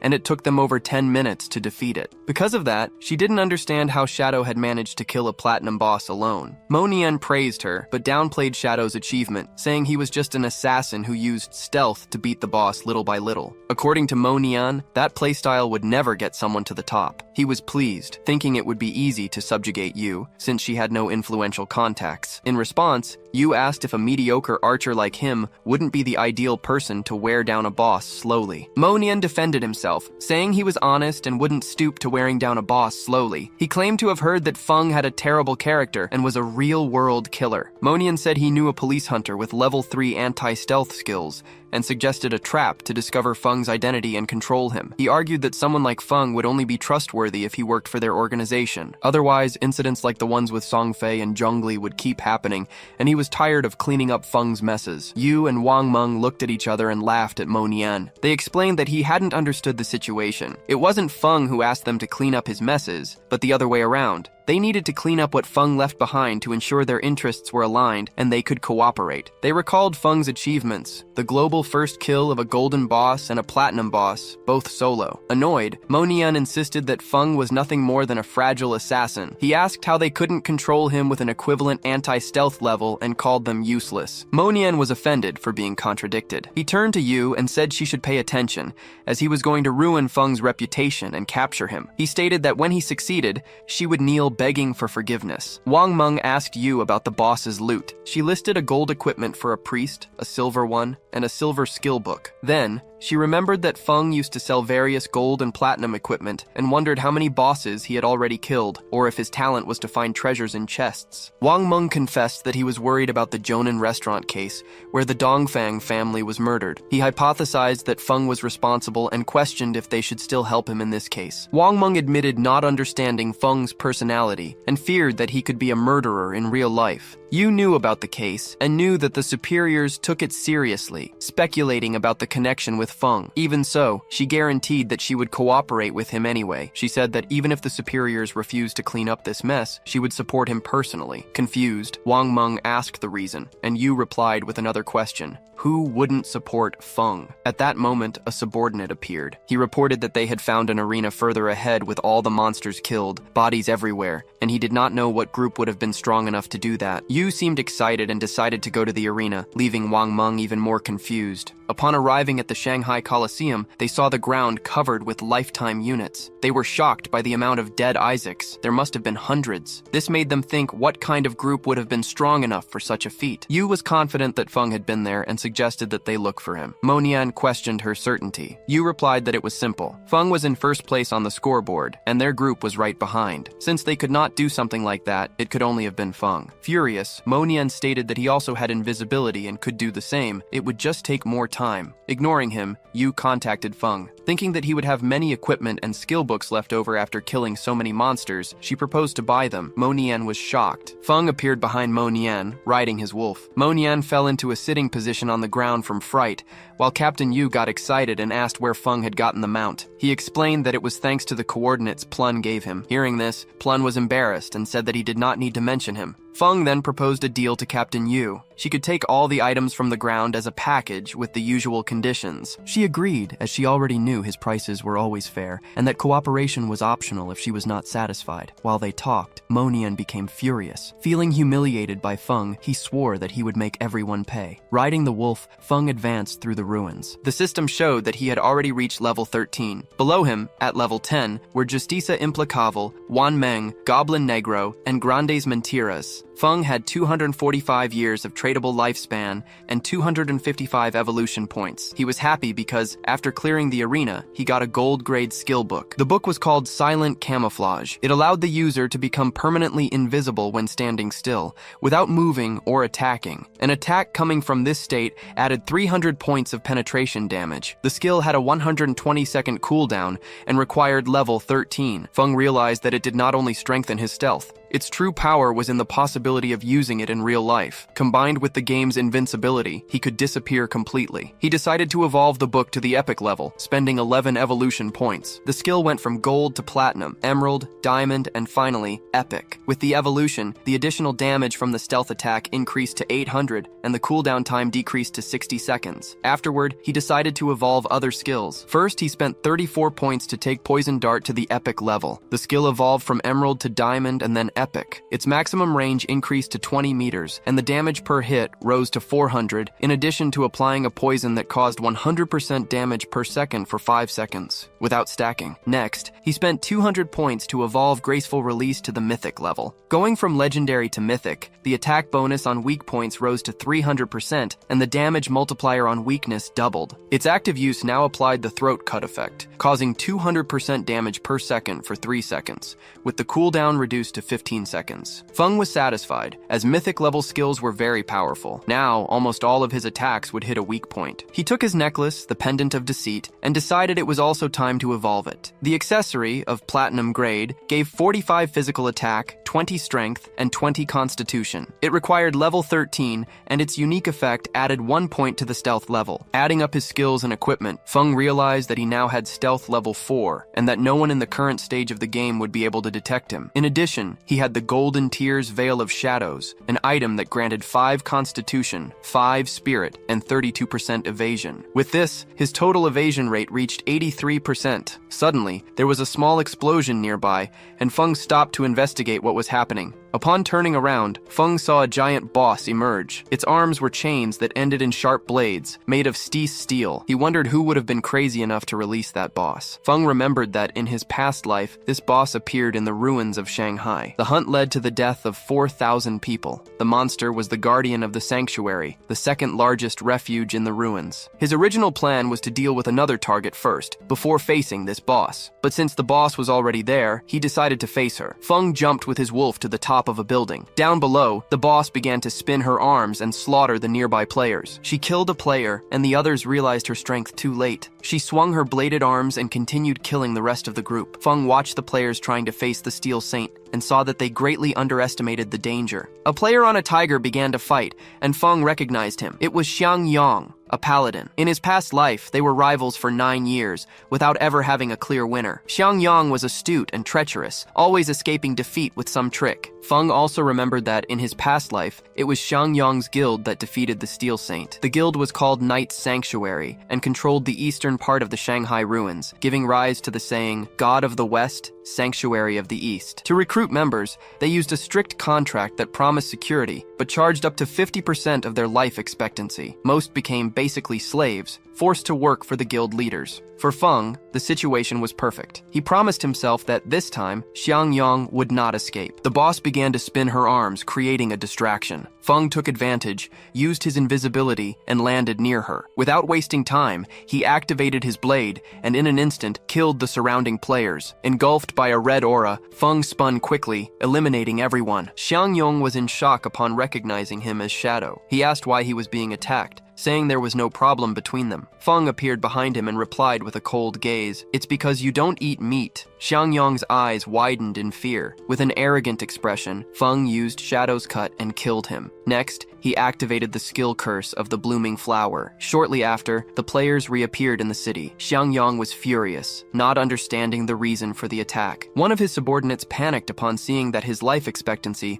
had dropped to 0. Xiang Yang realized it was the work of one of Shadow's skills, and decided they would go elsewhere to level up and recover what they lost before counterattacking. Xiao Yu was also among them. She was crying, not understanding the reason for the attack, as her life expectancy was almost gone. The system informed Feng that his skill had absorbed 4 days of tradable life and 1 year of non-tradable life from Xiao Yu. Feng was pleased to see that she was part of Xiang Yang's group. The small amount of life he absorbed was a sign of her desperation. This meant that she had accepted the guild's slavery contract. For Feng, it was exactly what she deserved. At that moment, the boss attacked Feng, creating a smokescreen. When the smoke cleared, he had already dodged the attack with Phantom Blur. Feng knew that the boss's first phase was not that difficult. She seemed confused by what had happened. The chains on the boss's arms stretched and began to spin, but she seemed confused. Feng watched intently. He knew that her attacks were just repetitive swings with the chain swords. He appeared over the boss and combined the Blessed Blade with the Plague Blade. After the impact, the first skill activated Throat Cut, which caused an explosion of damage. The second created an explosion of toxic damage 3 seconds later. With a quick attack, Feng applied Throat Cut and a deep cut appeared on her neck. The boss's health bar dropped to less than half in an instant, and her eyes shone with anger. Feng remained calm, as he knew her danger was in the second phase. Upon losing half of her health,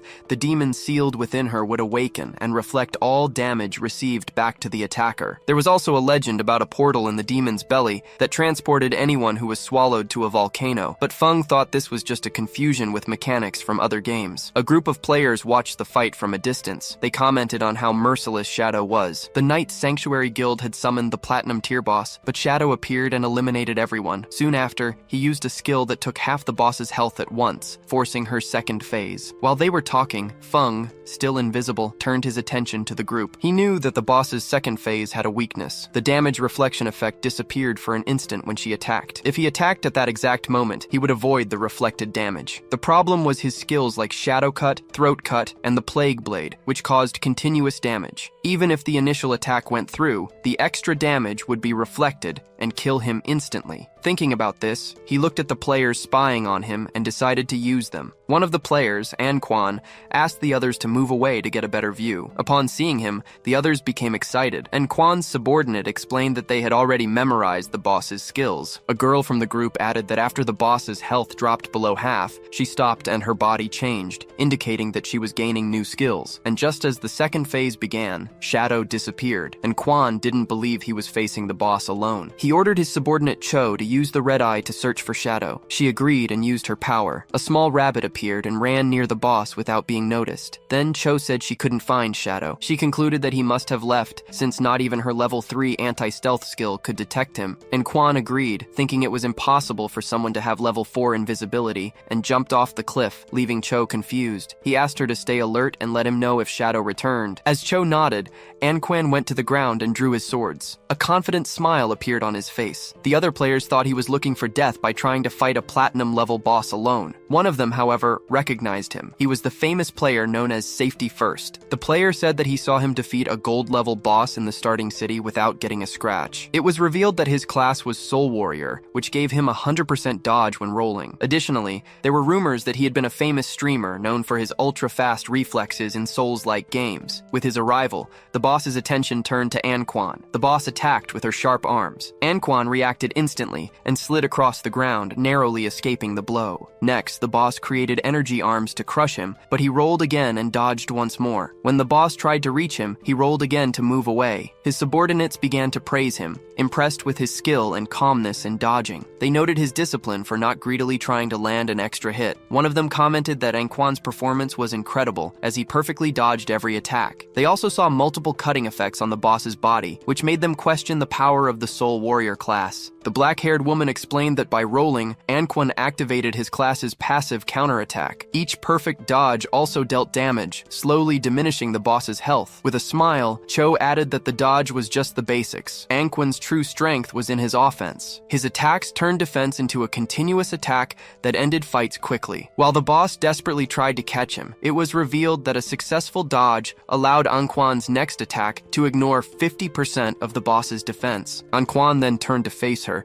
and a blue energy began to emanate from his body. Seeing this, his subordinates realized that the strike would cause 4-digit damage. Before the boss could react, Anquan delivered the attack he had prepared. His single strike split into 3 shadows, which hit the boss with precision between her openings and caused deep cuts. In an instant, her health bar dropped to less than half. His subordinates celebrated upon seeing that the boss already had only a third of her health. Anquan turned his back on the enemy, but at that moment he took over 34,000 points of damage and died instantly. His subordinates panicked, not understanding how he could have died if he had dodged everything. They were even more confused because, although Anquan hit the boss, his health did not decrease that much with a single blow. Not far from there, Feng silently watched Anquan's health bar and thanked him. Anquan's display forced the boss to use many of her moves. Feng saw that, while the other player was showing off, he himself was attacking the boss non-stop, which finally reduced her health to a third. The Soul Warrior's moves caused good damage, but in the end, they led to his own death. Because of his class's characteristic, it was impossible for him to defeat the Iron Maiden. When he rolled, he could not attack, and when he attacked, he received reflected damage. The boss started to turn, and Feng's attention turned to her. He knew this was bad. With her health so low, the boss was trying to return to the church's sanctuary to heal completely, which would make all the effort useless. He looked at Anquan's subordinates and realized that the Soul Warrior's death had frightened them. Feng doubted that they would attack the boss again. However, if the boss boss was not attacked, the reflected damage effect would not disappear. It was time to act. Feng used his invisibility skill and appeared in front of her, blocking her path back to the sanctuary. Upon seeing Feng, the other players were surprised. To them, Anquan had been just a distraction. The real danger was Shadow. It was scary to think that all the cuts on the boss had been made by Feng. Cho did not believe what he saw. His level 3 anti-invisibility skill did not detect him, which meant that Feng's was level 4 or higher. Feng looked at the item Anquan dropped and decided he needed to retrieve it. He activated the black light shield, and a golden protection appeared around him. The skill created a 10-layer shield, each capable of blocking one attack. The boss's attention turned to him, and her arms turned into blades again. She attacked, and Feng knew this was his chance. Using the instantaneous shadow cut, Feng delivered a series of quick strikes. He noticed that the last 3 attacks out of a total of 9 hit the boss during the counterattack. If it weren't for the black light shield to block the reflected damage, he would already be dead. The shield now only had 7 layers. Next, the boss concentrated energy in her abdomen, jumped,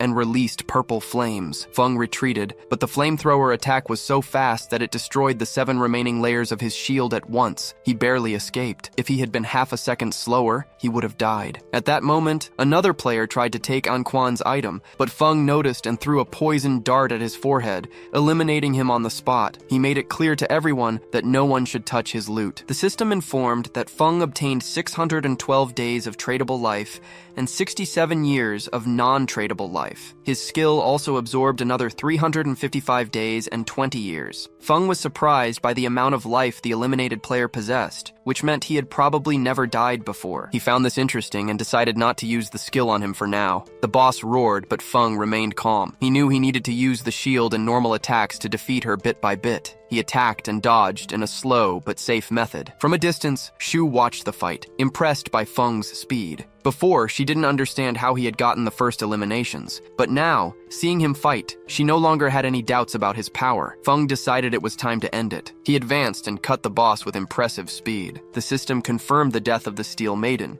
giving him 48,000 experience points, 120 evolution points, and the Sanctuary Key. The other players could not believe it. Feng had defeated the boss alone, which explained why he was first in the ranking. Using the greedy hand, he took the loot, an emerald-level leather armor called Gift of the Black Flames. It gave 95 physical defense, 120 elemental resistance, 77 damage reduction, and 77 constitution. Its special effect applied black flame to targets, reducing their defense and resistance, although with a lesser effect on bosses. Feng was satisfied. That piece alone was already better than a full set from other players. In addition, he also obtained the emerald-level Assassin's Instinct skill. It allowed for the partial perception of the silhouette of invisible units, and granted 2 points of anti-invisibility. Feng decided to evolve the skill, spending 33 evolution points. The skill jumped through the Emerald, Diamond, and Epic levels until it reached Legendary. With this, the anti-invisibility bonus increased to 5 points. The Legendary effect also added the ability to detect the target's weak points,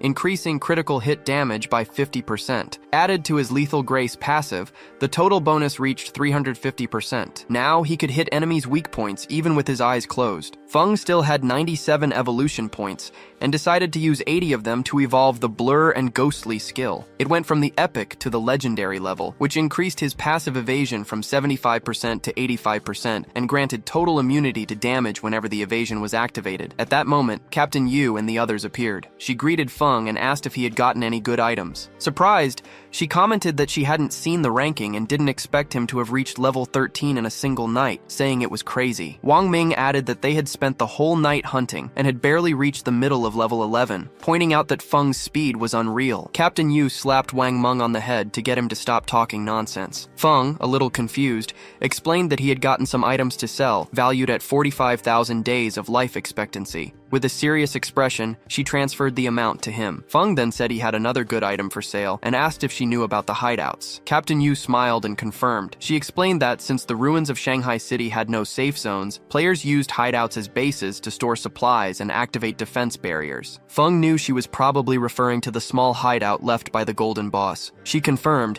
saying that the officials from Shanghai City had not yet found any. Since she already understood the value of a hideout, Feng took a golden key from his inventory. He revealed that it was the key to the sanctuary, left by the boss he had just defeated. He informed them that the hideout covered more than $800 mu, and proposed that they go back to discuss the price they could offer. Captain Yu and Wang Meng were in shock. They knew that a larger hideout meant stronger defenses and and better infrastructure. One of 800 mu was enough for each official from Xianhai City to have their own room. Curious, she asked how much he planned to sell such a large hideout for. Feng said he preferred to discuss the price later, to see what they could offer. He knew that, in his previous life, that hideout could be sold to the government for 2,000 years of life expectancy. With the sale of the hideout and the life he already had, Feng would have enough to take all his equipment, skills, and levels to the real world. Nervous, Captain Yu accepted the proposal and assured him she would speak with her superiors immediately. Then she said she needed help with something else. She explained that 7 gold-level bosses had appeared together in Black Moon Village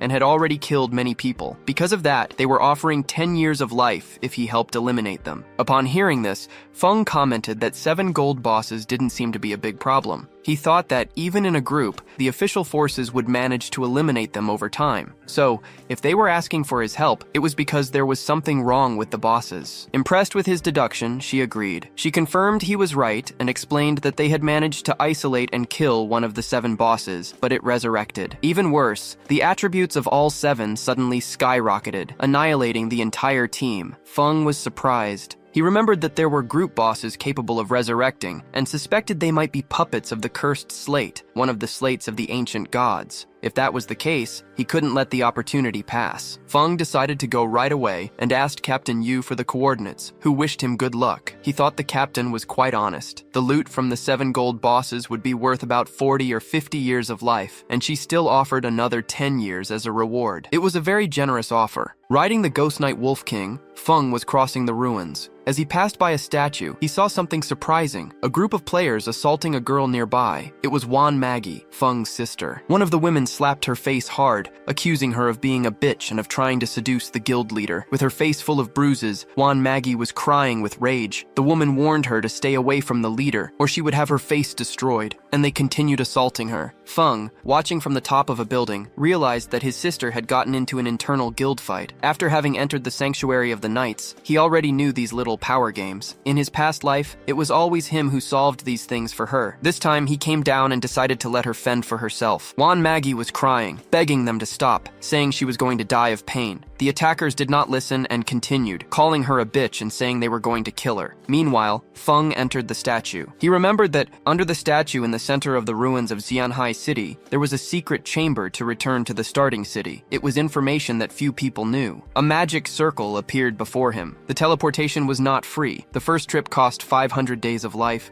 the second 1,000, the third 2,000, and so on, always doubling the price. He knew that over time, the starting city would become a higher level area, where common monsters would turn into bosses and hidden treasures would appear. The ancient god's slate was one of those treasures, an item he could not lose. The system asked if he wanted to teleport back to the abandoned land of the gods, to the Black Moon Village. Feng remembered that this village was only supposed to appear much later in the game. He had never heard of it in his past life. Without hesitating, he accepted. The system consumed 500 days of Feng's life, and he was teleported to the Black Moon Village. The place was full of elders talking. Feng was surprised, as he did not expect the village to be so busy, and wondered why most of the people there were elderly. Nearby, there were also several players. A player was helping an old lady stand up, relieved to be back in the safe zone. They reminded her that, as agreed, they had taken her to level 3. In the process, she gained 72 days of life, and now she needed to hand over their share. The old woman got irritated and refused to pay, saying they were a charity organization. One of the players explained that he didn't want money, but rather the share of life that the monsters dropped, which was only shared because she was in their group. Another player reinforced that she just needed to return that share, as agreed from the beginning. The old woman became even more furious,